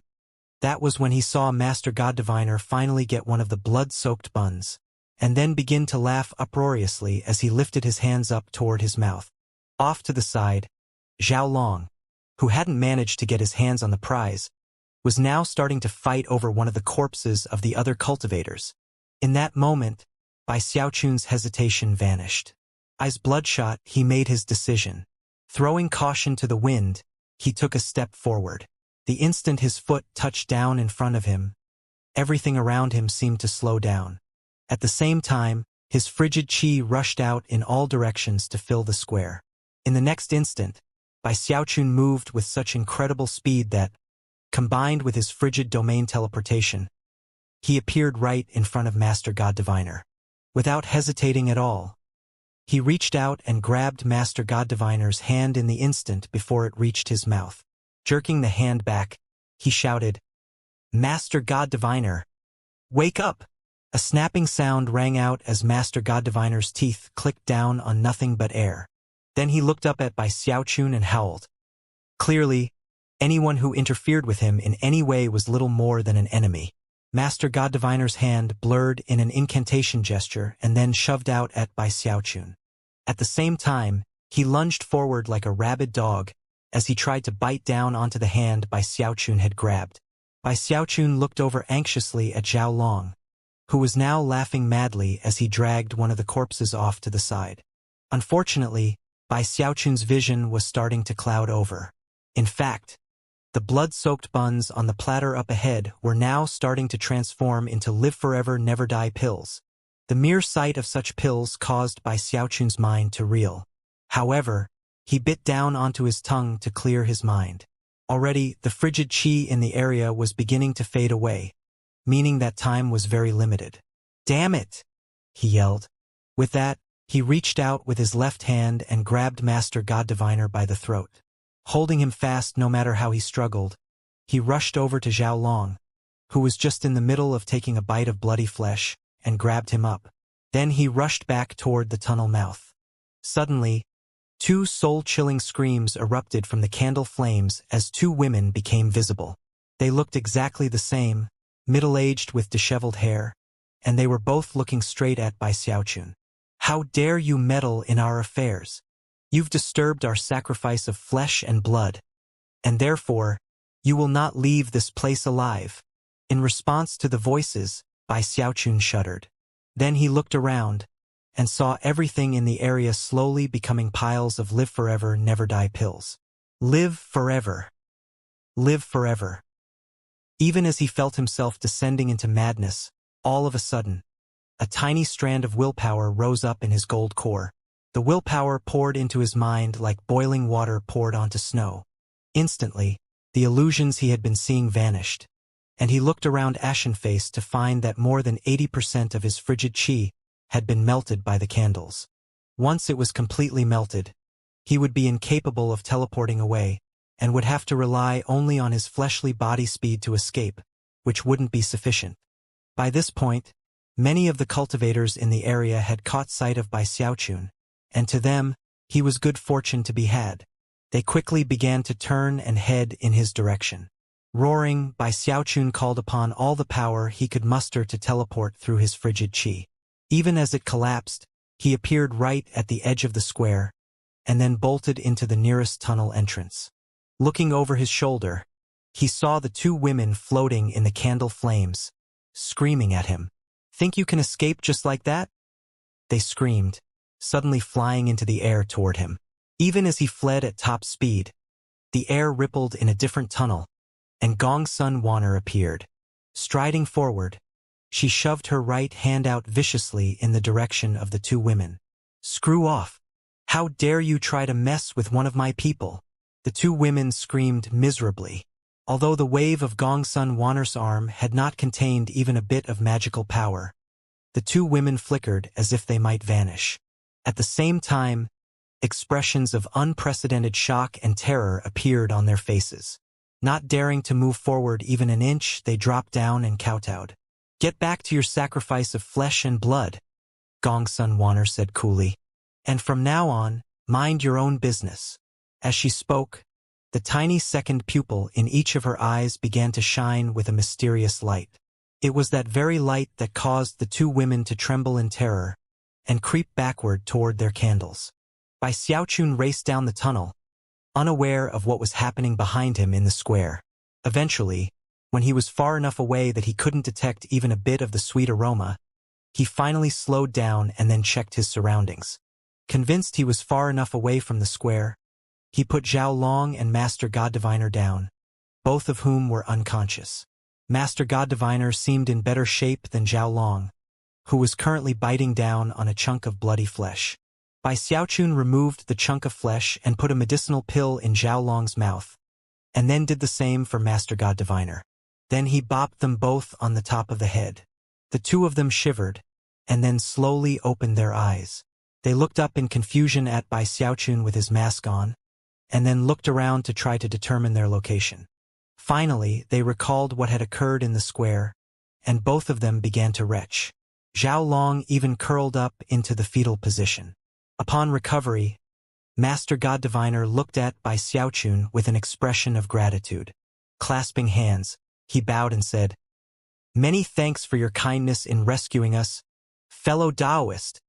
He was well aware that, considering how terrifying the situation had been, without someone there to rescue him, he might have ended up eating himself to death. The residual fear still had him trembling. After Zhao Long managed to stop vomiting, he looked at Bai Xiaochun with clasped hands and then bowed deeply. Although Bai Xiaochun looked like a soul cultivator, he was still profoundly thankful. "This place is very dangerous," Bai Xiaochun said. "You two take care of yourselves." By now, he felt physically and emotionally exhausted. From the moment he had entered this labyrinth, he had been fighting with cultivators or running from terrifying entities, and it was getting very hard to handle. Whether it was the red hats or the blood-soaked buns, they all left Bai Xiaochun feeling very threatened. Sighing, he gave Master God Diviner and Zhao Long some medicinal pills and paper talismans, then left. He chose not to take them with him.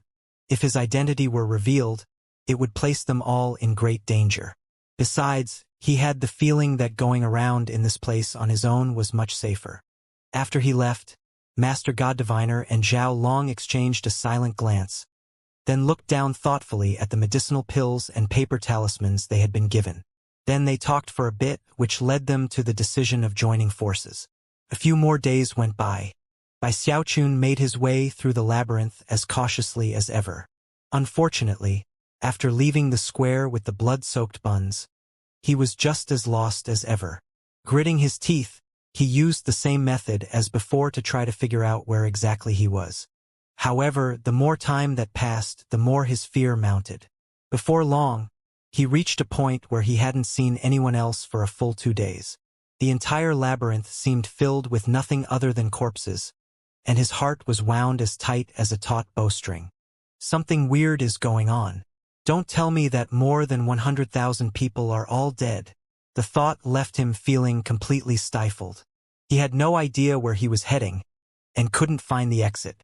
He couldn't leave marks on the walls to keep track of where he'd been, and actually had the feeling he was going in circles. On top of it all, he now felt like he was alone. He was so jumpy about everything that he wasn't even thinking about his mask and disguise. Another day passed. He had decided to pick up speed, and yet, still hadn't encountered anyone else. His terror grew. Then he thought of the person who had landed him in his mess, and gnashed his teeth. Damn that Chun Hutian. I served the Great Wall well, and this is how you repay me? It was in that moment of rage when Bai Xiaochun suddenly heard the sound of whistling air. Apparently, someone was heading in his direction at top speed. Considering it had been days since he'd seen anyone else, he was actually delighted. However, at the same time, he maintained full vigilance, backing up and keeping his eye on the intersection up ahead. At the same time, the whistling sound stopped, as if whoever it was on the other side of the corner had also detected the presence of another. Bai Xiaochun had no idea who was around that corner. It could be a person or a ghost for all he knew. Whoever it was, they seemed equally befuddled about Bai Xiaochun. For a very long moment, nothing happened as the two of them stood there silently, the tension mounting. Finally, Bai Xiaochun took in a quiet breath and pulled a flying sword out. With the wave of a sleeve, he drew upon his control power to send it flying toward the intersection. Meanwhile, a black shaft of light flew out from the other side of the corner. Within that black shaft of light was a soul arrow which slammed into Bai Xiaochun's flying sword, shattering it to pieces. A moment later, the soul arrow was right in front of Bai Xiaochun, forcing him to summon a huge cauldron to block its path. Even as the resulting boom shook the area, Bai Xiaochun suddenly laughed. As soon as he saw that soul arrow, he recognized the type of arrow it was, and thought of the bow which shot it, and of Zhou Yixing. He actually didn't know Zhou Yixing's name, but he did remember the star sigil on his forehead, because the character Star Xing rhymed perfectly with the character Gorilla Xing. He decided to make up his own name. So it's you, Mr. Gorilla. Now that he was sure that he was dealing with a person, and not some freakish entity, his spirits were lifted immediately. Rushing forward, he burst into the intersection in almost the same moment that Zhou Yixing emerged. When Zhou Yixing saw Bai Xiaochun, his expression flickered. He had been jumpy with fear lately himself. Although the bizarre entities in the labyrinth weren't completely impossible to escape from, without his star sigil, Zhou Yixing would likely have been killed long ago. At the moment, he seemed to be in bad condition. His hair was disheveled, and his bag of holding was running low on magical items. Worse, his star sigil was fading away from being used so many times. Once it ran out, the only way to get a new one would be to return to his clan and kowtow in front of the ancestral shrine for 49 years. As far as he was concerned, the main reason he was on the verge of losing his star sigil was Bai Xiaochun. Before encountering him, everything in the labyrinth had gone well, but afterward, he had been plagued with bad luck. Never could he have imagined that after days without seeing anyone, the first person he would encounter would be Bai Xiaochun. "You're the gorilla, Bai Xiaochun," he shouted. "Everyone in your family is a gorilla." Actually, he wasn't completely sure who this person was, but was convinced that he had to be Bai Xiaochun. Even as Bai Xiaochun neared, Zhou Yixing lifted his great bow and unleashed a rapid succession of 9 soul arrows. In response, Bai Xiaochun laughed and opened his eternal parasol, easily blocking all of the soul arrows before closing in on Zhou Yixing. Zhou Yixing immediately noticed the 9 designs on the eternal parasol and recalled that before it only had 8. His eyes turned red, and he let out a bellow of rage. It didn't take much speculation on his part to reach the conclusion that his own 9-colored flame had been used to perform another spirit enhancement. The fact that Bai Xiaochun had succeeded with the spirit enhancement on the first time seemed like a complete stroke of luck, and further incensed Zhou Yixing. "No need to get angry, Mr. Gorilla. Just tell me what your name is." Closing the eternal parasol, he performing an incantation gesture and waved his hand, sending frigid chi blasting out to form a hail of ice spikes which sped toward Zhou Yixing. The truth was that Bai Xiaochun was very happy to have encountered Zhou Yixing, and was not inclined to kill him, not after spending so many days alone. He had even begun to regret leaving Master God Diviner and Zhao long behind, so any familiar face at all was like a blessing. "I'm Zhou Yixing Do Yixing, you moron," he roared, leaping back to avoid the ice spikes, and simultaneously performing a double-handed incantation gesture that caused numerous vengeful souls to burst out from inside of him.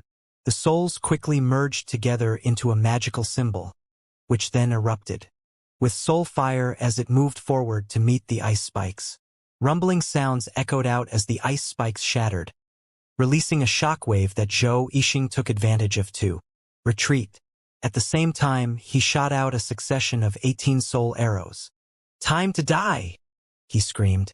Without his eternal parasol, Bai Xiaochun would have had a hard time dealing with Zhou Yixing's bow, which also had received a 9-fold spirit enhancement. But things were different now. "Zhou Yixing Do Yixing? You mean the Xing for gorilla? So you really are a gorilla? Ha ha ha." Bai Xiaochun snapped open the eternal parasol, and yet again blocked the soul arrows, then unleashed his frigid chi to send out a volley of ice spikes.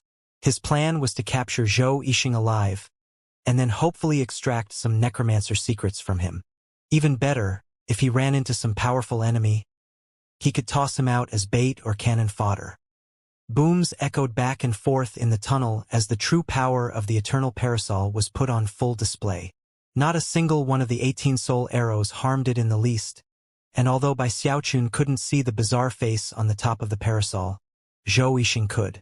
To Zhou Yixing, the smiling face looked hair-raisingly terrifying, and even reminded him of the red hats from before. "What the hell kind of parasol is that?" he thought, his scalp tingling. As for the frigid chi in the area, it was so cold that he felt himself shivering inside. It was a moment of deadly crisis in which Zhou Yixing's eyes shone with madness as he flew backward. This time, instead of summoning soul arrows, he pulled a new type of arrow out of his bag of holding. It was bright red and emanated intense heat, which caused the frigid qi in the area to tremble on the verge of collapse. When Bai Xiaochun saw it, his expression flickered. What? What is that? Why does it feel so much like 9-colored flame? No, wait. Could that be a 10-colored flame? Bai Xiaochun was completely stunned that Zhou Yixing would have a precious object like this on him. What made Bai Xiaochun even more nervous was that at one glance it looked like an arrow, but a moment later, it actually looked like it was made from fire. It was almost as if it existed in a state between corporeal and illusory. Even more extraordinary was that Bai Xiaochun spotted a golden design on the surface of the arrow. Golden design. Although he initially wasn't certain what that golden design was, it sent his mind spinning, and within moments he had reached a conclusion. That's a precious treasure which has received an 11-fold spirit enhancement.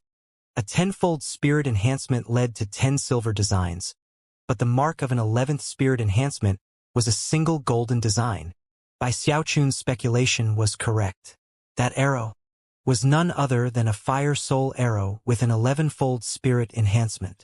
Zhou Yixing felt that he had no other choice than to pull out this trump card of his that he had been hoping to save for some other occasion. It was a special item given to him by his clan to use as a last-ditch line of defense.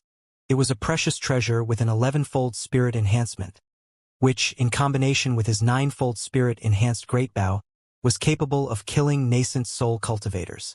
The fact that he was resorting to this arrow showed how much Zhou Yixing wanted to kill Bai Xiaochun. Time to die, Bai Xiaochun! He roared as he knocked the arrow to the bow. Meanwhile, Bai Xiaochun's hair was standing on end, and his pupils were constricted as a sensation of deadly crisis swept through him. As of this moment, he was convinced that this arrow could most definitely kill him. There was no time for thought or planning. As Zhou Yixing drew the bow, Bai Xiaochun let out a shout and opened his third eye. Instantly, Zhou Yixing shivered, and a confused expression appeared on his face as the hand he was using to draw the bowstring back suddenly stopped moving. In that same moment, rumbling sounds could be heard as Bai Xiaochun used the living mountain incantation, and also stretched his hand out to call upon his water swamp kingdom. As the area around him turned into a watery swamp, he pulled his frigid qi back in, causing a tempest to rage around him. And yet, things weren't over yet. The power of the undying live forever technique surged around him, pushing his fleshly body power to the limit. All of these things take some time to describe, but actually happened in the briefest of moments. A moment later, the star sigil on Zhou Yixing's forehead erupted with starlight, breaking him free from Bai Xiaochun's control. As sweat began to drip down his face, he released the bowstring. Then, a thrumming sound could be heard, as a fire soul arrow with an 11-fold spirit enhancement flew forth. The instant it left the bow, it transformed into a huge fire dragon, extremely lifelike in appearance. As the dragon shot toward Bai Xiaochun, it ran into the frigid qi tempest, shattering it, and then continued forward until it ran into a huge spike that was rising up from the ground. As a deafening boom rocked the corridor, Bai Xiaochun leapt into the air, transforming into an enormous stone golem. Extending his right hand, he unleashed the mountain-shaking bash and then the throat-crushing grasp, using all the power of a living mountain and his fleshly body in one massive attack. After all, this arrow could kill a nascent soul cultivator, and therefore he had no hope of being able to evade it. His only hope now was to capture it. As his gold core spun rapidly, a black light suddenly flashed out from inside of him as his turtle walk appeared to block the fire soul arrow. A huge boom echoed out as the two connected, and the fire soul arrow even let out something like a miserable shriek as a shockwave rolled out. However, because all of these things were happening so quickly, and because Bai Xiaochun's current position blocked Zhou Yixing's line of sight, he couldn't see exactly what was happening. Just when the fire soul arrow was about to collapse into pieces, Bai Xiaochun used the power of his fleshly body and the strength of a living mountain, as well as the force of the mountain-shaking bash and the throat-crushing grasp, to reach out and grab the throat of the fire dragon. Then, the might of the undying hex surged out to prevent the arrow from exploding. Massive rumbling filled the tunnel, and the intense shockwave that spread out caused blood to spray out of the mouth of Zhou Yixing as he tumbled backward like a kite with its string cut, his expression a mix of disbelief and shock. How could he ever have guessed that his fire soul arrow, which could kill a nascent soul expert, would be grabbed by Xiaochun? As soon as Xiaochun laid his hand on the fire soul arrow, his water swamp kingdom spike collapsed, and his frigid chi faded away. His stone golem form shattered, and he was revealed, coughing up a cloud of blood. He was thrown backward, his layers of armor disintegrating into ash, and yet, his hand held fast onto the arrow. The struggling fire dragon roared and fought, but in the end, it shrank back down into an arrow. Impossible! Zhou Yixing cried, his eyes nearly popping out of his skull. Panting as a sensation of deadly crisis filled him, he looked at the unbelievable scene playing out in front of him, his heart filled with terror.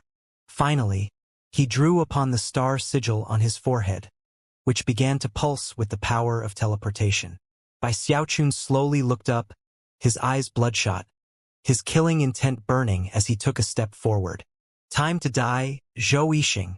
That step almost seemed to land directly on Zhou Yixing's heart. He trembled visibly and let out an involuntary shriek. If his fire soul arrow couldn't kill this opponent, then what could?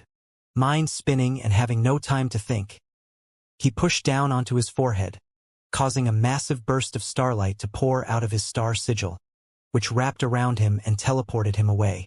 He didn't dare to do anything other than flee. At the moment, the mere thought of Xiaochun left him terrified. Xiaochun coughed up a mouthful of blood as Zhou Yixing was whisked away, after which his jaw dropped. I can't believe he ran away so quickly. I didn't even get to finish coughing up that blood. As soon as Xiaochun had sensed the power of teleportation coming from Zhou Yixing's star sigil, he had intentionally coughed up some blood to try to make himself look weak. His plan had been to trick Zhou Yixing into staying behind, and then show off how powerful he really was. Ideally, he would have ended up killing Zhou Yixing. However, in defiance of all his expectations, Zhou Yixing didn't even wait for him to cough up the blood before vanishing. Sighing, Xiaochun pulled out a godly vestige pill and consumed it. As he began to recover from the fight, he looked down at the arrow in his hand and then began to laugh merrily. I probably shouldn't kill this Zhou Yixing anyway. Every time we fight, he ends up giving me a precious item. 9-colored flame. A soul arrow with an 11-fold spirit enhancement. Ha ha ha. There's also that bow of his. Having reached this point in his train of thought, he excitedly thought back to the fight which had just played out. The arrow had been incredibly powerful, so much so that he had been terrified of it. If it wasn't for his use of his heavenspan Dharma eye and the protection of the turtle walk, he would either have been captured or absolutely destroyed. That was really a nice bow, Xiaochun thought, licking his lips. The more he pondered how amazing the bow was, the more excited he got, and at the same time, realized he had put on too good of an act earlier. Otherwise, he wouldn't have ended up scaring his lucky star away. I probably shouldn't call him Mr. Gorilla in the future. What a pity this labyrinth is so big. Most likely I won't run into him again. Sighing, he realized that he already missed Zhou Yixing. A moment later, he looked back down at the fire soul arrow with its 11-fold spirit enhancement. The arrow only continued to leave him more shaken, especially with the way it seemed to flicker back and forth between illusory and corporeal. The longer he looked at it, the more he felt like it was tugging at his own soul. Is the arrow itself extraordinary, or is it the 11-fold spirit enhancement that's made it so incredible? Taking a deep breath, he thought back to the Heavenhorn sword back in the river-defying sect, with its 10-fold spirit enhancement. How might that sword change if it had an 11-fold enhancement? Presumably, it would be even more incredible than before. What an awesome arrow, he thought, quickly putting the arrow into his bag of holding. Patting his bag contentedly, he mused that he really had profited well by coming into the labyrinth. HMMMMPHH. I bet nobody in this labyrinth is richer than me, not even that Deva. I've got stuff in my bag of holding that would shock even him. Although he was quite proud of himself, he also couldn't forget all of the ordeals from the past several days, and the bizarre things that had occurred, that left him feeling a bit stiff and drove away any feelings of pride. He even had to remind himself that he mustn't allow himself to grow lax in his caution. No amount of riches is worth more than my poor little life. Shaking his head, he looked around cautiously before proceeding forward. Meanwhile, in a tunnel not too far away from Bai Xiaochun, starlight swirled, and Zhou Yixing stepped out into the open, coughing up a mouthful of blood. By this point, the star sigil on his forehead was visibly cracked, and looked like it might collapse at any moment. Zhou Yixing felt like weeping about it, although he currently had no tears to shed. "It's all your fault, Bai Xiaochun," he raged as he stood there trembling and ashen-faced. "You took my 9-colored flame and my fire soul arrow. Damn you, Bai Xiaochun. If it wasn't for you, I never would have even come here. Damn you and damn this labyrinth." Zhou Yixing felt like he was hovering on the verge of going insane. As of this moment, he only had one teleportation left before his star sigil was destroyed for good. Before entering the labyrinth, he couldn't have possibly guessed that it would be so dangerous, and that he would have to rely on the power of his star sigil so many times. By now, he completely regretted his decision. I absolutely, positively must not run into any of those bizarre entities. And I definitely have to avoid Bai Xiaochun. I can't believe my fire soul arrow didn't kill him. He's completely inhuman. Sighing, he began to creep forward, mind focused on a single thing: finding the exit, leaving, and never coming back. As for Bai Xiaochun, he had already made a decision. After he got back home, he would ask his entire family to track him down and kill him. As Zhou Yixing was resolving to avoid Bai Xiaochun at all costs, Bai Xiaochun was proceeding through the labyrinth, feeling dizzy from how all the walls looked exactly the same. "Where is that exit?" he thought anxiously. "This is crazy. I'm totally turned around. Alright, whatever. I'll just count this intersection as my starting point." Taking a deep breath, he took out a jade slip and then continued with his previous custom of sticking to the right. This time, however, he tried to take measured, uniform steps. At the same time, he began to trace out his path in the jade slip. Took patience, but he stuck with it. Whenever he reached intersections, he would pick the right-hand side. Gradually, an outline of his route began to take shape in the jade slip. A few more days went by. By this point, he had been in the labyrinth for nearly a month. Thankfully, he had plenty of spirit alcohol, which helped him keep his cultivation base and battle prowess sufficiently powered. However, he would still run into occasional situations in which he needed to draw upon spirit energy, and after a few more months passed, he began to run low on spirit alcohol. Bai Xiaochun's anxiety continued to build, and he started to lose track of time. One day, he suddenly saw movement up ahead of him in the corridor. "Who's there?" he said loudly, pulling out his eternal parasol. However, whoever it was up ahead completely ignored him and kept moving. Heart pounding, Bai Xiaochun was about to start backing away when he suddenly saw clearly who it was up ahead of him, and his jaw dropped. It was one of the cultivators from the Great Wall, someone he recognized. However, to his shock, he realized that the man's eyes were completely blank, and his face was slack and expressionless. His cultivation base seemed to have slipped back down into foundation establishment, and even more strange was the fact that he wasn't really walking. His feet dragged on the ground, and although he wasn't floating through the air, it almost seemed like he was being pushed along from behind. The man didn't seem to notice Bai Xiaochun, who stood there wondering exactly what was going on. He thought about taking the initiative to attack him, but then hesitated and decided not to inadvertently provoke him. Instead, he simply stepped to the side and watched him closely as he passed by. The entire time, the man didn't stop or even look at him. He just walked on by. That was when Bai Xiaochun's gaze fell upon the man's back, and suddenly, he felt all the hair on his body stand up on end. WHWH. What is that? Backing up, his face drained of blood as he looked at what was sticking to the man's back. It was a life-size person made of paper. The paper person had arms, legs, and a head with a lifelike face. It was stuck to the cultivator's back as if it had always been a part of him, and yet, Bai Xiaochun could tell that life force and cultivation-based power was flowing constantly from the cultivator into the paper person. The paper person's eyes were closed, but Bai Xiaochun could clearly see that its expression, and also its facial features, were slowly coming to resemble the cultivator it was stuck to. The bizarreness of the spectacle caused Bai Xiaochun to shiver in fear, and even place his hand over his mouth from the horror. Worried that he might attract the attention of the paper person, he simply watched the cultivator trundle off into the distance. Then he breathed a sigh of relief. What the hell is this place? He thought. Whether it was the red hats, the blood-soaked buns, or this paper person, everything gave him a feeling of terror. Furthermore, the paper person seemed like something that couldn't be fought against using the cultivation base, but rather something that affected the soul directly. After everything which had occurred so far, Bai Xiaochun was feeling very jumpy. Not daring to continue in the direction he had been heading, he picked a new path and continued to try to keep track of his progress. However, despite his vigilance, he soon realized that there were 5 people up ahead. 2 were Great Wall cultivators, 2 were soul cultivators, and there was even a savage giant. Furthermore, all of them were trudging along just like the cultivator he had seen earlier.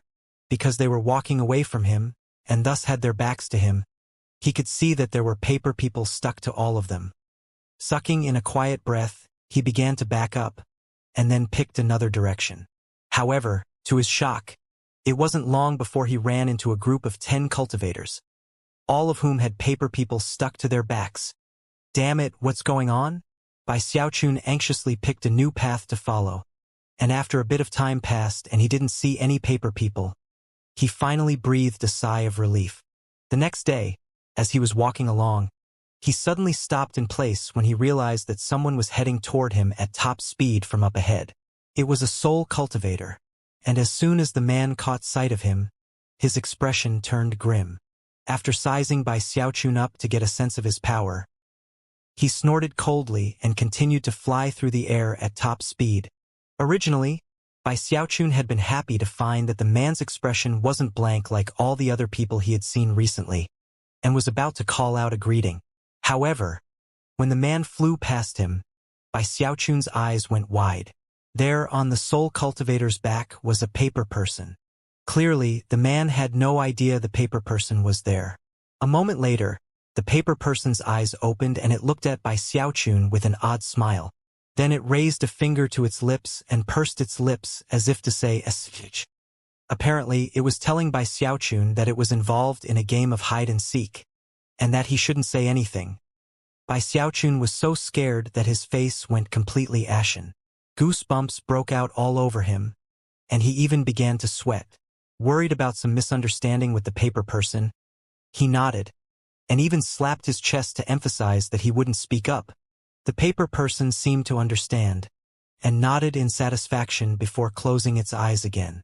After the soul cultivator disappeared into the distance, Bai Xiaochun wiped the sweat from his brow. These paper people must be able to sneak up on you without you ever realizing it. Nervous, he suddenly looked over his shoulder. Bai Xiaochun whipped his head around with lightning speed, and gave no advance warning that he would do so. However, he didn't see anything attached to his back. He even reached up with his hand and felt around to make sure there was nothing there, before breathing a sigh of relief. All right, good. There's nothing on my back. Even still, he was very nervous about the whole situation. The soul cultivator from moments ago was the first person he had encountered recently who had seemed conscious. And yet, the fact that he still had a paper person on his back was very telling, and was also quite confusing to Bai Xiaochun. After glancing around, he wasn't quite sure what to do. Finally, he gritted his teeth and picked a new direction to head in. He continued to encounter more cultivators, almost as if they had been gathering in this area. That would explain why he had gone for so long without seeing anyone. However, almost everyone he encountered had a blank expression and a paper person on their back. Those who were lucid were often fleeing madly through the tunnels, or even thrashing about as they tried to grab at their backs. Others were ripping their clothing off. However, nothing anybody did could stop the paper people from sticking to them. Everything that was happening had by Xiaochun jumping at his own shadow and constantly looking over his shoulder. Occasionally, he would encounter locations with magical nodes on the ground, upon which lay paper people, apparently absorbing energy. Bai Xiaochun was slowly slipping into a panic and resorted to increasingly higher speed. He tried to skirt around any areas that had paper people, and eventually noticed that he was encountering fewer and fewer cultivators. However, for some reason, everything seemed to be getting more frightening and more cold, to the point where his hair started to stand on end. Finally, he stopped and picked a different direction. However, the next day, Bai Xiaochun was startled to discover that no matter which direction he picked, the sinister coldness only continued to grow stronger. "Don't come after me," he muttered, scowling on the verge of tears, heart burning with anxiety. He rotated his cultivation base to push the sinister coldness away from him. However, despite reducing its effects a bit, he couldn't prevent it from touching him. One day, as he was rushing nervously through the tunnels, he caught sight of a pile of corpses. There were more than 1,000 of them, and without exception, they all had paper people on them. The paper people appeared to be either sleeping or absorbing energy from the corpses. In fact, many of the corpses had more than one paper person on them, with some having as many as 7 or 8. What caused Bai Xiaochun's eyes to go wider than anything else was one gray-robed necromancer who had dozens of paper people wrapped around him and absorbing his energy. The necromancer wasn't dead, and apparently was still aware of what was happening. However, his eyes were completely filled with despair. Shuddering with fear, Bai Xiaochun murmured, "This place must be a paper person hive." From what he could tell, there were at least 2,000 paper people in the area. "They can't see me. They can't see me." Fearful of attracting their attention, and worrying that he was disturbing their mealtime, he quietly began to tiptoe backward. However, before he could take even 5 steps, one of the dozens of paper people on the necromancer looked up, almost as if it had smelled something. Sniffing the air, it turned to look at Bai Xiaochun, and then its eyes began to shine with strange light.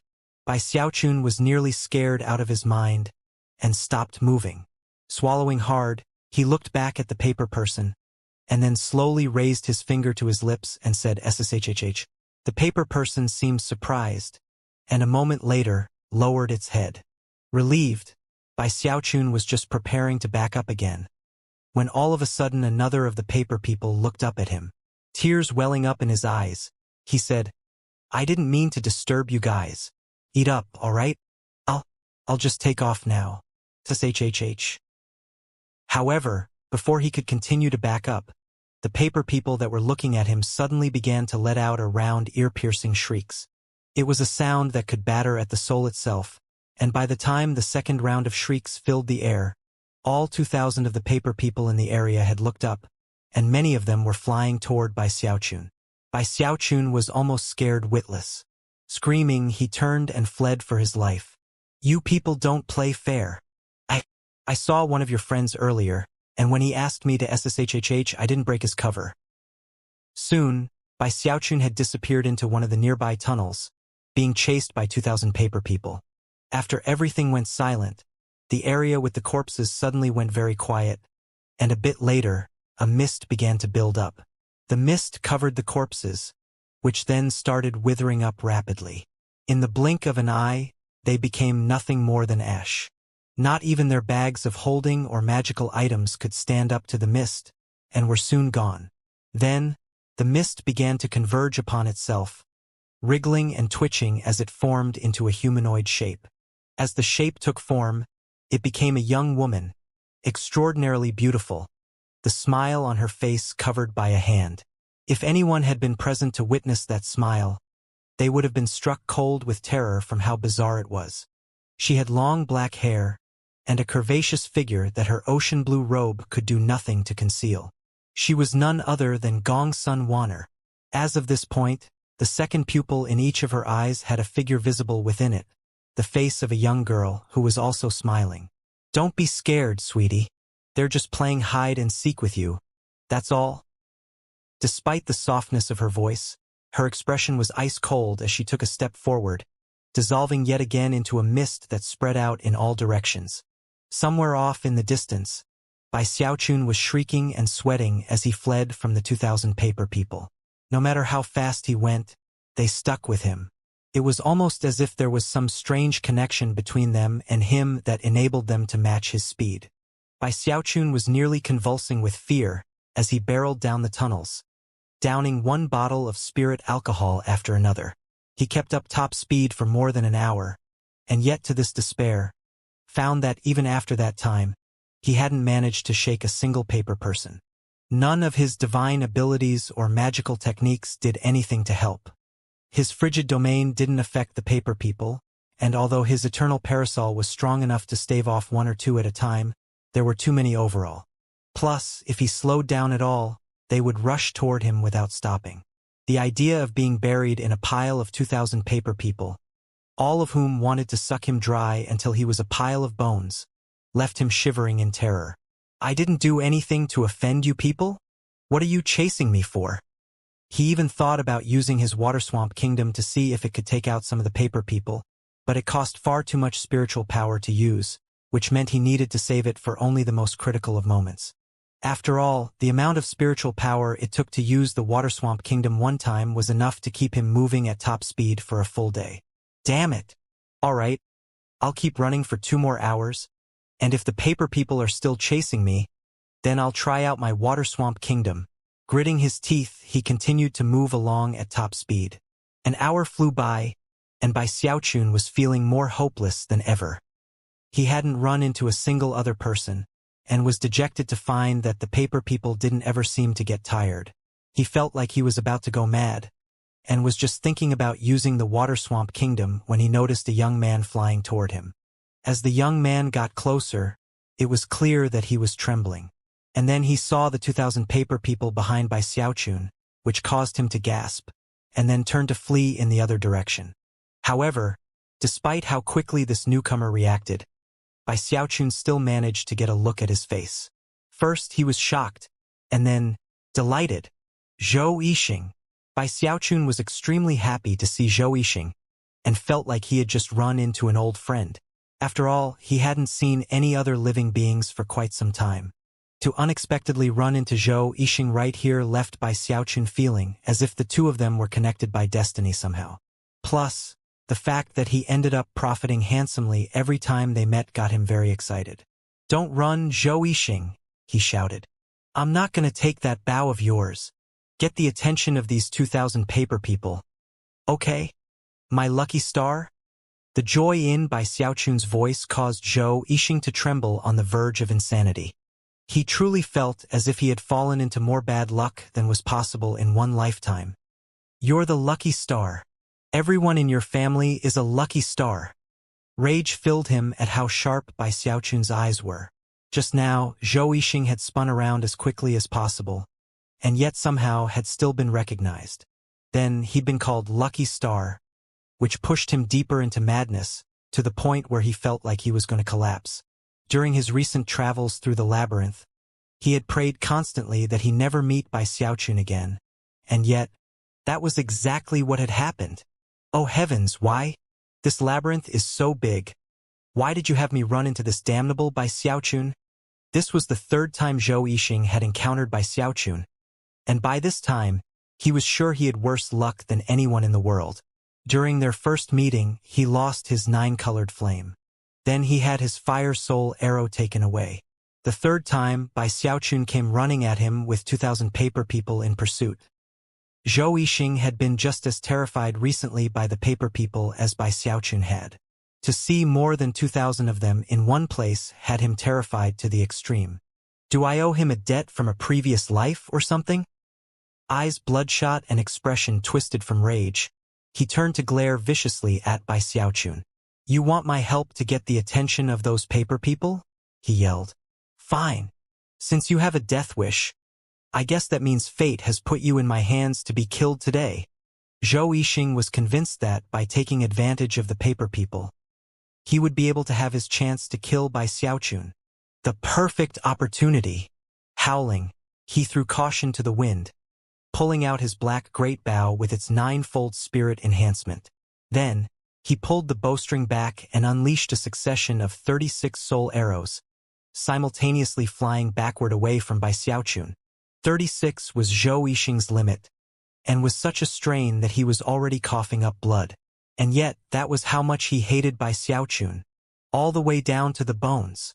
The 36 soul arrows screamed through the air toward Bai Xiaochun, whose face fell at the realization that, in his excitement at running into his lucky star, he had pushed things too far. The truth was that this really was the perfect opportunity for Zhou Yixing to kill Bai Xiaochun. "I can't believe you're being such a bully, Mr. Gorilla," he shouted. As the 36 soul arrows closed in, it was clear that they were locked onto his position, and that he couldn't dodge them. Considering that there were paper people right behind him, it put him in a very dangerous position. Therefore, he waved his right hand and snapped the eternal parasol open.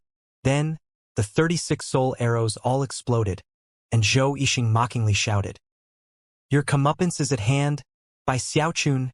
Ignoring any injuries it would wreak upon him, he took a breath and launched another 30 arrows. The arrows slashed through the air like lightning, instantly reaching Bai Xiaochun's position and then exploding with incredible force. Even if Bai Xiaochun were stronger than he already was, he couldn't have done anything other than fall back in the face of such an attack. As he did, the 2,000 paper people increased their speed, closing the distance in the blink of an eye. Bizarre smiles could be seen on the faces of the screaming paper people, and looks of greed and madness filled their eyes as they pounced toward Bai Xiaochun. Off in the distance, Zhou Yixing watched what was happening with such excitement that he was shaking. Then he threw his head back and laughed at the top of his lungs. "I didn't kill you, Bai Xiaochun. This is just the will of the heavens." Zhou Yixing felt wonderful at being able to instantly rid himself of the depression that had gripped him so deeply recently. As Zhou Yixing watched the paper people pouncing toward Bai Xiaochun, he cackled madly and then said, "Bai Xiaochun, you." However, before he could finish speaking, his eyes went wide, and his words stuck in his throat. "Impossible!" To Zhou Yixing's shock, one glimmering shield after another had sprung up around Bai Xiaochun, until there were more than 1,000 of them, creating a 30-meter thick barrier around him. As the shields spread out, the paper people who had been pouncing on Bai Xiaochun stuck to its surface. However, because there were so many of them, they ended up looking like a huge paper ball. Inside of the paper ball, Bai Xiaochun was drenched in the sweat of fear. In the heat of the moment, he had been too short on time to use his water swamp kingdom, and therefore had resorted to defensive talismans to stop the advance of the paper people. After confirming that the shields were effective against the paper people, he looked through the cracks in their arms and legs at the gaping Zhou Yixing off in the distance. "Zhou Yixing," he bellowed, then began to move in his direction. Zhou Yixing's jaw dropped, and his mind began to spin as the huge paper ball began to speed in his direction. The sheer number of paper people that huge ball represented caused Zhou Yixing's scalp to tingle so hard it felt like it might explode. "He's still not dead?" he blurted in rage. Spinning, he began to flee, and yet despite the speed he was capable of, was no match for Bai Xiaochun. "What do I do? What do I do? Don't tell me I'm really going to have to resort to my final star sigil teleportation?" Swept up in a feeling of madness, he gritted his teeth and prepared to unleash the starlight within the star sigil. However, that was when he suddenly realized that the 2,000 paper people stuck to the surface of the shields were actually absorbing their power, which was causing the paper ball to shrink. Enthused, Zhou Yixing immediately abandoned his plan to teleport away. Heart thumping with excitement, he came to the conclusion that Bai Xiaochun was actually shooting himself in the foot, and once his shield disappeared, he would be killed in body and soul. Feeling more thrilled with every moment that passed, Zhou Yixing proceeded onward, keeping an eye on what was happening behind him and even laughing at the situation. Suddenly, a rumbling sound echoed out from the paper ball, startling Zhou Yixing. However, after confirming that it was maintaining the same speed as before, he calmed down. "Let's see how long you manage to hold out, Bai Xiaochun." Inside the paper ball, Bai Xiaochun was chuckling coldly, and thought about what Zhou Yixing's reaction would be to the fact that he could pull hundreds of thousands of paper talismans out of his bag of holding if he felt like it. Humph. If I pulled them all out at one time, you would definitely freak out. However, Bai Xiaochun was still worried. After all, he didn't have an endless supply of talismans, and would run out of them eventually. Looking around at the paper people absorbing the energy of the shields, he quickly came to the conclusion that they found the shields to be delicious. Heart-pounding, he put some more thought into the matter, then pulled out another paper talisman and threw it off to the side. Sure enough, some of the paper people immediately pounced on it and began to absorb it happily. Eyes flickering, Bai Xiaochun looked at Zhou Yixing fleeing off into the distance, and then decided to take one more risk. Because Bai Xiaochun was mostly out of sight inside the paper ball, and also because Zhou Yixing had to focus on moving ahead, he didn't see what had just happened. He was excited, only occasionally looking back to see how much the paper ball had shrunk. By this point, the ball had already shrunk from its previous size of 30 meters down to about half of that. In addition, Bai Xiaochun was slowing down, as if he were about to succumb to exhaustion. Zhou Yixing could even hear him let out a howl of seeming despair. Your comeuppance is at hand, Bai Xiaochun. Feeling almost completely free from care or worry, Zhou Yixing laughed loudly and pondered how all of this had been carefully planned out and executed by none other than himself. When I want someone dead, that person wouldn't dare to try and stay alive. Laughing, he looked back at Bai Xiaochun slowing down, the paper ball having shrunk down to roughly 9 meters. By this point, Zhou Yixing was confident enough to stop in place to watch Bai Xiaochun be reduced to a desiccated corpse. Zhou Yixing. Inside the paper ball, Bai Xiaochun was looking quite flustered.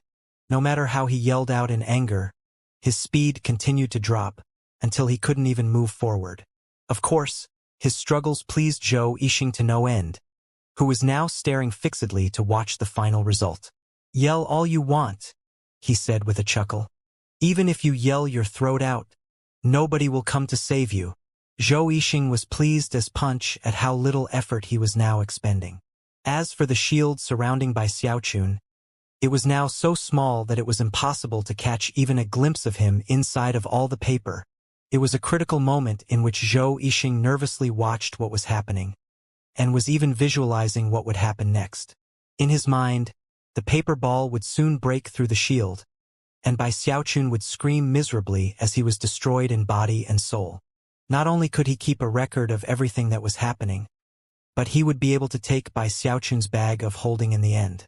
Then he could draw upon the final bit of teleportation power in his star sigil, and go get his reward of a full set of 5 elements Deva beast souls.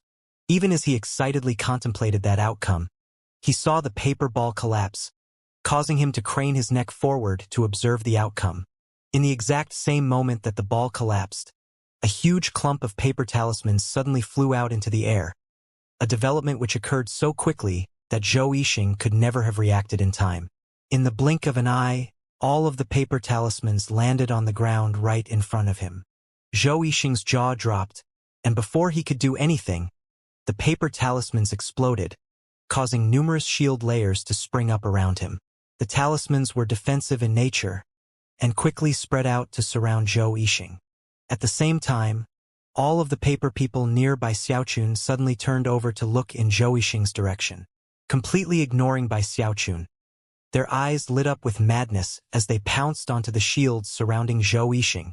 All of these things take some time to describe, but from the moment the shield around Bai Xiaochun collapsed until the paper talismans landed in front of Zhou Yixing and the paper people pounced, only 2 breaths of time had passed. Zhou Yixing's face fell, and his mind began to spin. Things were turning out exactly the opposite of how he had imagined. Screaming, he tried to back up, but it was too late. The paper people moved so quickly that, in the following moment, Zhou Yixing found himself in exactly the same situation Bai Xiaochun had just been in. Bai Xiaochun! He bellowed in rage, his heart quivering with regret and madness. Shameless! Completely shameless! You will not die a good death, Bai Xiaochun. Meanwhile, Bai Xiaochun was fleeing madly. The situation he had just been in was far too dangerous for his liking. Now that Zhou Yixing had replaced him, He forgot about his desire to get his bow and fled without hesitation. My poor little life is worth way more than that bow. I guess Zhou Yixing still counts as my lucky star. When he looked over his shoulder at the shrinking paper ball, he worried that the paper people might still notice him and give chase, so he tried to get as far away as possible. Meanwhile, Zhou Yixing was inside the paper ball, looking around in sullen fury as the paper people got closer and closer to him. Soon, tears began to leak out of the corners of his eyes. At the moment, he had no time to ponder how Bai Xiaochun was the bane of his existence. Instead, he reached up and pushed down onto his forehead. Rumbling sounds then echoed out as starlight filled the area, and the power of teleportation erupted. When the starlight faded away, Zhou Yixing was nowhere to be seen. Within a few moments, the paper people had completely devoured all of the shields, whereupon they scattered and began to search the area. When they found nothing, they drifted off into different random directions. In a tunnel somewhere else in the labyrinth, starlight glimmered, and Zhou Yixing stepped out, coughing up blood. He did nothing to hold it back, leaning up against the wall as blood spilled out from inside of him. Then he chuckled bitterly. As for the star sigil on his forehead, it gradually grew dimmer, until finally, it crumbled into ash and blew away. My star sigil is gone, he lamented. As he thought back to everything which had occurred with Bai Xiaochun, he felt more than ever that he was the bane of his existence. More tears began to pour down his cheeks. I'm not going to try to kill him. I hope I never see him again for the rest of my life. In that moment, Zhou Yixing seemed to age significantly. He had been wounded both physically and mentally, and was even starting to question the purpose of his own life. In sharp contrast to Zhou Yixing's bitter grief, Bai Xiaochun was in extremely high spirits. He felt like he had just survived a major tribulation, and had finally secured safety for his poor little life. He wasn't even angry about Zhou Yixing's previous treachery. After all, without Zhou Yixing there, he might not be alive right now. He had even gone to the lengths of sacrificing himself to save Bai Xiaochun. Whatever. If we're connected by destiny, Brother Zhou, then you'll probably make it out alive yourself. I hope we have a chance to meet again one day. Relishing the thought of what might happen then, Bai Xiaochun hurried along his way. However, as he walked through the tunnels, he started getting the feeling that something was off. He suddenly whipped around to check his back, but didn't see anything. Reaching over his shoulder, he fumbled around with his hand, but couldn't feel anything. Unsure of whether he was just imagining things, he kept going. Eventually, he noticed a great wall cultivator approaching from the other direction looking very nervous, as if he had just survived some dangerous ordeal. When their eyes met, Bai Xiaochun could instantly see that the man was terrified. A moment later, the cultivator bowed his head and stepped to the side to allow Bai Xiaochun to pass. Bai Xiaochun was thinking of asking the cultivator some questions, but quickly dismissed the idea when he realized the man had a paper person on his back. Bai Xiaochun immediately sped up, flying past the cultivator. Some distance away, he looked over his shoulder to find the cultivator rushing toward him aggressively. But then, the man suddenly stopped in place and nodded in terror. Seeing that Bai Xiaochun had noticed him, he shrieked and fled. Bai Xiaochun was at first taken aback, but then he thought back to when he had seen one of the paper people on someone else's back. That paper person had said SSHHH, and he had nodded in response. The nod of the cultivator just now had seemed very similar, and at that point, Bai Xiaochun's terror began to mount. There's no way I have a paper person on my back, he thought, his mind spinning. Face turning ashen, he looked over his shoulder over and over again until his neck hurt. However, he didn't see anything. Unfortunately, divine sense was suppressed in the labyrinth, making it impossible to use it to scan himself. Even reaching around with his hands didn't reveal anything. Finally, he decided to pull out his copper mirror, but still couldn't see anything on his back. He proceeded onward, filled with suspicions. As time went on, his expression turned more and more unsightly, until he was absolutely certain that there was something on his back. Scared out of his mind, and hair standing on end, he breathed, There's something on my back. Bai Xiaochun let out a yelp of fear and looked over his shoulder, trembling. He also fumbled around behind his back. And yet, he still didn't have any evidence that anything was there. However, the feeling only kept getting stronger, to the point where he felt like he couldn't breathe. There's definitely something there. Tears welling up in his eyes, he let out a shout as he plastered some paper talismans onto him. And yet, after the shield layers sprang up, he still felt the same. No matter what he did, he felt like there was someone clinging to him. How come nothing works? He thought nervously. Gritting his teeth, he unleashed the living mountain incantation, transforming into a stone golem and then back again. Despite that, he still felt like something was there. In fact, the sensation was even stronger. Most terrifying of all was that Bai Xiaochun was sure that whoever was behind him was absorbing his life force. No, that's my longevity, he wailed. That's my chance to live forever. I don't want this. Come on, let's talk things over. Just get off my back. He even pulled out the eternal parasol and poked it over his shoulder, but whoever was stuck to his back refused to budge. Bai Xiaochun was starting to feel confused, and he even went so far as to use his water swamp kingdom. However, nothing changed. What am I supposed to do? Don't tell me that I, Bai Xiaochun, am going to lose my life right here? I refuse to accept this. I'm still young. I haven't even gotten married yet.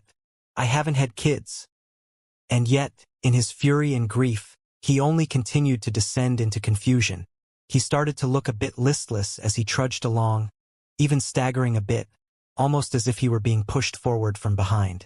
The truth was that he did have a paper person on his back, as if it had always been a part of him. Furthermore, it was greedily sucking away at his cultivation base and life force. This paper person was different from the others, though. It wasn't white. It was red. Furthermore, it had 6 eyes, which opened and closed continuously in a very strange fashion.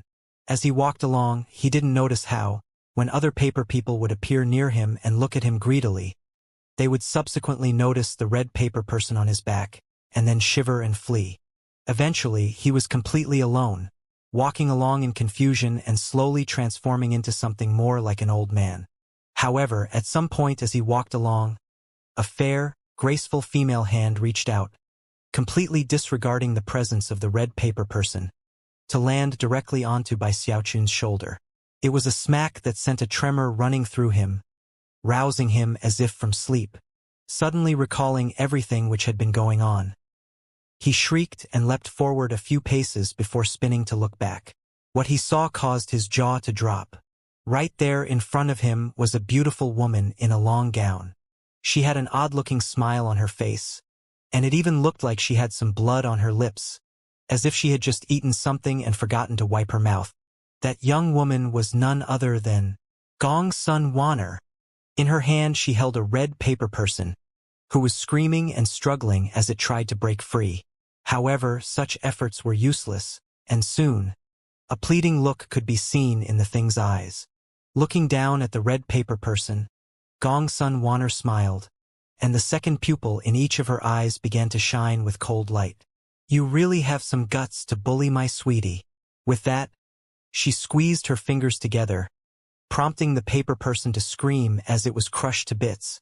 Then, white wisps of smoke rose up and floated back toward Bai Xiaochun, which was none other than his lost life force being returned to him.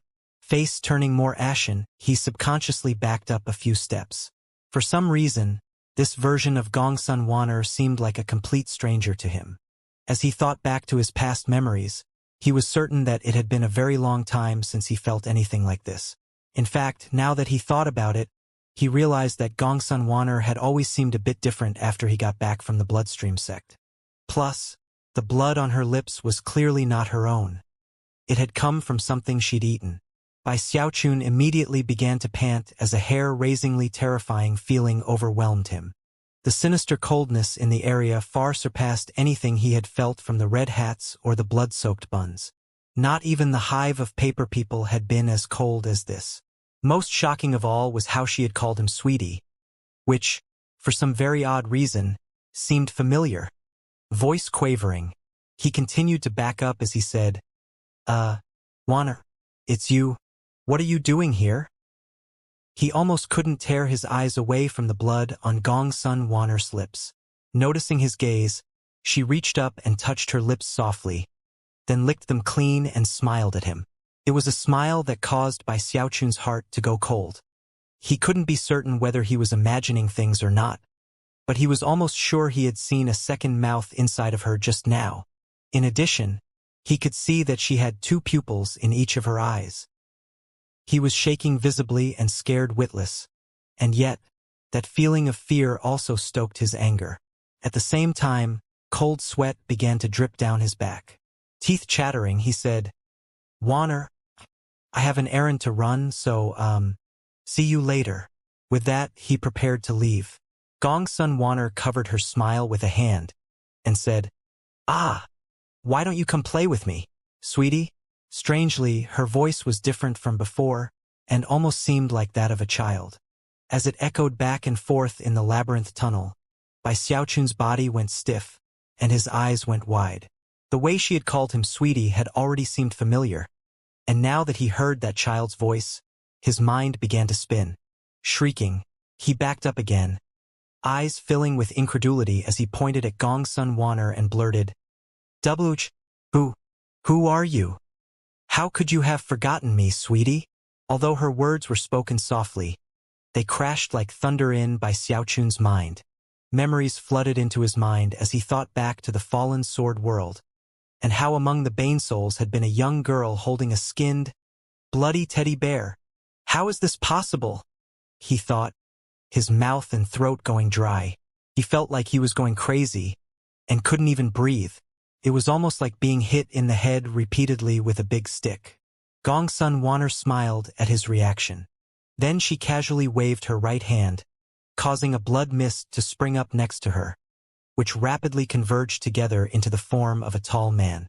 He was burly and well-built, but terrifyingly had no skin. Blood-slicked muscles were all that could be seen, with occasional blue veins bulging out here and there. As soon as Bai Xiaochun saw that burly man's face, a name popped into his mind. Lei Shan. This man had once been a chosen of the Profound Stream sect. Lei Shan. Based on the cultivation base power rolling off of him, his strength was comparable to the nascent soul stage. However, his eyes were empty and vacant, almost as if he were a puppet. "Just wait for me here, sweetie," Gongsun Wanner said in her child's voice. "I'm still not full yet. I'm gonna take Teddy to go get a bit more food, and then we can play together. You wait here like a good boy now. I'll be very upset if you disobey." Smiling happily, she turned and skipped off into the distance, accompanied by Lei Shan, who walked alongside her with an expressionless face, the faint sounds of thunder rumbling out from him as he walked. Bai Xiaochun watched all of this happen with an ashen face. He felt cold all the way down to his marrow, and had already decided that he wouldn't wait around for Gongsun Wanner and Lei Shan even if someone threatened to kill him. As of this moment, he finally put the pieces of the puzzle together, and realized that the terrifying young girl from the fallen sword abyss had emerged into the world in Gongsun Wanner's body. Whether it was the haunting of the river-defying sect or the deaths on the ship, all of them were carried out by that girl. And then Bai Xiaochun remembered that she had originally transformed because of a medicinal pill he had concocted, and his heart flip-flopped. Don't worry," he said loudly. "I'll be a good boy. I won't go anywhere. Oh, by the way, there's a guy out there named Zhou Yixing. He's very fair and delicate, and clearly very delicious. Why don't you go play with him for a bit?" After waiting for a bit to confirm that the girl was gone, he turned and fled. Bai Xiaochun had never harbored even the slightest intention of doing what Gongsun Wanner told him to. As far as he was concerned, only an idiot would have sat there obediently waiting for her to come back. Think I'm a moron? That I'm just gonna sit around waiting? As he fled nervously, he pondered how quickly she had trusted that he would do what she said. Well, all's fair in both love and war. Whatever. It's not like I'll be around to find out what happens later anyway. Although he wasn't sure of exactly what was going on, or what the girl was thinking, he continued to flee at top speed. As usual, he used his simplistic method of sticking to the right to try to find the exit. A few days passed, over which he didn't encounter anyone, and hadn't run into any bizarre situations either. Because of that, he picked up speed and eventually, the path of his movement as outlined in the jade slip became clearer. Eventually, he stopped and examined the would-be map. Then he looked around at his surroundings for a moment. Although he couldn't be absolutely sure, after examining the jade slip, he was fairly certain that he had passed through this area before. So, this place is a big circle. The labyrinth is made up of a whole bunch of massive, interconnecting concentric rings. What I have been assuming is the right-hand wall is actually the left-hand wall in other locations. They're the same wall. In that case, there are two possibilities. The first is that all of the rings in the labyrinth are never-ending dead ends, and only one of the rings has the exit. The other possibility is that none of the rings have an exit, and that the exit is in some other location. Bai Xiaochun rubbed his forehead and sighed. Despite how long he had been in the labyrinth, he had no idea whether or not anyone else had found the exit. Although it was a huge and complicated place, there were plenty of amazing geniuses among cultivators, so just because he hadn't solved the puzzle didn't mean no one else had. Muttering a bit, he looked at the jade slip for a bit longer, then headed down a path that headed left, continuing to track his progress as he went along. Whenever he encountered a place that he thought he had passed before, he would pick a different path. However, the entire time, he generally continued to go to the right. I have to find a spot where this ring connects to the next ring. It's got to be around here somewhere. Gritting his teeth, he proceeded to search. There's no guarantee that this method will find me the exit, but as long as nobody interferes and gets me lost again, I think it has a good chance of succeeding. Half a month later, Bai Xiaochun was looking a bit haggard. However, he had long since found a way into the next ring, and had also confirmed that it was also a never-ending dead end. However, he didn't give up looking for a way to the next ring.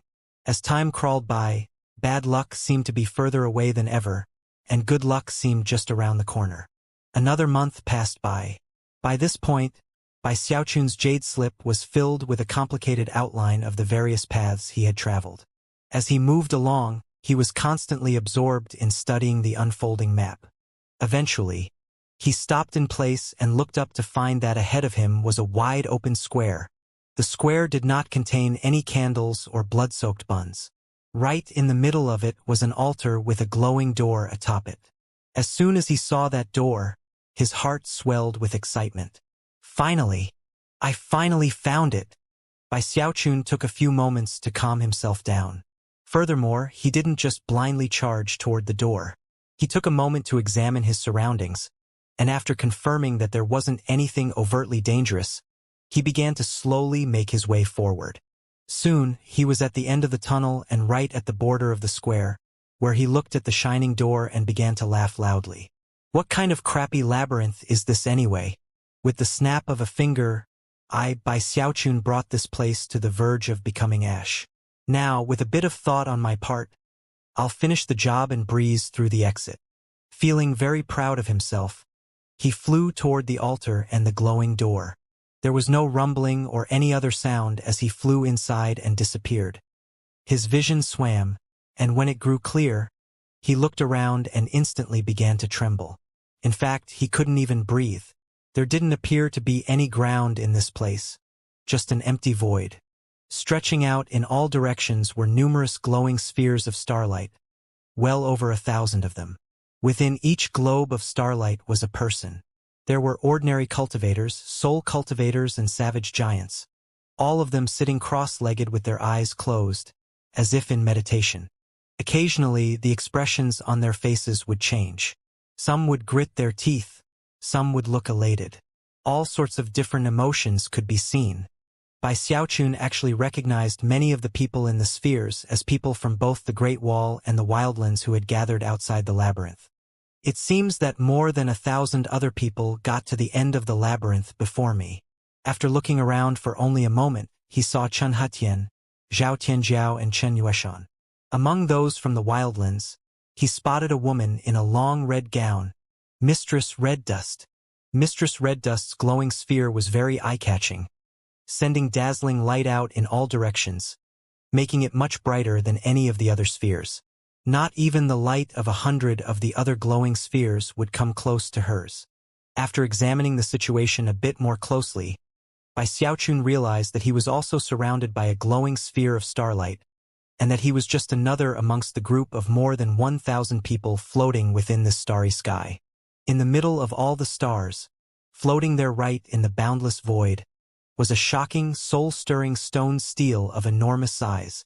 Bai Xiaochun wasn't even able to tell exactly how large it was. It had words written on its surface describing the rules of the trials by fire here. Furthermore, each glowing sphere was connected to the stone stele by a faintly shimmering thread. Bai Xiaochun trembled inwardly at the sight of this second stone stele, which looked similar to the first one outside the labyrinth.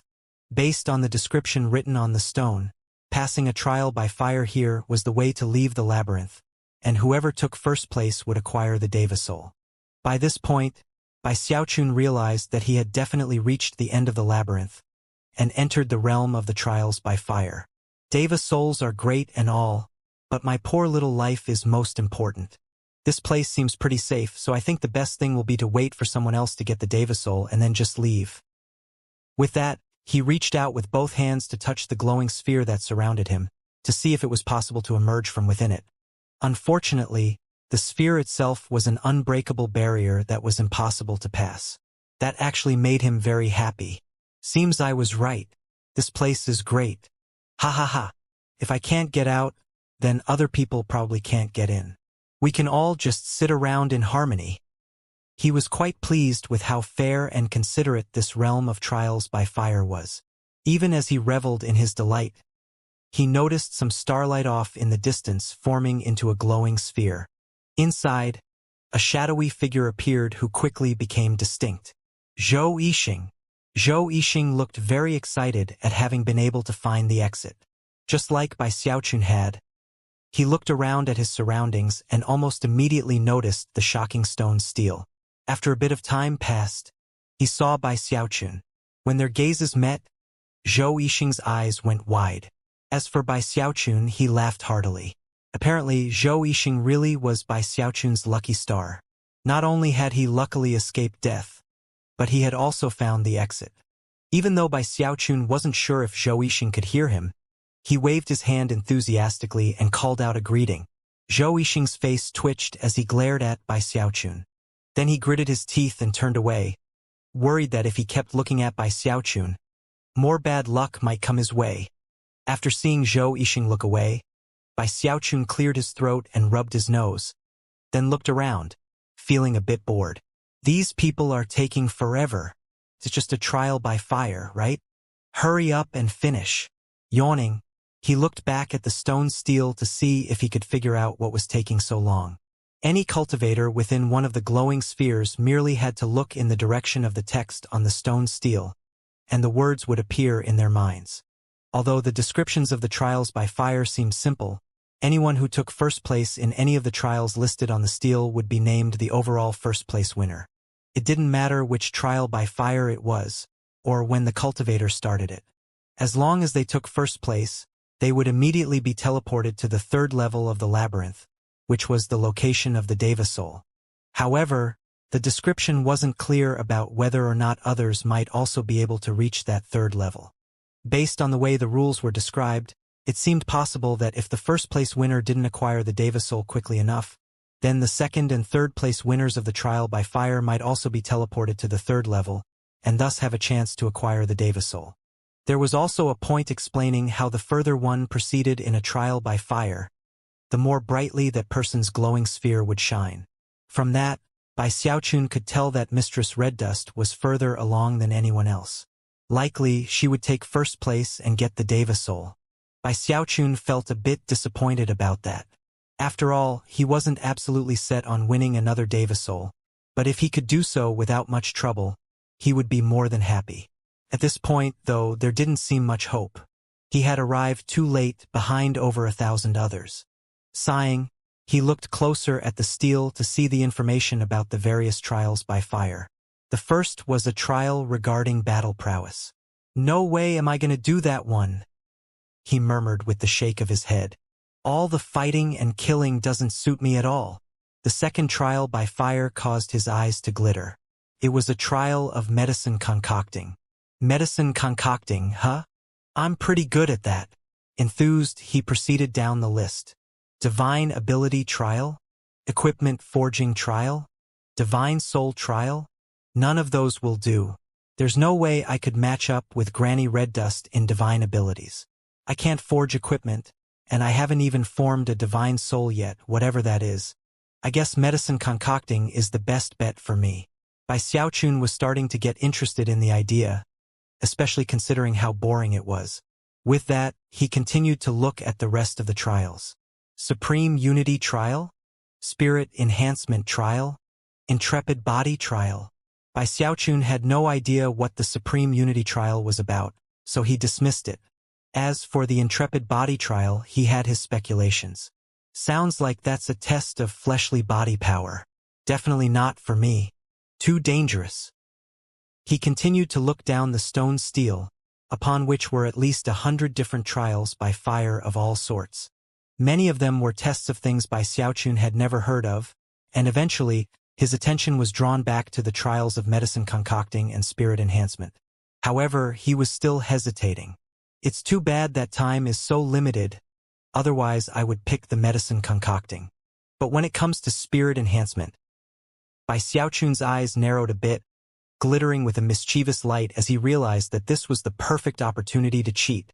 If I can use my turtle walk, then a spirit enhancement trial wouldn't be hard for me at all.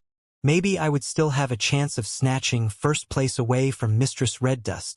The more he thought about it, the more excited he got. Yeah, might as well. I have no chance of catching up in medicine concocting, so I guess I should place my bet on spirit enhancement.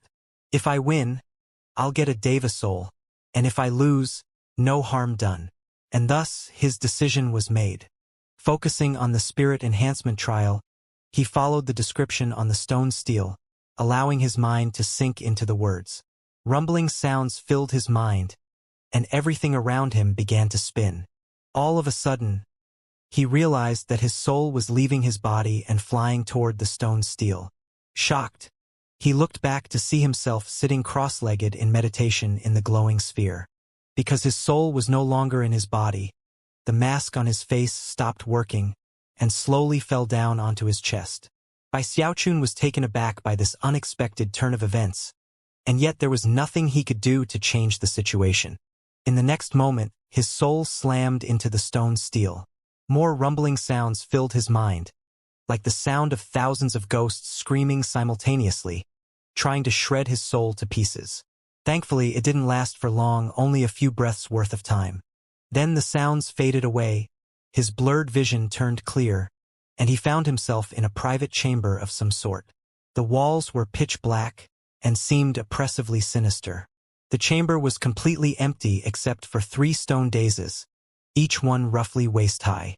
Atop the center dais was a withered yellow leaf that seemed completely ordinary in nature, and in fact, that was exactly what it was. It was a leaf so ordinary that it couldn't have been more mundane. Floating above the left-hand stone dais was a slowly burning tongue of red flame. The flame wasn't very hot, only a bit more than ordinary flame from the mortal world. However, Bai Xiaochun could instantly tell that it was no ordinary flame.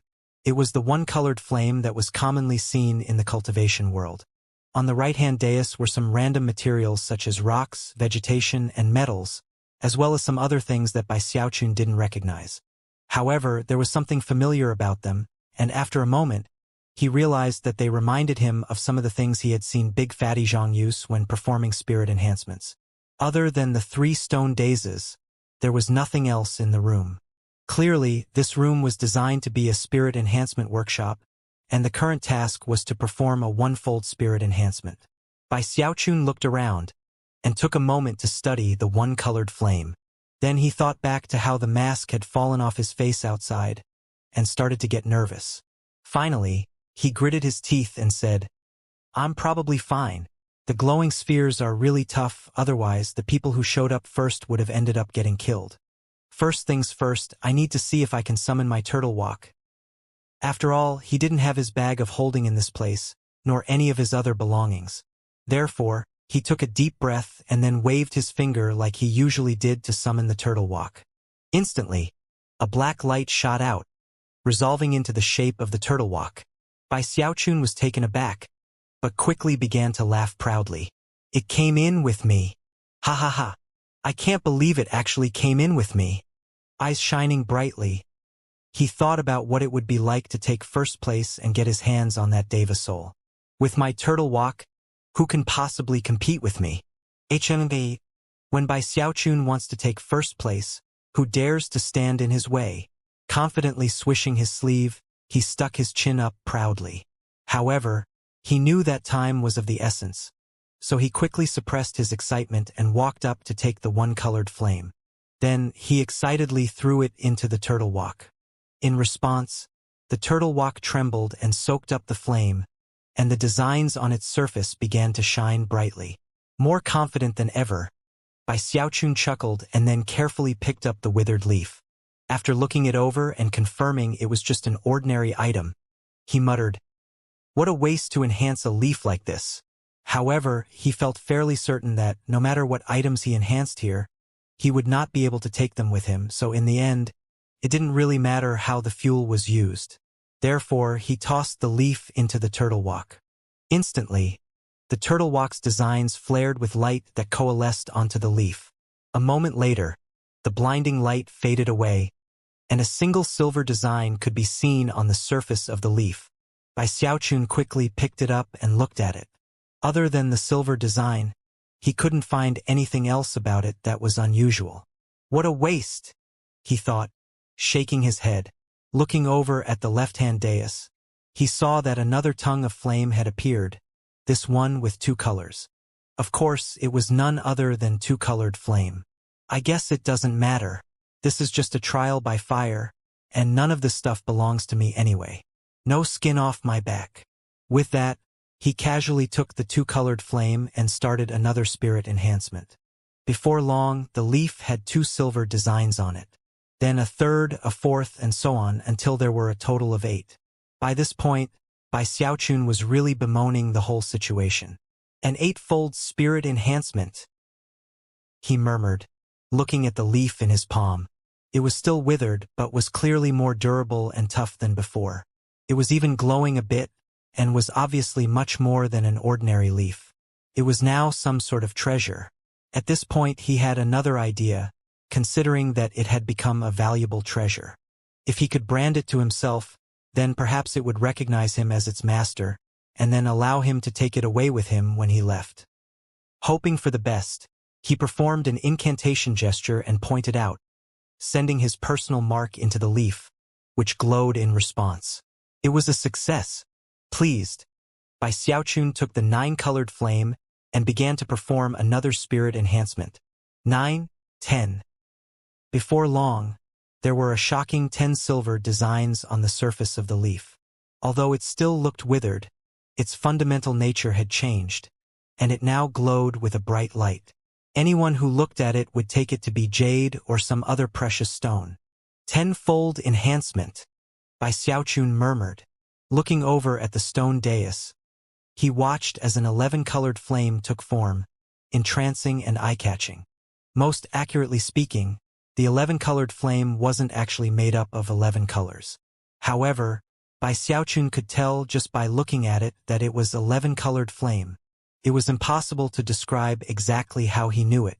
Further, there was something about how the fire was constantly changing that tugged at his soul with shocking power. Thinking back to the golden design on the Fire Soul arrow, Bai Xiaochun's eyes glittered, and he thought, in the past, I speculated about what miraculous transformations would occur with an 11-fold spirit enhancement. When Bai Xiaochun's soul entered the trial by fire dimension inside of the stone steel, none of the other people participating in the trials could see. However, Zhou Yixing still hadn't selected which trial by fire to enter. At one point, he got a strange feeling, and looked over to find that one of the glowing spheres off in the distance was growing brighter. At that point, his jaw dropped as he realized that he was looking at Bai Xiaochun sitting there, his mask having fallen off of his face. Bai Xiaochun's glowing sphere was much brighter than it was before, and from the look of it, appeared to already be among the 500 brightest spheres. So, it turns out he really is by Xiaochun. How could he be going so fast? What trial by fire did he pick? Unconvinced that Bai Xiaochun could possibly be advancing so quickly, he took a deep breath and tore his gaze away, determined to focus solely on his own trial by fire. Meanwhile, back in the private spirit enhancement workshop, the turtle walk was absorbing the 11-colored flame, and Bai Xiaochun was looking on in anticipation as the leaf began to shine brightly. The light was far more dazzling than that from the previous 10 enhancements, causing silver to flood the area. But then, as Bai Xiaochun looked on with wide eyes, the 10 silver designs overlapped, transforming into a single golden design. So, it really does work that way. At this point, Bai Xiaochun assumed the process was concluded. However, in a sudden, unexpected turn of events, the instant the golden design appeared, the leaf wriggled and began to turn green. After it was completely green, life force could be sensed inside of it, leaving Bai Xiaochun thunderstruck. How is this possible? He exclaimed. Even as he looked on, the leaf stalk began to grow out, turning into a branch that had even more leaves on it. Shockingly, even those leaves began to grow out into larger branches. Bai Xiaochun forgot to breathe as he watched a small tree trunk form, and more branches spread out. As of this moment, the turtle walk actually contained a small tree. The tree brimmed with life force and seemed completely corporeal. A dazzling golden design could be seen on its surface. Furthermore, the incredible transformations had completely wiped away Bai Xiaochun's own mark. With an 11-fold spirit enhancement, that one leaf turned into an entire tree. The 11-fold enhancement even erased my branding mark, and the silver design transformed into a golden one. However, after looking more closely at the tree, Bai Xiaochun could tell that it wasn't completely stable. Occasionally, it would blur, as though it existed somewhere in between the level of a leaf and a tree. That was the same characteristic shared by the Fire Soul Arrow. Bai Xiaochun was completely shaken by the precious spirit enhancement he had performed. As of this moment, he had a much deeper understanding of how spirit enhancements worked. With that, he performed an incantation gesture with his right hand and pointed out, hoping that he could brand his mark onto the little tree to make it his own. As soon as the mark settled onto the tree, Bai Xiaochun confirmed that even 11-fold spirit-enhanced items could also be branded to a master. So, he thought, gnawing his lip. When a treasure receives an 11-fold spirit enhancement, it transforms on a fundamental level. It doesn't matter who it belonged to before. Anyone who leaves a branding mark on it will become its new master. By this point, he had completely forgotten about his goal of taking first place in the trial by fire. All of his interest was focused on the spirit enhancements. The first 10 enhancements left silver designs. Could it be that the next 10 all leave golden designs? But what about after that? What kind of designs will appear then? Bai Xiaochun's eyes shone with unprecedented brightness as he looked over at the stone dais, upon which another flame was taking form.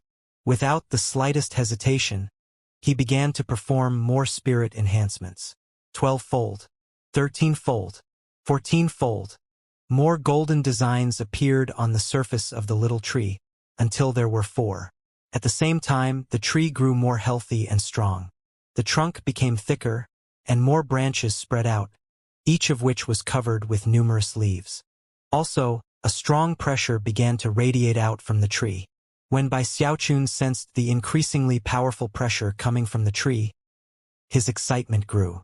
By now, he was completely entranced with spirit enhancing, and kept his eyes glued to the tree as he grabbed the 15-colored flame and started another enhancement. In the instant that the spirit enhancement was completed, the turtle walk began to tremble in unprecedented fashion. This was a reaction Bai Xiaochun had never witnessed before. The golden light which shone out of the walk was so intense it was almost completely blinding. As of this moment, Bai Xiaochun realized that a 15-fold enhancement must be a point at which drastic transformations occurred. What transformation, though? Bai Xiaochun murmured, gnawing excitedly on his lip. Soon, the golden design on the turtle walk faded, and the tree grew bigger. At the same time, it began to pulse faintly with the power of a deva. Deva!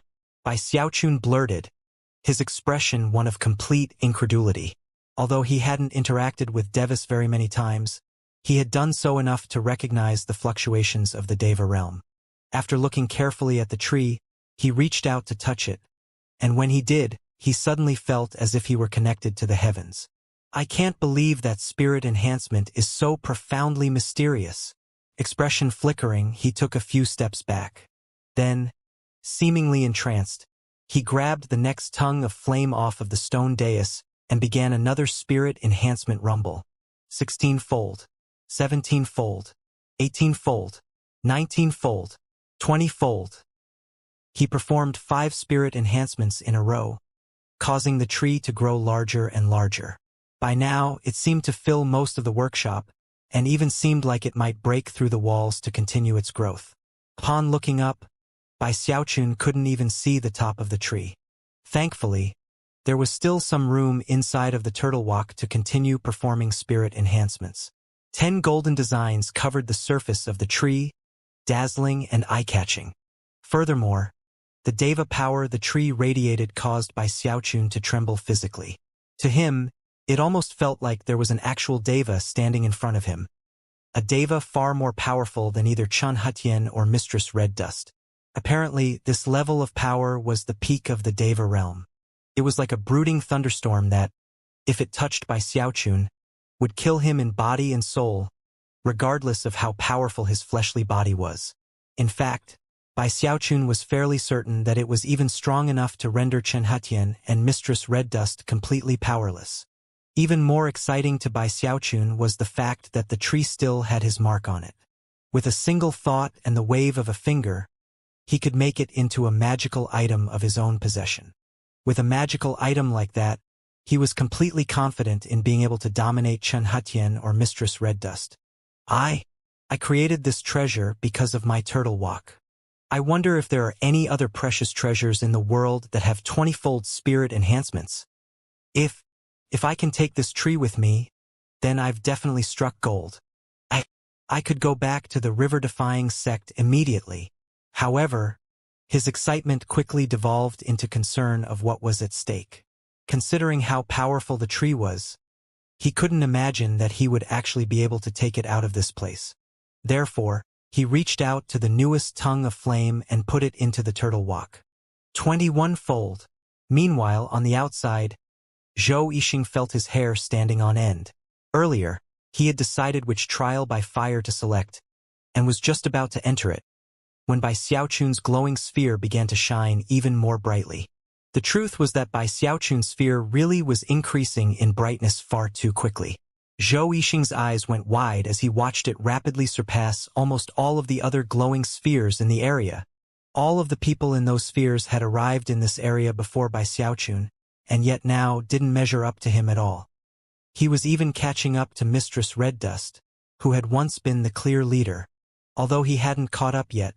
From the way the light of his sphere emanated boundless brightness, it didn't seem impossible for him to catch up to Mistress Red Dust. Zhou Yixing's eyes couldn't have been wider, and his mind was spinning. Convinced he must be seeing things, he rubbed his eyes, and yet, upon opening them, nothing had changed. How could this be happening? He muttered through angrily gritted teeth, his jealousy rising. Damn it! Don't tell me he's actually going to take first place? 21-fold. Rumbling sounds echoed about within the workshop, causing the walls to shake to the point where they were beginning to break apart. However, the 3 stone daisies remained in place. As for Bai Xiaochun, he grabbed one of the tree branches for stability. As he did, the 10 golden designs on the surface of the tree began to converge together. Bai Xiaochun was panting, and forced himself not to blink as he waited to see what transformation would occur with a 21-fold spirit enhancement. This was an opportunity for him to get a glimpse of the power of spirit enhancement that he would never be able to see on the outside. Currently, the intense rumbling sounds weren't just affecting the area around the tree. The huge stone steel on the outside was also shaking. The process lasted for about a dozen breaths of time, whereupon Bai Xiaochun's eyes went wide as the 10 golden designs began to turn violet. In the end, they became a single violet design. When the violet design was complete, the tree didn't continue to grow larger. Instead, blinding violet light shone out, and a face suddenly became visible on its surface, as if it were turning into a living being. There was something profoundly ancient about the face, and yet, when it opened its eyes, they shone like that of an infant as they looked around curiously. The deva aura of the tree faded away, and was replaced with a pressure that was even more terrifying. Although the pressure remained mostly inside of the tree, Bai Xiaochun was still able to sense it, and could tell that if it were unleashed it could do mind-boggling things. Bai Xiaochun's scalp was tingling so hard it felt like it might explode. Mind spinning, he cautiously checked to see if his branding mark was still on the tree. When he saw that the mark was still there, unchanged by the 21-fold spirit enhancement, he sighed in relief. After the 10th enhancement, the leaf became a tree. After the 20th, the tree became a spirit. A tree spirit? A plant spirit? Swallowing hard and wiping the sweat from his brow, he looked at the tree and face, which still had a blank look at its eyes. Gritting his teeth, he said, "Whatever it is, my mark is still there. Considering the 21-fold enhancement is completely heaven-defying. I wonder what will happen after the 30th enhancement."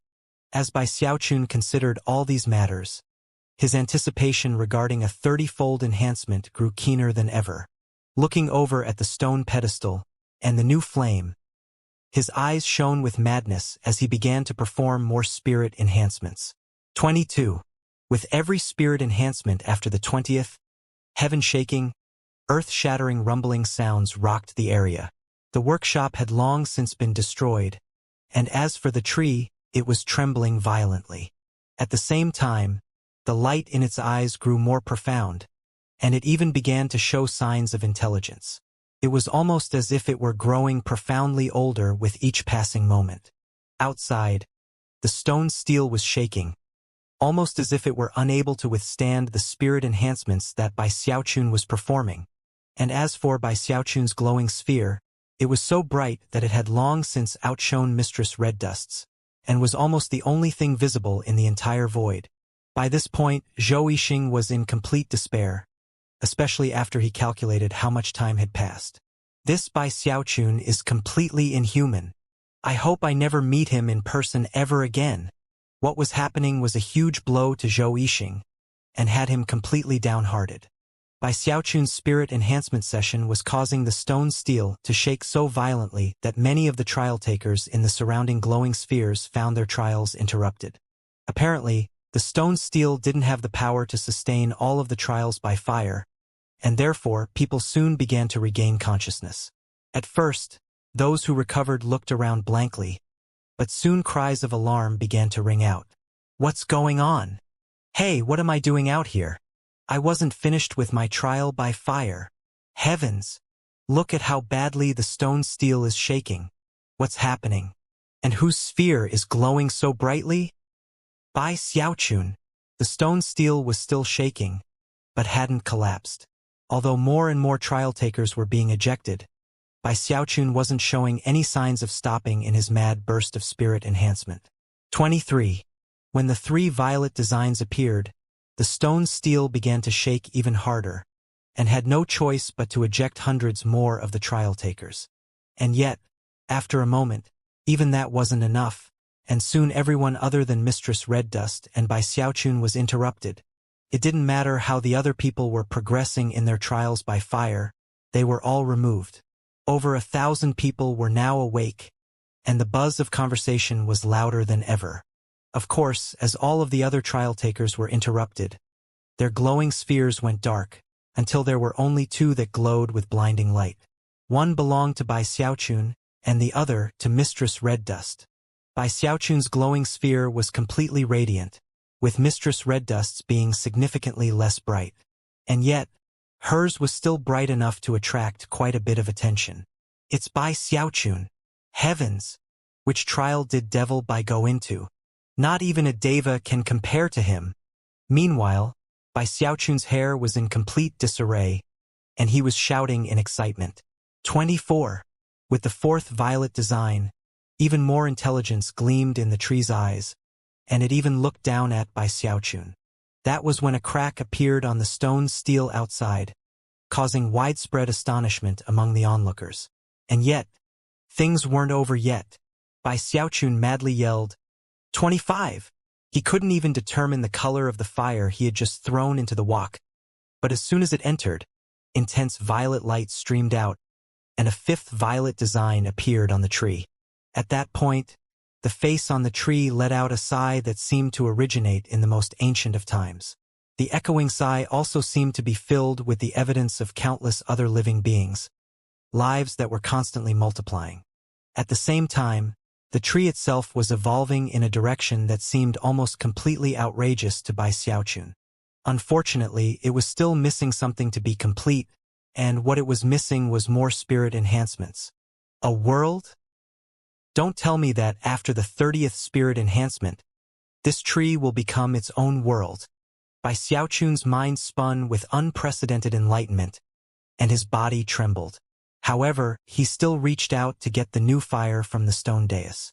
Sadly, the dais was incapable of producing a 26th flame, and instead, crumbled into dust.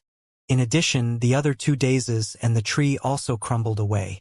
Bai Xiaochun felt like his mind was being struck by countless bolts of lightning. This trial by fire had been of incredible benefit to him, and was definitely unprecedented good fortune. Not only had his own spirit enhancement abilities improved, but it was likely that he now knew more about spirit enhancement than almost anyone else in the lands of Heavenspan. It would be easier to find a phoenix feather or a Qilin horn than to find someone as knowledgeable as him. What left him most shaken of all was that he now realized how much he had overlooked spirit enhancement. Spirit enhancement could turn what was useless into something miraculous. Essentially, it was the greatest source of good fortune in the entire world. Bai Xiaochun's heart was pounding, and deep inside of him, he suddenly had a profound desire to focus on spirit enhancement. For much the same reason he had developed his desire to learn how to concoct medicine. Spirit enhancement could help him live forever. Live forever? It can even turn you into a world. From what he could tell, the path of spirit enhancement could possibly be a more direct route to his goal, and that was because of the turtle walk. Just where exactly did my turtle walk come from? The incredible spirit enhancement powers of the turtle walk left Bai Xiaochun even more curious about its origins. Even as he was shaken by all of these things, a voice echoed out that seemed to come from beyond the heavens. You have taken first place. At the same time, a profound darkness spread out over the realm of the trials by fire, seemingly sealing it in place. As for Bai Xiaochun, before he could even react to anything, he found himself being sucked into a vortex. Outside of the stone steel, in the glowing sphere of light, Bai Xiaochun's eyes opened. A blank look could be seen in them, and before he could react, the glowing sphere became another vortex which sucked him inside. Then the vortex vanished. At that point, the stone steel finally stopped shaking, although the crack on its surface remained. Furthermore, the spirit enhancement trial vanished from among the list of available trials. When the more than 1,000 spectators saw that, their jaws dropped, and their minds began to spin.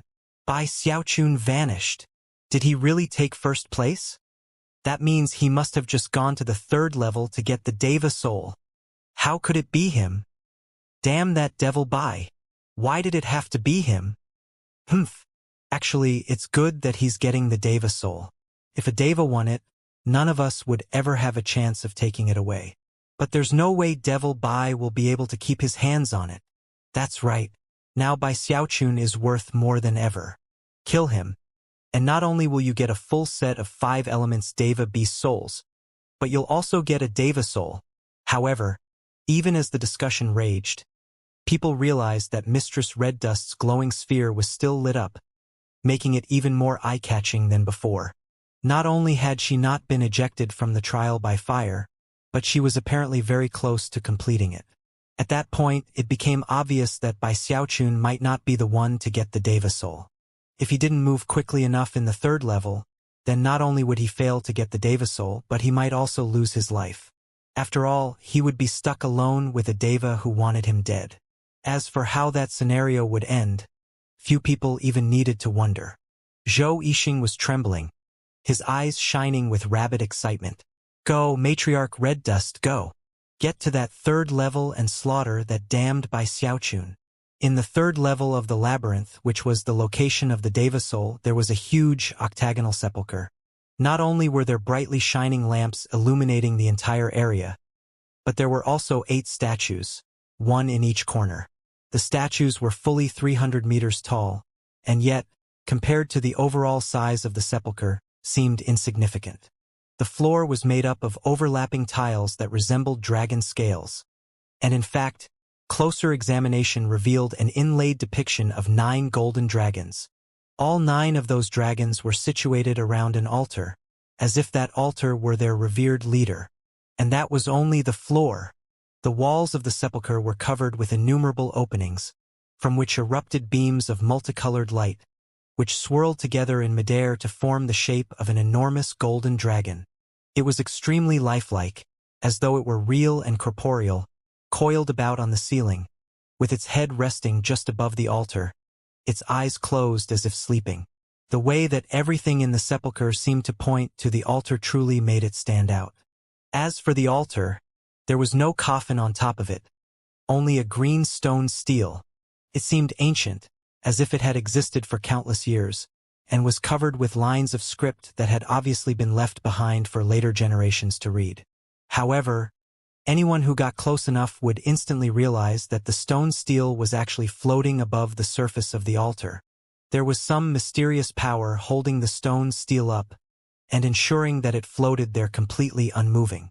Furthermore, floating in the space between the stone stele and the surface of the altar was a blue and white jade bracelet.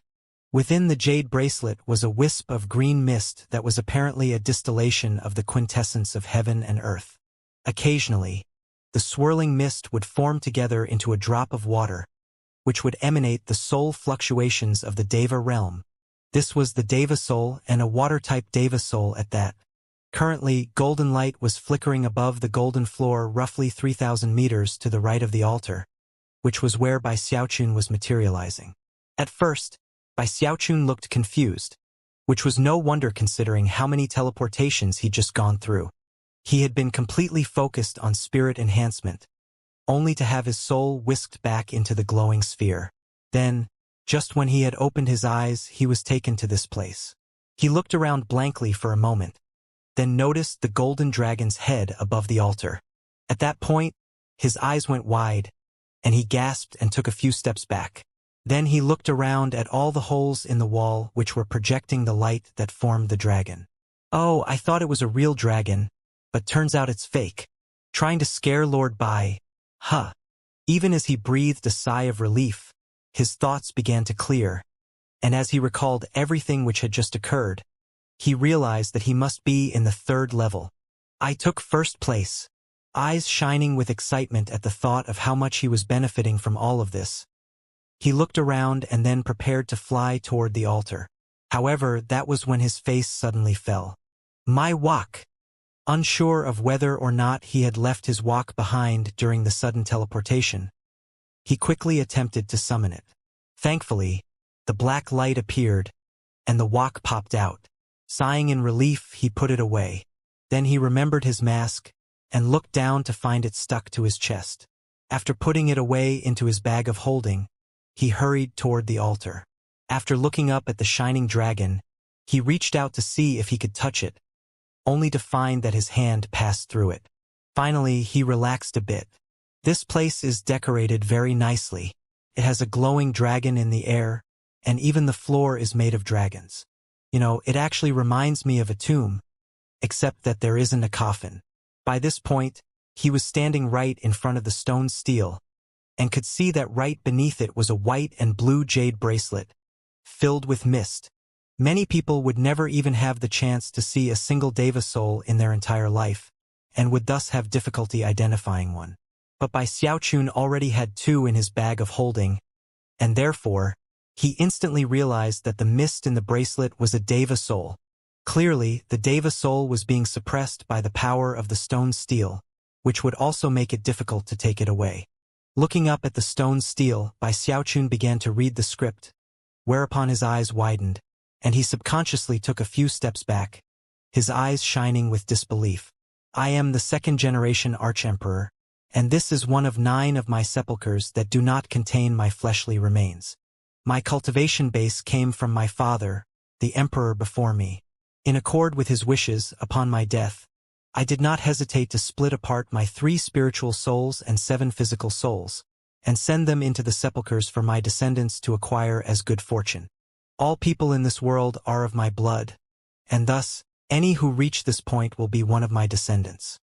Located here is my 7th physical soul, which is also a Deva soul. Bai Xiaochun was shaken by what he read, and could only speculate at what further secrets were hidden in this place. Panting, he continued to read the script, which left him even more shocked, as it described how to use Deva souls. After he finished reading all the text, Bai Xiaochun was shocked to find that, before, he had been completely unaware of how to properly use Deva souls.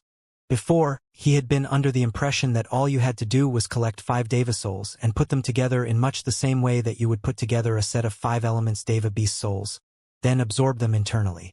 At that point, you could break out of core formation and step into the nascent soul stage. The truth was that there was much more to it than that. It was true that 5 Deva souls were needed to reach the Heaven Dao nascent soul stage. However, it wasn't necessary to wait until collecting a set of 5 before beginning to absorb them. Each Deva soul could be absorbed individually, and then used to produce a clone with exactly the same cultivation base as one's true self. This was Bai Xiaochun's first time hearing about such a thing. Perhaps no one had ever told him because no one else knew about this either. This bit of information was something which had been erased by the passage of countless years of time. If one could absorb 5 different Deva souls of different types, not only would the 5 clones give one indescribable battle prowess, but all one had to do was fuse the clones with one's true self, and then use that incredible power to instantly reach the nascent soul stage without any chance of failure. From the process of reaching the Heaven Dao nascent soul stage, it was possible to see how incredibly powerful it was. Of course, there was a downside. Upon absorbing even a single Deva soul, it became impossible to ever again attempt to use Deva beast souls to form a nascent soul. Once one started down the path of the Heaven Dao nascent soul, one could never go back. Bai Xiaochun's heart was pounding from the fact that, if he counted this Deva soul right in front of him, he now had 3 in his collection. Furthermore, all of them were different types of souls. Deva souls were very rare to begin with, and was impossible to say if or when he would be able to find 2 more of different types. After a bit of thought, he sighed. Forget it. Going with Deva beast souls is definitely the safest bet. Although he was a bit disappointed that there was basically no way for him to reach the Heaven Dao nascent soul stage, he was fairly certain that no one outside of the sepulchre was aware of the other usages of Deva souls. That was a bit of information that he might be able to profit from later. With such thoughts on his mind, he reached out to see if he could erase the script from the stone stele. That way, if someone else ever came along, Bai Xiaochun would still remain the only person privy to the secrets he had just learned. To his delight, a quick test proved that the words on the stone stele had been there for so long that it took almost no effort on his part to wipe some of them away. Just when he was preparing to erase the entire body of text, he suddenly saw one line off to the side that he hadn't noticed before. I have intentionally left these words behind, and thus, anyone who defaces them shall be cursed. Cursed? Bai Xiaochun exclaimed, his eyes going wide and his hair standing on end. He pulled his hand away from the stone stele as if it were a hot iron. How sinister, this second-generation Archemperor. Why did he have to make the warning so small you can't see it unless you stick your nose right up to the stele? If he didn't want people to erase the text, he should have used some magic to make sure people couldn't. Gritting his teeth, he decided he couldn't take any more risks. The idea of a curse left him completely jumpy, and looking around in fear. I only erased a few words, that's all. Plus it wasn't on purpose. Shouldn't be a problem. Following the method described in the text he had just erased, he carefully performed an incantation gesture with his right hand and then waved his finger at the stone stele. Instantly, the stele began to vibrate and then move backward, freeing the light blue bracelet. Even as it began to fly into the air, Bai Xiaochun reached out and grabbed it, Deva soul in hand. In the moment that Bai Xiaochun grabbed the bracelet, something happened in the realm of trials by fire in the second level. Mistress Red Dust's eyes snapped open.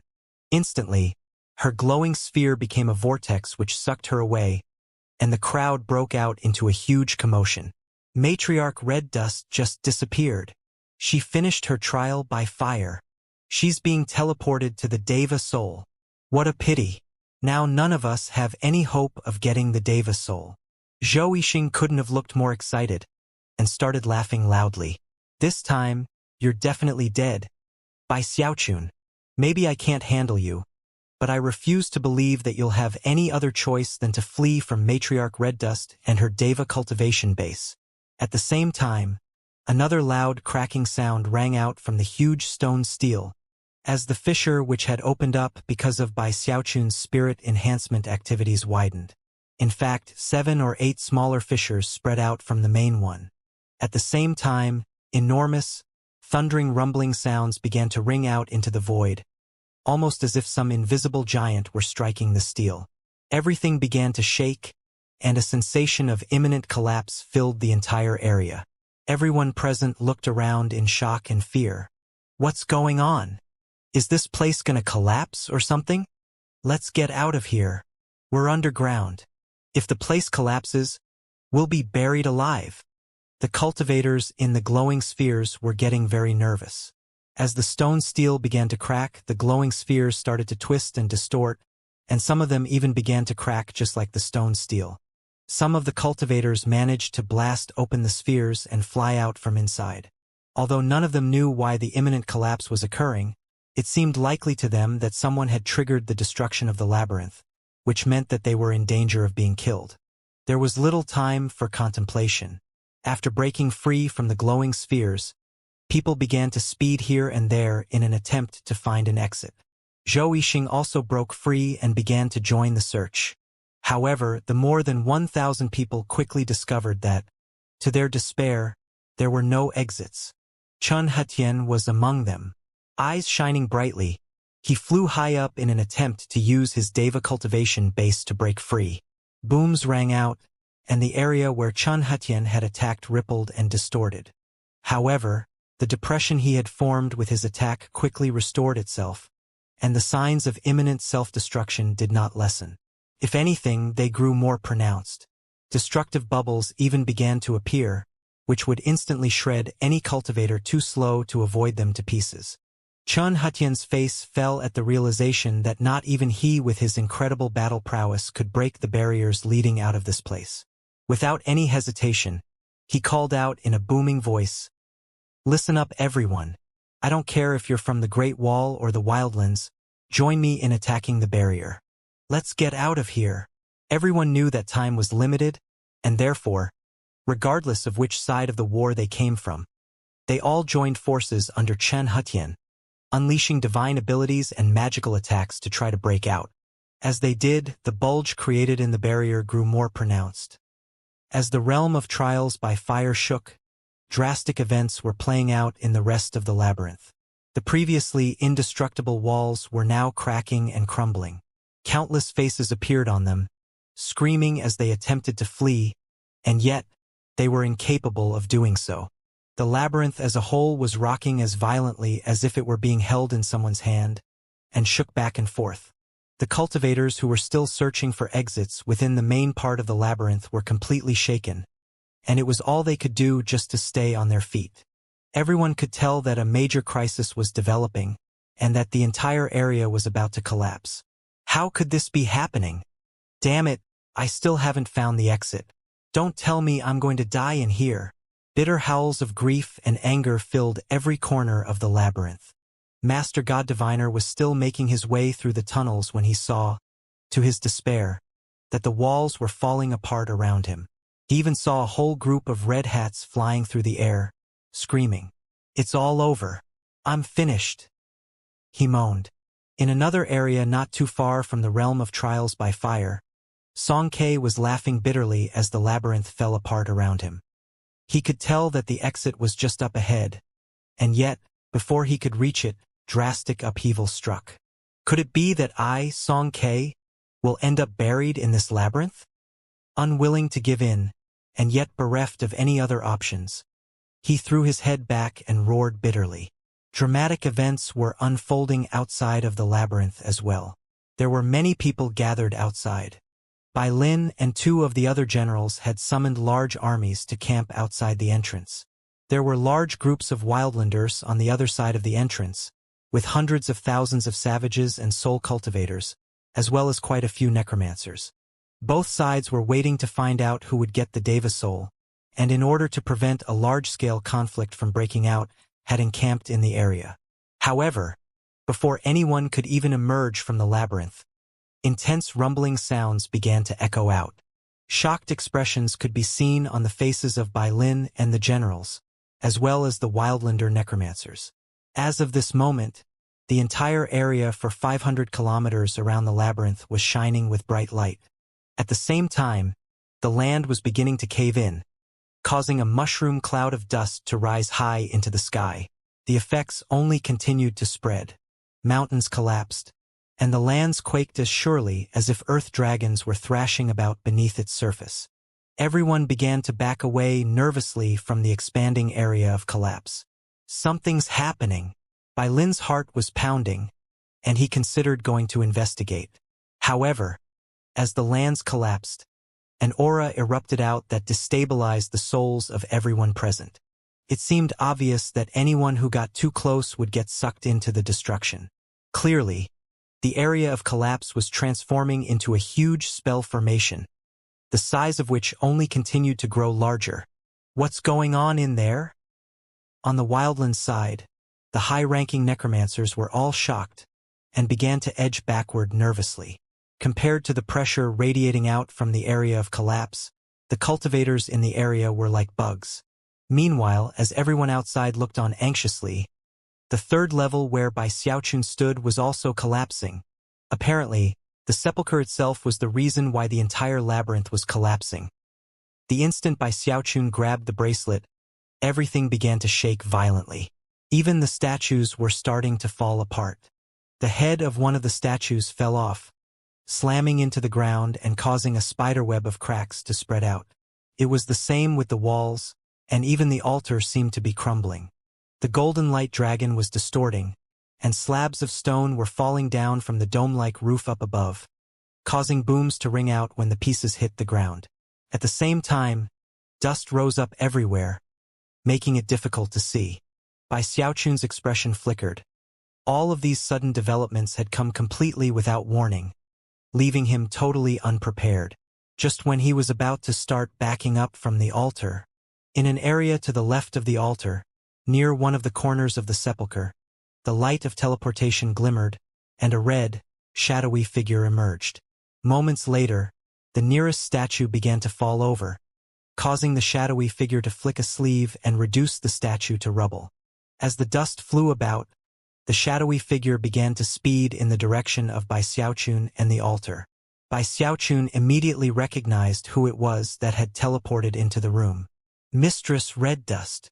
Mistress Red Dust's expression was grim, and her eyes burned with anger. Just as Bai Xiaochun before, she was a bit disoriented. She had just finished her trial by fire, and then been teleported to this place to find everything collapsing. Although she wasn't sure of exactly what was happening, when she saw Bai Xiaochun and the bracelet he was about to put into his bag of holding, she knew it was the Deva soul. At that point, everything clicked. She had not taken first place, Bai Xiaochun had, and he had reached the Deva soul before her. How impudent! She yelled. You don't even qualify to speak the name Mistress Red Dust. How dare you steal the treasure of the sepulchre, Bai Xiaochun? Do you have a death wish or something?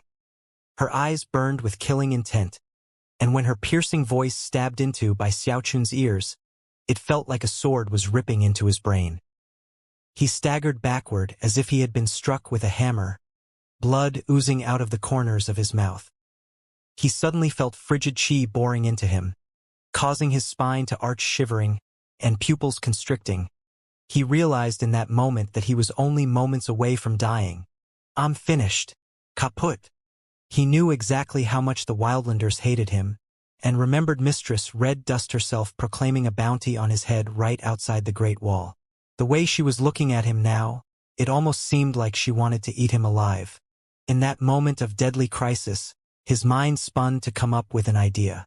That idea came almost instantly, and without hesitation, he reached out with his right hand to wipe some of the text off of the stone steel. His goal was to wipe away the text about the curse, but from what Mistress Red Dust could tell, he was urgently trying to wipe away all of the words. Her eyes widened, and she waved her hand, sending a gust of wind out to slam into him. Big Sis Red Dust, let me explain. However, blood sprayed out of his mouth as he tumbled away from the stone steel. However, because he had been so close, he still managed to wipe away that one line of text. It seemed obvious that he was trying to win her favor, which was really the only option he had at the moment. In almost the same moment that Bai Xiaochun flew away from the altar, Mistress Red Dust's blow landed, and the altar was blasted into bits, leaving the steel hovering there alone. Some of the flying rubble hit Bai Xiaochun, causing more blood to spray out of his mouth.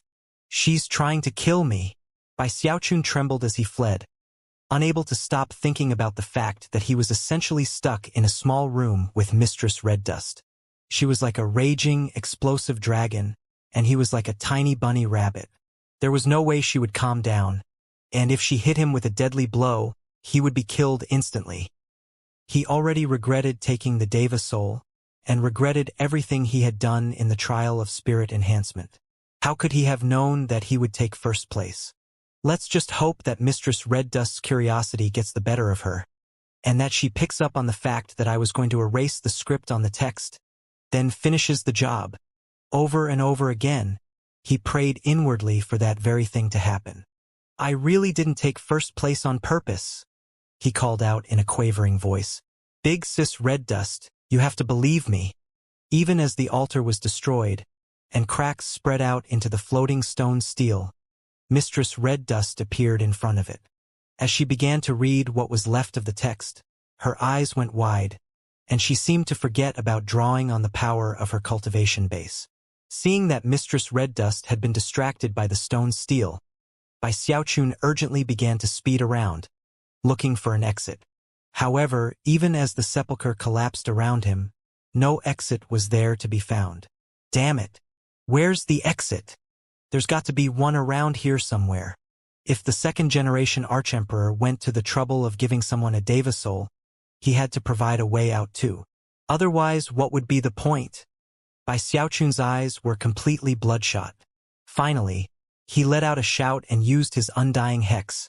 The power of the Undying Hex could pierce through both spell formations and land alike, and although it hadn't worked in the labyrinth, considering that everything was collapsing, he had to give it a shot here. And yet, just as he was about to take a step, Mistress Red Dust let out a cold snort, looked over at him and waved her hand. Trying to run? She growled. Incredible power filled the sepulchre, sealing the entire place down and locking Bai Xiaochun in place. It felt like a mountain was crushing down on him. His bones creaked and cracked, and he coughed up a massive mouthful of blood as the Undying Hex was interrupted. Thankfully, he had a tough fleshly body. Before anything else could happen, he tossed out a heap of spirit-enhanced magical items. There were dozens, some of them with threefold spirit enhancements, some with sixfold enhancements. All at once, he detonated them, creating a huge blast that pushed away the forces crushing against him. Without any hesitation, he fell back, moving away from that area as quickly as possible, feeling like he had just stepped away from the gates of hell. Big Sis Red Dust, he cried. Just take the Deva soul, all right? Why don't we just talk things? Mistress Red Dust turned to look at him. At the moment, there was no time for protracted consideration. She knew that Bai Xiaochun had wiped away some of the words on the stone steel, which would make it very difficult to completely understand the rest of the contents.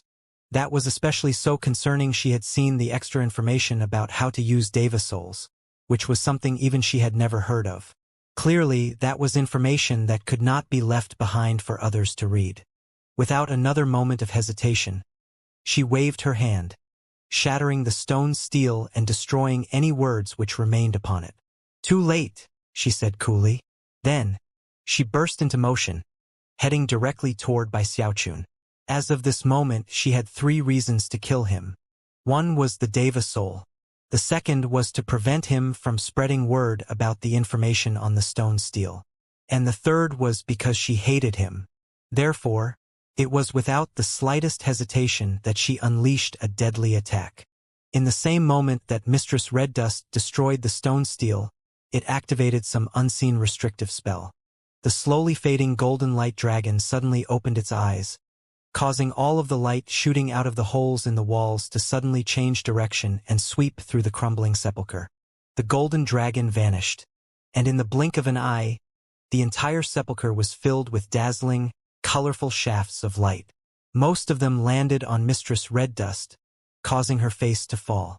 The light possessed some corrosive power that instantly dissolved Mistress Red Dust's clothing, revealing her milky white skin. Then, glowing red dots appeared on her that began to eat down into her skin, a corrosive attack that required cultivation-based power to fight against. Magical items were useless against it, and therefore, Mistress Red Dust waved her hand in an attempt to destroy the light-emitting holes. However, nothing worked, and she was forced to simply try to evade the touch of the light. Bai Xiaochun was shocked by all of this, but was in no mood to ogle Mistress Red Dust's lithe body. Some of the light flying around the room landed on him as well, although the effects seemed rather mild. "The curse. It's the curse." I wiped away a line of text, but Mistress Red Dust is far guiltier. Ha! The Archemperor is a smart one after all. Bai Xiaochun was feeling very proud of himself, and yet, before he had much time to gloat, a red mist sprang up around Mistress Red Dust. She threw another set of clothing on, and then began to speed in his direction. The mist was rapidly being whittled away by the shooting light, and yet, Mistress Red Dust seemed to think she had plenty of time to kill Bai Xiaochun. Bai Xiaochun's eyes widened, and he let out a yelp of fright. "Your curse isn't working, second-generation Archemperor." With that, he shot forward with another burst of speed, becoming a series of afterimages as he fled from Mistress Red Dust. However, Mistress Red Dust was a Deva, and even a casual effort on her part was something that a person like Bai Xiaochun, in the great circle of the gold core stage, would be powerless to fight against. A boom rang out, and blood sprayed out of Bai Xiaochun's mouth. Despair filled his eyes. If he couldn't find the exit, he would be killed beyond the shadow of a doubt. "You're too slow," Mistress Red Dust said coldly. She took a step forward that seemed to simultaneously stretch and shrink the space around her. Clearly, she was about to place herself right in front of Bai Xiaochun. Bai Xiaochun's hair stood on end as he backed up, letting out another shriek. However, it was in that moment that the sepulchre began to sway back and forth even more dramatically than before. Virtually all the statues along the walls were now falling to pieces. Furthermore, a burst of teleportation power suddenly appeared. Clearly, a teleportation spell formation was activating. Its effects weren't limited to the sepulchre. In the realm of trials by fire, as well as in the tunnels of the labyrinth, teleportation power began to build up. Obviously, the teleportation was only moments away. When that happened, everyone inside would be teleported away. As of this moment, the exit was opening. To everyone else, the chance to leave meant a chance to survive. But that wasn't the case for Bai Xiaochun. Considering how Mistress Red Dust was attacking him, he wouldn't be able to hold out until the teleportation formation activated. However, the teleportation power interfered with Mistress Red Dust's technique, leaving her in exactly the same place she had been in moments ago. Aware that a teleportation was imminent, her eyes flashed with determination as she began to stride toward Bai Xiaochun. The shafts of light didn't seem to be hurting her very much at this point, and although the red dots on her skin were painful, she was able to suppress their effects with her cultivation base. Having no other options available, she summoned another cloud of red mist, and then attacked Bai Xiaochun again. Bai Xiaochun was like a trapped animal. In the moment he had in which Mistress Red Dust was delayed, he quickly pulled out a godly vestige pill and popped it into his mouth, then continued to fall back. However, All Mistress Red Dust had to do was take a single step, and his speed was useless.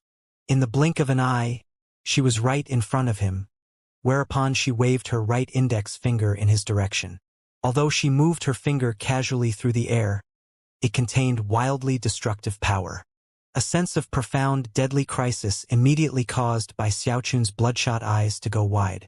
Considering he had no options left, he decided to throw caution to the wind and simply attack her with everything he had.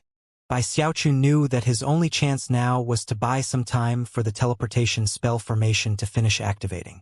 "Let's finish this," he roared, unleashing all of the potential of his undying live forever technique.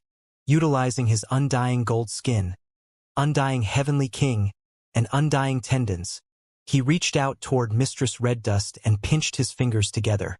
It was none other than the throat-crushing grasp.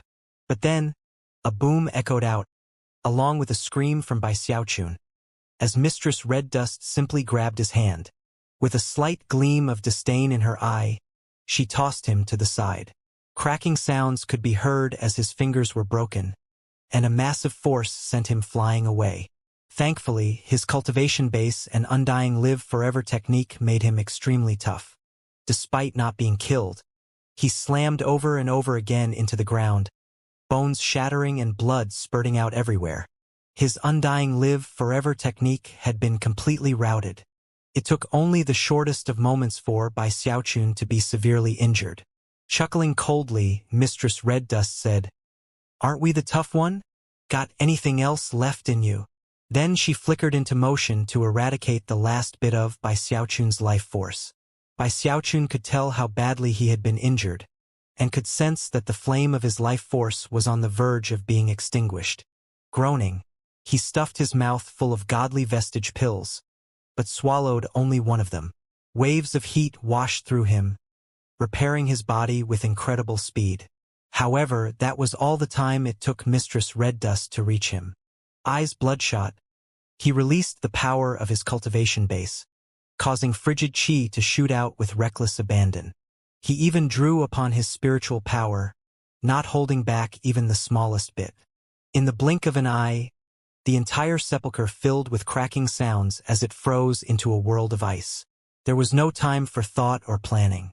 Bai Xiaochun immediately turned and fled. Although all of this takes a bit of time to describe, it took place in the time it takes a spark to fly off of a piece of flint. Mistress Red Dust's eyes flickered with scorn. She could tell that Bai Xiaochun was trying to buy time, and yet was still confident that even still, she would be able to crush him to death. As the frigid chi bore down on her, she waved her hand, causing it to crumble and disperse. Then she reached out with her finger, piercing through the air to appear right in front of Bai Xiaochun. She was planning to end Bai Xiaochun's life in that moment, but before she could, the shafts of light destroyed her red mist, forcing her to summon it again. Before she could, the red dots on her skin corroded her even further, forcing her to combat the effects with her cultivation base. Because of all of those distractions, she could only spare 30 to 40% of her power to attack Bai Xiaochun. Bai Xiaochun was spattered with blood, but could do nothing to dodge or evade her. Howling with rage, he resorted to the mountain-shaking bash. A boom rang out, along with a miserable howl as Bai Xiaochun was flung off to the side again, where he slammed into the crumbling wall. Virtually all of the bones in his body were broken, and the flame of his life force was once again pushed to the edge of being extinguished. However, almost no time passed before he bit down onto one of the godly vestige pills he'd put into his mouth earlier. Warmth spread through him again, healing him almost instantly. Even as Mistress Red Dust closed in him again, he danced to the side in lively fashion, causing her brow to furrow. Snorting coldly, she momentarily stopped worrying about the dots on her skin or the red mist, and unleashing a mighty blow onto Bai Xiaochun. "I refuse to believe that you can recover from a true killing blow." The massive image of an illusory hand closed in on Bai Xiaochun, causing the air to twist and distort and releasing explosive energy in all directions. "Lord Bai isn't the kind of guy you can just kill whenever you want, Granny Red Dust." Even as the huge hand bore down on him, Bai Xiaochun whipped out his eternal parasol. 9 silver designs shone on its surface as he snapped it open. Then the bizarre face appeared. In the same moment that he produced the eternal parasol, he also pulled out countless paper talismans, which he plastered all over himself. At the moment, his mind was empty of anything other than thinking of ways to buy time. When Mistress Red Dust's palm attack hit the eternal parasol, a massive boom filled the air. Cracking sounds could be heard, as if the eternal parasol couldn't sustain the force. Fissures appeared on its surface, and the ghost face twisted as if in agony. The parasol was then ripped out of by Xiaochun's hand and sent tumbling to the side. There was no time for him to think about retrieving it as he was sent flying backward, blood spraying out of his mouth. The shield layers created by his paper talismans were so thick that they almost didn't fit inside of the sepulchre, and when Mistress Red Dust's palm slammed into them, the result was astonishing. Ruiyuayumbal. One by one, the paper talismans were destroyed, and the shield layers fell apart. However, Mistress Red Dust's palm attack also began to fade. Within the space of a few breaths of time, both the shields and the talismans were spent, and Bai Xiaochun was still falling back, the power of a godly vestige pill sweeping through him and healing him. Although this exchange seemed relatively simple, if Bai Lin had been there to see it, his heart would have twinged with pain. It was as if Bai Xiaochun had just defended himself with a big stack of money. Bai Xiaochun's face was as pale as a sheet of paper. Even as he backed away from Mistress Red Dust, and did everything he could to buy time, he continued to pepper her with insults. Hey Harlot Red Dust, do you see now how hard it is to kill Lord Bai? You just wait until I become a demigod. Then I'll come for revenge. Damn it! Mistress Red Dust cursed angrily. She had already attacked multiple times, and had not been able to kill Bai Xiaochun. Furthermore, the teleportation power in the area was building up to a peak. Eyes flashing with the desire to kill, she sent red mist swirling around to form a tempest that began to block up the holes in the walls of the sepulchre. Although the mist was rapidly corroded, it gave Mistress Red Dust the few breaths of time free from the shafts of light that she needed to build up the full power of her cultivation base. Then, she prepared to unleash a blow that she was sure would kill Bai Xiaochun. She had long since noticed that the shafts of light didn't affect Bai Xiaochun, and yet were extremely bothersome and dangerous to her. Obviously, she had fallen into a trap laid by Bai Xiaochun, all of which centered around the script on the stone stele. After blocking the holes on the walls, Mistress Red Dust's eyes glittered, and she took a step toward Bai Xiaochun. As her foot fell, the air around her sunk in, creating something that looked like a huge, sinister mouth. Then, a powerful gravitational force sprang out, grabbing onto Bai Xiaochun and dragging him toward the mouth. Bai Xiaochun was scared out of his mind, and quickly performed an incantation gesture with both hands. Then he waved his finger toward the mouth and shouted, "Water swamp!" Suddenly, the entire sepulchre twisted and distorted as water vapor roiled out everywhere, turning the entire area into a watery swamp. Next, a terrifying aura erupted out, something that seemed to come from primordial times. Time and space both seemed affected, as if the entire area within that swamp now existed in ancient times. Mistress Red Dust's pupils constricted. Before she could do anything, though, Bai Xiaochun shouted, "Kingdom!" Instantly, 5 mountain-like spikes began to rise up from within the watery swamp, shooting straight toward Mistress Red Dust. However, Bai Xiaochun didn't even pause for a moment. Leaping into the air, he roared, "Living Mountain Incantation!" After directly transforming into a 30-meter-tall stone golem, he joined the Water Swamp Kingdom spikes in a merciless attack on Mistress Red Dust. In response to the Water Swamp Kingdom, Mistress Red Dust's eyes shone with a curious light. And yet, a moment later she chuckled coldly. "A very mysterious magical technique. I'm not sure which sect you come from to have a divine spirit beast guardian like that. It's too bad that you can't fully summon it. And even if you could, I wouldn't give you the time to do so. First, I'm going to kill this creature. Then I'm going to kill you." Even as the words left her mouth, Mistress Red Dust performed an incantation gesture and sent red mist roiling out from her palm. In the briefest of moments, It transformed into a long red spear that she thrust, not toward the incoming spikes, but toward the ground where the actual watery swamp was located. The red spear stabbed down toward the space below, piercing into whatever world lay beneath, and the creature inside, the creature which even Bai Xiaochun had never seen. Subsequently, a roar of rage echoed out from below, causing Mistress Red Dust's spear to shatter. Even the sinister mouth she had formed with her magical technique collapsed. At the same time, the 5 mountain-like spikes continued to shoot up from below. They were not straight, but rather curved, and if one looked at them for more than a moment, one would be struck by how they resembled the claws of some beast. However, they were so enormous that those mere claws were like mountains. Furthermore, the creature appeared to be enraged by Mistress Red Dust, and was trying to get out of the watery swamp to reach her. Unfortunately, Bai Xiaochun's cultivation base wasn't strong enough to support the water swamp kingdom. As the clawed hand stretched out, blood sprayed out of his mouth, and he let out a shriek as he felt his cultivation base and life force being ripped at violently. Clearly, the power required to fully allow the clawed hand to appear in the open was enough to completely wither him to death.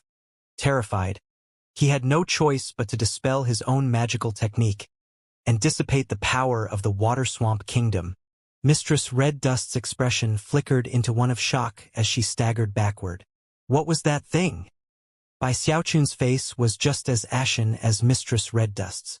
He knew that his water swamp kingdom was powerful, but had never realized it was this powerful.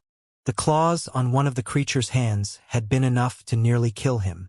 As he contemplated the fact that if he wasn't careful using the water swamp kingdom, he could get himself killed, he shivered. Even more depressing was how fanatically crazy Mistress Red Dust was acting. What was the deal with that?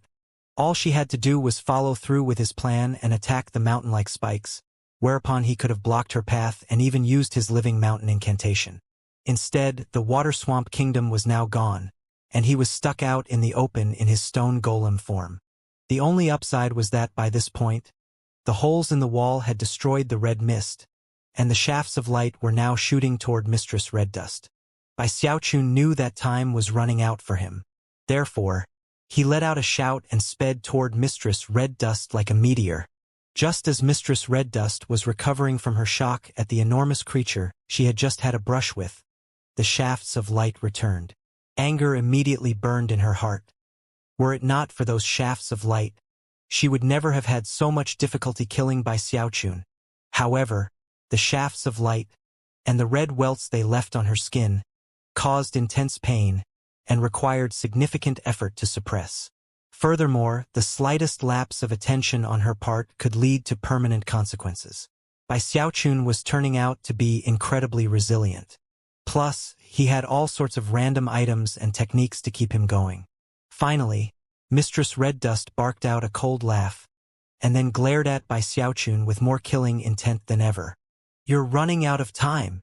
Taking a deep breath, she yet again ignored the red welts and abandoned the use of the red mist to defend herself. Performing an incantation gesture, she summoned another long, red spear and hurled it toward Bai Xiaochun. That spear contained the true power of a deva. In the same instant that the spear flew out into the air, Bai Xiaochun produced an arrow. It was the Fire Soul arrow that had received an 11-fold spirit enhancement. Treating his body like the bow and his arm like the bowstring, he viciously hurled the arrow toward Mistress Red Dust. The Fire Soul arrow pierced through the air with numerous cracking sounds, the shocking golden designs on its surface shining brightly. In the blink of an eye, it reached the red spear, and the two of them collided, unleashing a deafening boom. Normally speaking, the red spear would have been far too powerful for the Fire Soul arrow to deal with. However, it was in that moment that Bai Xiaochun shouted, "Detonate!"